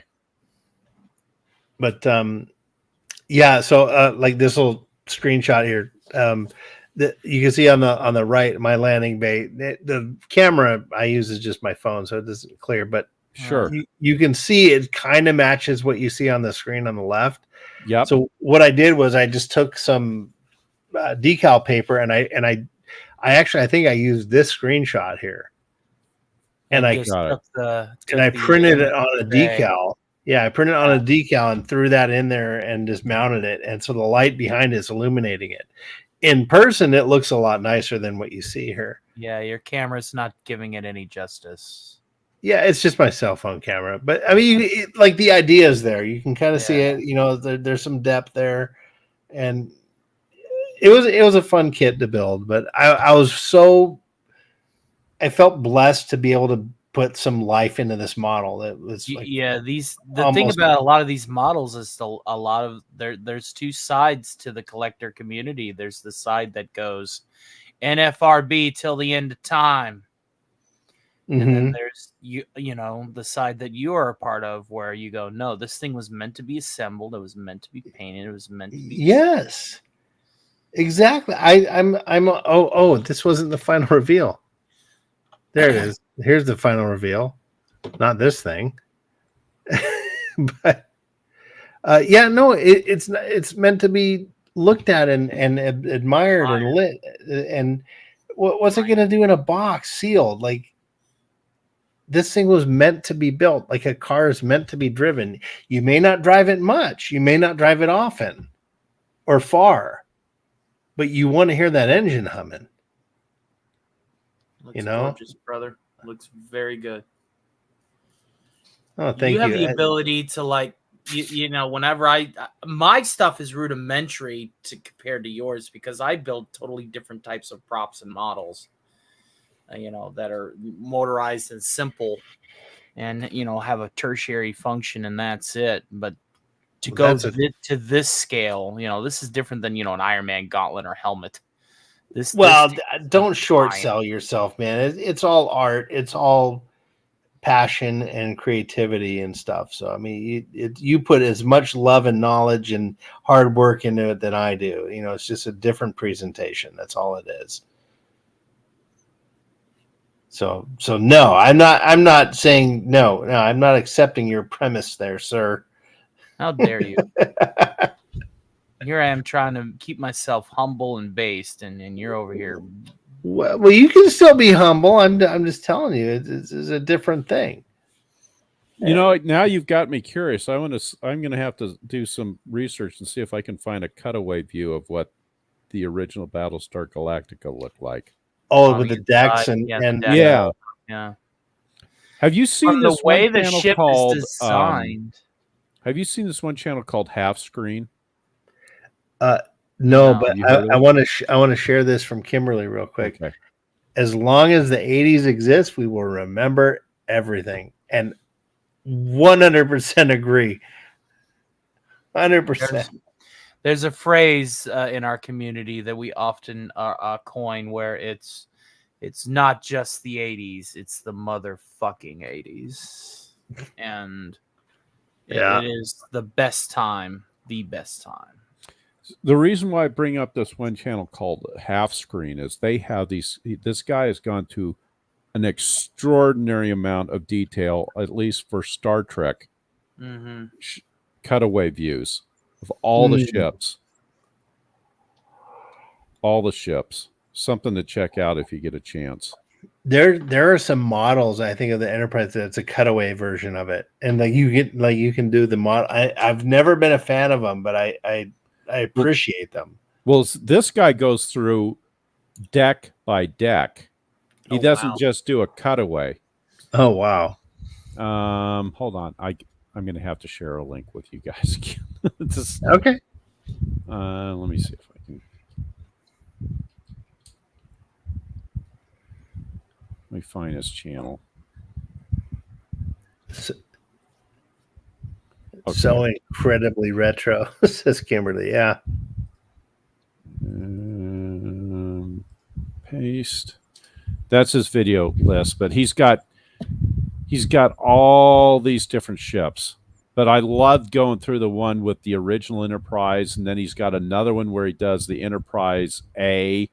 You could see the differences in the deck layout. And okay, he's done a lot of Star Wars ones too. Is it this thing here that I'm throwing up? Half screen? Yep, that's the one. That's the one.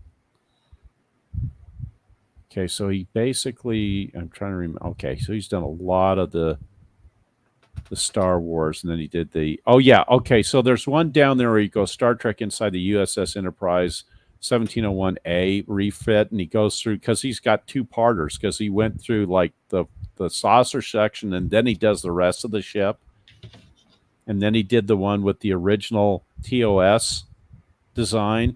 So it's then you get. But here's the kicker: you actually then know exactly where on the ship certain scenes in the shows actually took place. Mm-hmm.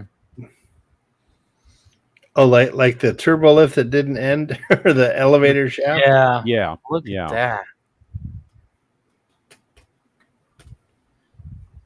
So this is all 3D rendered. Yeah. Yep. I don't know when he got the time to do it, but he's like gone through in painful detail. Where does he get the source for this stuff? Well, the manuals, I want to say he started with, I know he started with like the manuals, like the original tech manual. Mm-hmm. Yeah.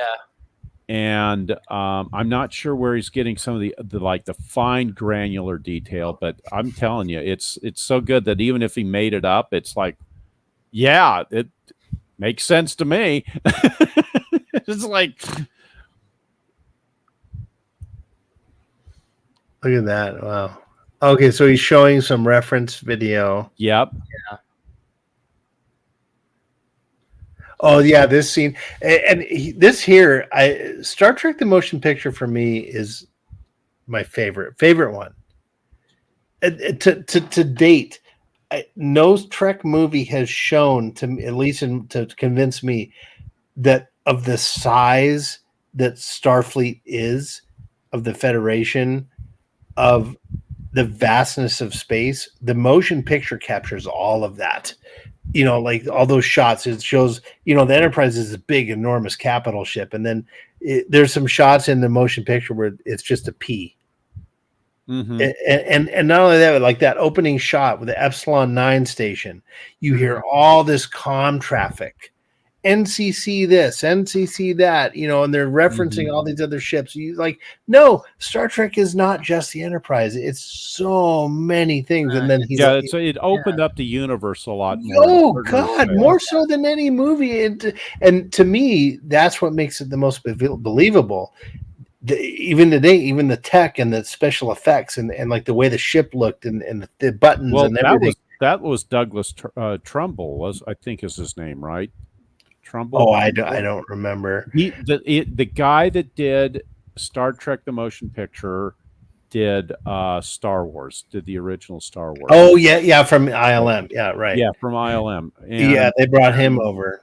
And so here's the thing that I waxed and waned over the years on Star Trek: The Motion Picture. I went through my phase where it's like, oh, this started to look really dated and stuff. But when I looked at it in later or more recent years, I agree with you. Here's what the one thing that stuck with me all the time, that stayed constant with the motion picture.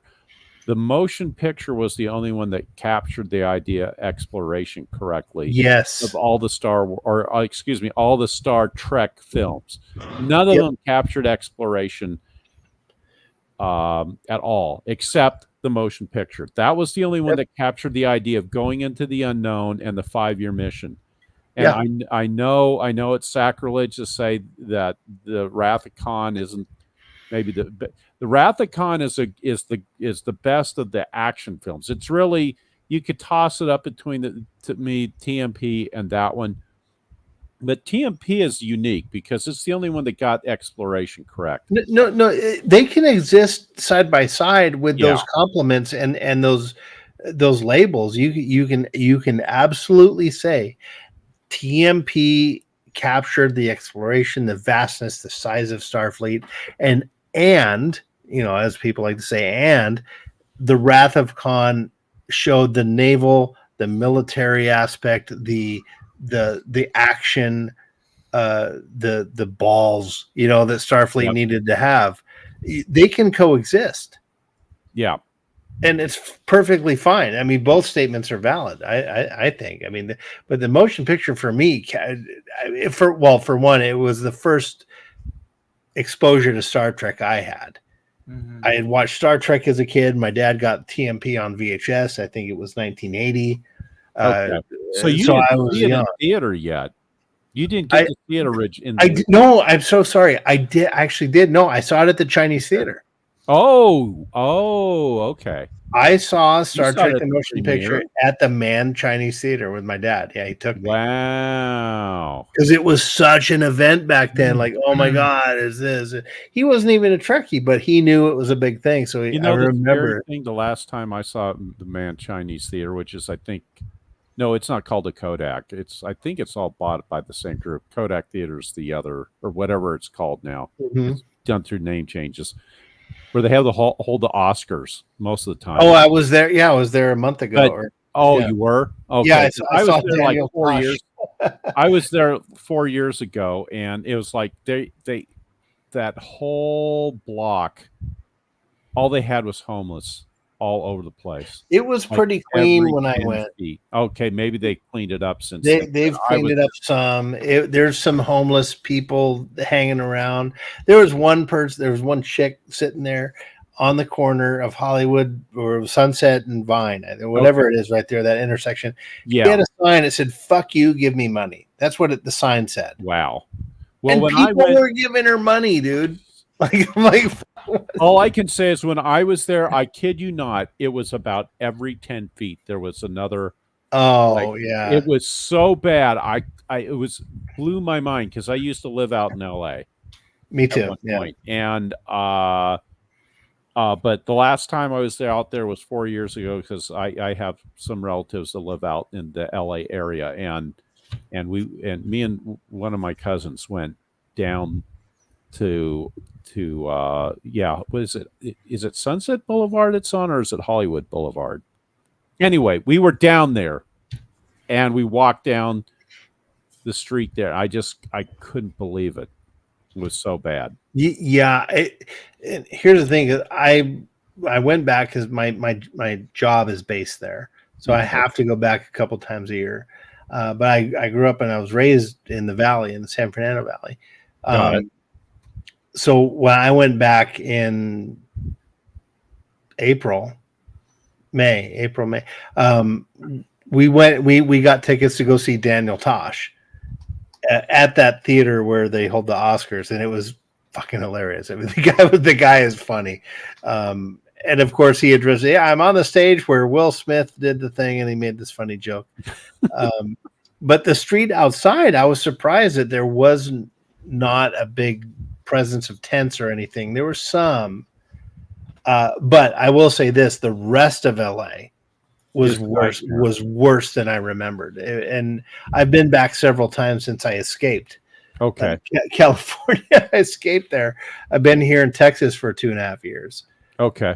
But I went back to the San Fernando Valley and saw my old neighborhood. I'll never go back ever. I will not go back. Half of the homes there have iron bars in front of them and on the front yard. So you know what that means. It's like, okay, you know, gone. In LA, I know what that means. Yeah. Yep. Well, any neighborhood, you get that's true. That's true. But and it's just LA, you definitely know what that means. Yeah, and now like in the suburbs where I grew up, it used to be the zoning requirements for single family residents were you had to have a garage, like an actual garage. You couldn't illegally convert it. You couldn't do it as a garage. Well, they've eliminated that. You can convert your garage now. And they've allowed people to split their properties in half, create a separate address, and you sell that half of the property and build a little tiny house on there. So the neighborhoods, which were built for normal, like 2 cars per house, now the number of cars on the streets are doubled or tripled. Well, I know And there's it's a just- lot of properties out there in the San Fernando Valley that were actually originally built for horses. Oh yeah, absolutely. They had There this was a long, lot of deep- horse. I had horses out there. Okay. But you know what I mean? They had this Yeah. long, deep plots. Mhm. And Yep. so they were narrow. Because I know Yeah. there's houses out there that had very narrow but deep plots. Yeah, I rented. Well, I lived in Chatsworth, which is a suburb of. It's in LA County. It's in the northwest part of the valley. My previous marriage, we had a half an acre that we rented. And we had Okay. 2 horses. I was owned- trying to place yeah. Chatsworth, and now I got to. It's where all the porn is filmed. Used to be. Yeah, now they put stupid requirements, but yeah, I think they've moved all of that part of the entertainment industry is now out in Vegas. yeah. Okay. Hold on a second. I think is Kimberly leaving? Tony, is Kimberly leaving? No, I am. I'm going to bed. Oh, you are? Okay, yeah. I think we should wrap it up. It's That oh makes my goodness, it's 4:20. Yeah. I'm sorry, Tony. I didn't mean if we were ignoring you. No. It's just the conversation was too good for me to just go, hey guys, I need to go to bed. So I sent you a private chat, then I sent you a text. Oh, you did? Oh, okay. I'm so sorry. Guess gents, I must leave. Yeah, let's I think the 3 of us could probably talk for about 72 hours straight. And At this rate, yeah. It's just like on Teague's chat. I've been in his a few times, and Yeah. Actually, one time I was was a couple weeks ago. Snail Messiah was on his show, and then Teague leaves, and then we're chatting for about 6 hours, and Teague comes back, and we're still in this chat. Yeah. But no, Radioactive, thank you for popping on, man. I'm glad you were here. Thank you for inviting us all. No, yeah, it was great. I love having these conversations with you, man. I could, like I said, I could listen to you for forever. It's just you're a wealth of knowledge and fun conversation. And Tony, of course, is always. And Tony, we need to have another writing session, man. Yeah. We'll probably try and knock one out sometime this weekend. Tony, I should give you some of my songs that I sent to DC and he never. Whatever DC don't perform, I'll perform for you. It's fine. Yeah, you just got to keep persisting. You need to review it and see if it actually works for you. But yeah, well, I'll do anything. I'll try anything. I did email on me. Tony, you're welcome to do the Mr. Ed parody I did. Okay. Did he cover that though? No, he hasn't. He hasn't even seen my message yet. All right. But no, you can sing it until he says yeah, and then he can take it over. But I wrote a Radioactive. I did a Mr. Ed parody of "The Force is the Force, of course." That would be cool. Well, I'll sing it real quick. Okay. The Force is the Force, of course, and no one can oppose the Force, of course. That is, of course, unless the Force is turned into the thread. Right? I was going to say, you go got right with this thread stuff again. Yeah. Stupid So it goes on. Go right to the source and use the Force. The Jedi way is the one we endorse. It was the one true steady course, but now it's the fucking thread. Wokesters yakety yak and scream and waste their life away. But the thread is now the way because Star Wars is gay. The Force is the Force, of course. And Doomcock will scream till his voice is hoarse. You've never heard of the living Force? Well, listen to this. Star Wars is fucking dead. That's the song. There you go. Yeah. Well, DC would be what's the remiss not to want to use that. No, he just hasn't seen the message. Okay. I'm gonna resend it. So this is like the debut. Yeah. You heard it here first. And Tony, are you gonna use the pulp duck I made? Yeah, I'm making one of my own too. Okay. Because we did that little thing where I mentioned you will know my name is the duck. I knew Well, I exactly made a where you couple. went. I made a couple for DC that I think would be in his singing range, and I made it over a year ago. On Well, keep sending it to him. Well, I've tried. It's like I don't want to. I've like Tony said, spam them, and it's like, well, I'll I see. can cover just about anything in DC's range outside of the upper baritones that he gets. Well, I'll have to just send it to you, and then maybe if you think it's Yeah. good enough, maybe then you can send it to DC, and then DC Well, can just finally take notice. No, it's like he says you got to keep pestering him. He said the other night, he's like, keep sending it to me. He goes, I don't mind. He's like, you just got to catch me at the right time where I open the email in the right frame of mind.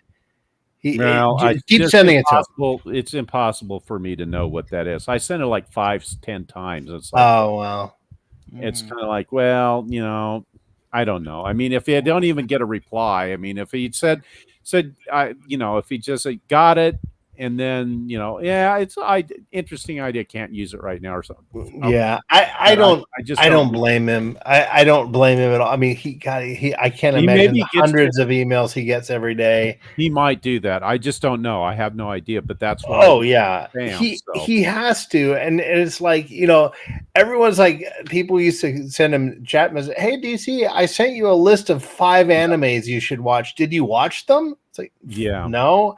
I mean, I can have a hard time managing my little model channel. I can only imagine how his life is.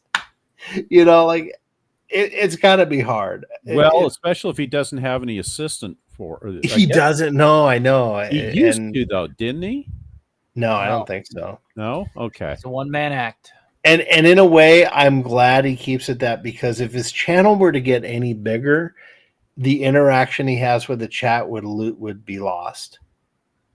There's I think he's at that sweet spot, and Goldilocks zone. Yeah, and it's like part of me. Yeah, I want him to be successful, but I want Friday Night Frolics to be what it is. And if it gets too much, if it got any bigger, can you imagine if I don't know that F and F would get any bigger. I mean, it's fairly niche. It is, yeah. What I'm thinking of is not so much F and F. I'm just thinking of his channel in general.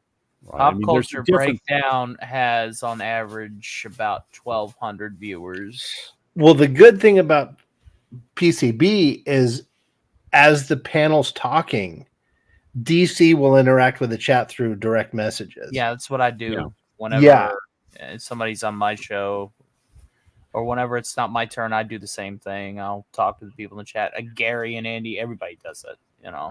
No, I understand. I fully understand what you guys are getting at, because there's other channels out there that have blown up, and it's the interactive chat only. You can only do it up to a certain size. Yeah, and then it's worthless. Well, yeah, and you know what? Faster than. Oh yeah, there will be a point if DC gets into the 7th digit, and he's critical drinker size. I don't know when that's going to happen. It's because I honestly think his channel's being shadow banned heavily. It's got to be. Well, I mean, I don't understand why. He's earned $2K back though since the last big cut. He's creeping up slowly. It's creeping up. There's other channels that have just completely exploded, and then his has just been. Gary Nerdrotic hitting 1 million, and but Dukak's right. He does have a little bit of a disparity though, because he has his videos, and then he has Pop Culture Breakdown, which is a little different, but then the Friday Night Frolics, which is a completely not associated with either PCB or his videos. So he's kind of got 3 personas on his channel, and the algorithm doesn't really like that. It likes consistency. And I think Nerdrotic has excelled because he pumps out regular videos all the time and has one live stream every week that associates with those videos. Well, yeah, I guess that's true. But then he also wait a minute, is that on that channel? I was going to say his staff too. Gary has a staff. But I mean, but like his Forbidden Frontier, which was started out as Exozone, that Well, I unsubbed to Gary a long time ago, so I don't. Oh, okay. I'll watch an occasional video from him if it's about a topic I'm interested in, recent stuff. But I don't watch FNT. I do know Az left. Well, but yeah, but he left. He explained why he left. Oh yeah, I saw his it totally legit reasons, and it was all totally good and everything. But Az is focusing on his health, and he's never looked better. And good for him, and everyone supports him, and I think that's beautiful. It's absolutely beautiful. But I'm selfish. I like Doomcock where's the size where he's at because he's accessible. You can send him a nat message. You send him a couple things during the chat, he'll notice you. I've heard him call you out radioactive. He's like, "Oh, radioactive! Hey!" Can you imagine if the chat was flying by at the rate that Friday Night Tights is? You could. No, it loses everything. No, well, to be honest, that's why I don't really engage on the FNT chat at all because it's pointless. And I say it. Well, yeah, it just flies by. And I mean, I think I've mentioned maybe not your channel, but others. I mean, I've met those guys, right? So I can get along with. They actually recognize me when I go to their meetups. But that's cool. But to engage on Gary specifically, it's impossible now. No, maybe on the Nooners you can, but well, even the new his all of his shows now are that way. He's got so successful now that it's almost a detriment in a certain sense because there's 2,000-3,000 people in them. Yeah. What, Tony? I'm so glad that my end game goal is 50,000. Yeah. Because I don't know what I would do if I ever had more than that. Well, Tony, you're an example of the stages of a YouTube channel. You are at the stage now where there's no way you can read or address every chat that comes into the stream. You can't. It goes by too much. You can see a few. You keep your eye on it, but you've reached a plateau. You cannot read every chat. Now, if you go back now over to Pop Culture Curator, let's pause and read every single chat, every hello to everyone, and they can do that. Right. I can do that. I've been highlighting stuff here. I try to read everybody's chat. At some point, that becomes impossible. At some point, you can't even respond to everyone's comments. When you start getting that steady scroll, what you have to do is just keep your left eye on it. And they will tag you if they're addressing you. But then, if you see people exchanging hails and hellos and they're having conversations with themselves, you can't, especially with a show, because, like I said, my show is the after party is basically, diet caffeine-free frolics. And so I'm got to have a bit loaded. I got to have a song loaded. I got to have my sheet music. You got to start it. Yeah. And so it's like, there's a lot of energy when you start it. Yeah. Have to keep a left eye out and address people when you can. And I'm, tinkering with Jarv to be able to go, hey, Tony, this, that, and the other, slowly but surely, to where he can assist me with that. And that's just going to add to the flavor of the show with Jarvis being able to chime in every now and then and say, hey, look. So it's all a bunch of testing, all a bunch of rigging, all a bunch of basic scripting and stuff. And it's tough. It's tough. And like I said, I see channels with 4,000 people, like Mr. Brown Alliance. And Mr. Brown Alliance has never released a single scripted video. He is only live streamed. And his panel discussions are like Midnight's Edge level clarity. Nobody talks over each other. And he has an average chat population of 400. That's really Friday good. Night Frolics level. That's higher than Friday Night Frolics. Exactly. Friday Night Frolics is like 300 at tops. Yeah.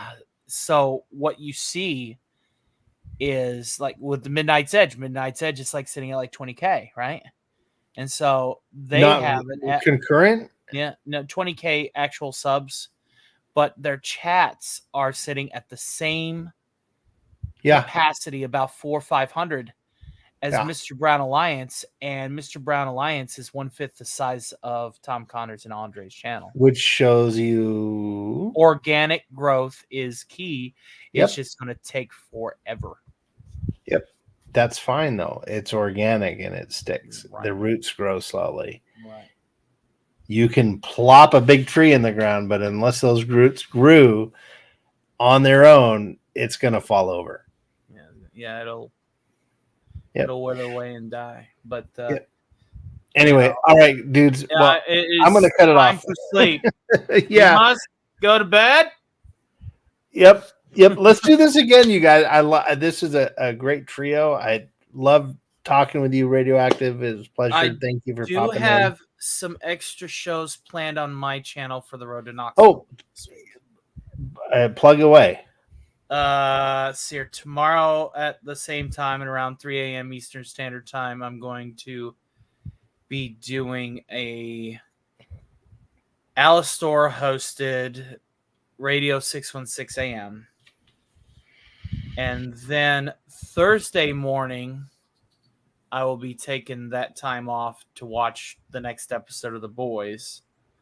And then Friday morning, this is after work. Well, technically after. It all depends on how I feel. Well, actually, Thursday afternoon, and I think we're going to do it on Teague's channel, but Teague and I were discussing doing a watch party for The Patriot. So, ooh, what a good we movie. want to do that in the afternoon before everybody goes. Is that what, Thursday? Thursday. So yeah, the Roland Emmer. Yeah. So Thursday Teagathon versus his usual Tuesday Teagathon. Well, it's a Tony Teague special for the 4th. Okay. And I want to do it over at his place because he's more known for watch parties than my channel. My channel ain't going to get as much reach for that if I did it over there on mine. So I'm going to do it over on his. What time is my that? idea? Don't know. It's going to be sometime in the early afternoon. I'd say 2 my time, 1 yours. I will do my best to attend. That's one of my favorite movies right there. Yeah. But we want to be able to watch it. It is a longer film. We want to be able to watch it and then be able to wrap up before fireworks. And yep. And Mel Gibson was like, "I need to do Braveheart for America." Oh shoot, that's right. It's the 2nd of July. Yeah. I haven't even been. And Friday morning. This one snuck up on us. Depending on how I feel after getting back from the fireworks, and depending on how sober I am, I'll probably do a gaming stream or something simple. Yeah, and then I want to do a karaoke stream at some point, and I'm hosting these simply for the Road to Knoxville. They'll be chopped up, within a week, but I do have a reach for it, but I know that you're also wanting to do karaoke over here, and which I'll obviously link you in the community posts and stuff. And see if we can. Love the karaoke. But yeah, we're gonna do some Radio Demon specific stuff tomorrow at 3 a.m. Eastern. Cool. I get off work and then see where that goes, and it'll probably be a good show. People like the Radio Demon, and I haven't done a Radio 616 in a bit, so I'm gonna do that. All right. Radioactive, do you have anything you want to plug or mention?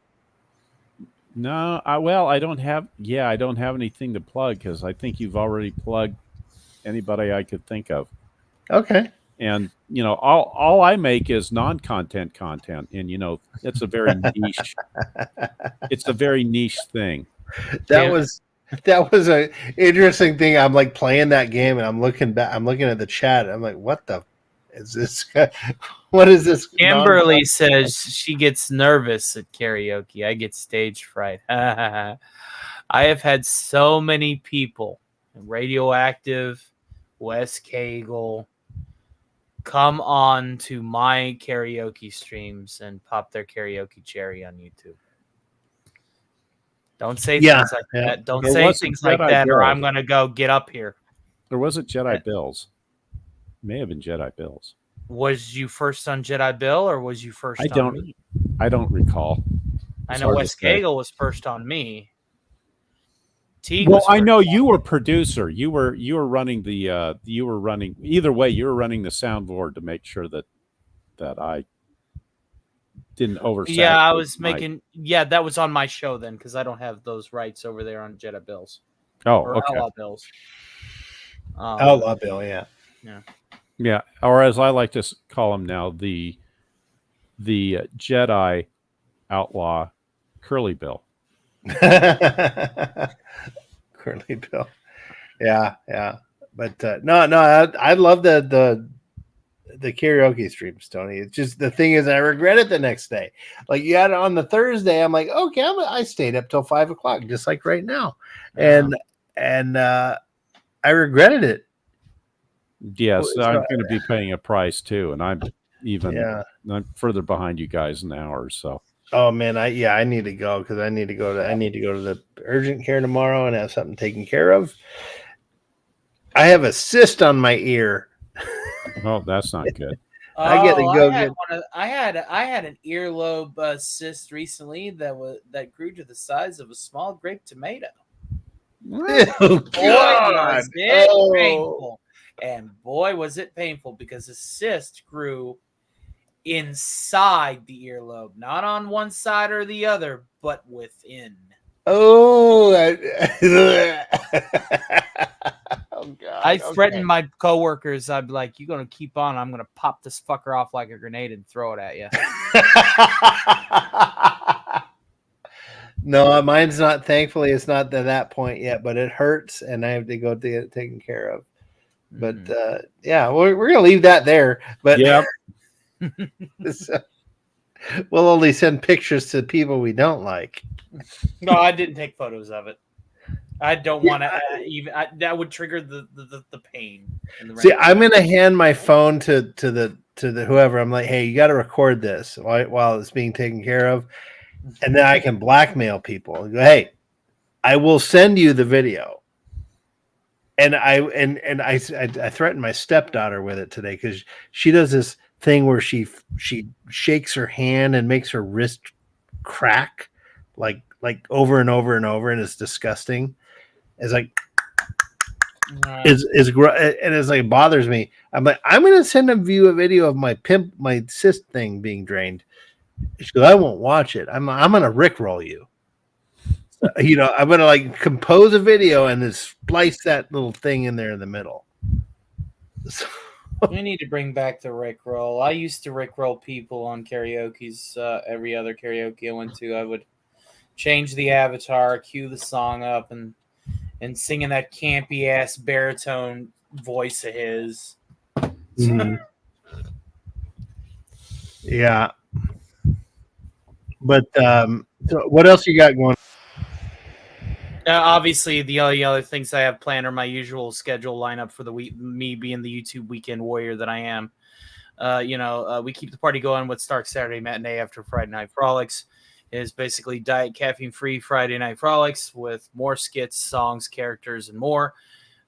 We try our best not to repeat what was done the prior night at the castle. I'm sure.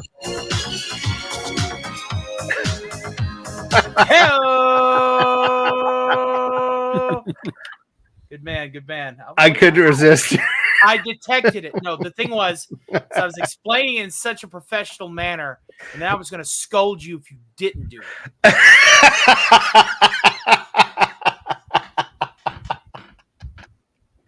Were you like, did you detect my stall? What else you got going on there? I was like, better. He fucking better. Because I just gussied this damn thing up. I stood on my soapbox. He fucking better. Then I have a Fallout Reactor side chat Sundays. Bonus stream will happen sometime Saturday in the afternoon. Don't know what the context of that will be yet. I'm just scaring you. And then the Tower After Hours, if I can get a guest. So far, that seat is free. I would love to come back. I'm trying to get to my first 30 episodes before I start rotating. Oh, okay. All right. Well, It'll find be it. episode 23. All right. Well, find it. However, I will say this: I have a feeling my kiddo is not going to be my first show. I need to get this damn thing rolling. So, Okay. Well, talk to me and let me know. Yep. All right. Okay, guys. Well, that's it. Thank you for everyone. Oh, wow. We picked up a couple of viewers here. I don't know who's here. Kimberly's laughing. I will take a moment here to go back and thank everyone who. Whoop, my thing's scrolling weird. We had Miskatonic Madman here. Lemon Pie was here. OS Full Metal, who is a new viewer. Thank you for joining. Who else did we have? Kimberly Ann Hart, of course, providing a lot of fun chat. Hadwell, who is also a new subscriber from yesterday, who contributed a lot of cool discussion. And of course, Radioactive, thank you very much for joining us. And Tony, man, I could talk to the three of you guys forever. So You're that drunk. There's three of us. The two of us, the three of us. Just the two of us, not including yourself. Just well, whatever. I've had some whiskey. I'm sorry. Just the three of us. I think I'm Just doing the five okay. of us. I'm doing okay. I have to get some water. I'll be fine. I know you will. I only had one. I had one tumbler of Scotch whiskey. I just had my Dr. Pepper, so. Are you a pepper too? I'm a pepper too. That is now the number 1 soda here in Texas. Really? Yeah. Which I'm surprised it's not Big Red. Do you have Big Red? Do you have Big Red out there, Tony? We do, and occasionally I do chow down on some Big Red. It's fucking red carbonated sugar. It is. That's all it is. That's all it is. Everyone's like, you haven't had Big Red. I like Big Red gum over Big Red soda. I remember Big Red, the SNL commercial. Yeah. That was funny. All right, guys. We're going to get into another segue. I'm going to end it with no backstage discussion. I'm just going to cut it off and we're going to go to sleep. Sounds like a plan. Yes, sir. All right. Thank you, guys. It's been a pleasure. And thank you, Chet. Absolutely. We're going to have this again. All right, Bye. guys. Have a wonderful time. Later. Bye.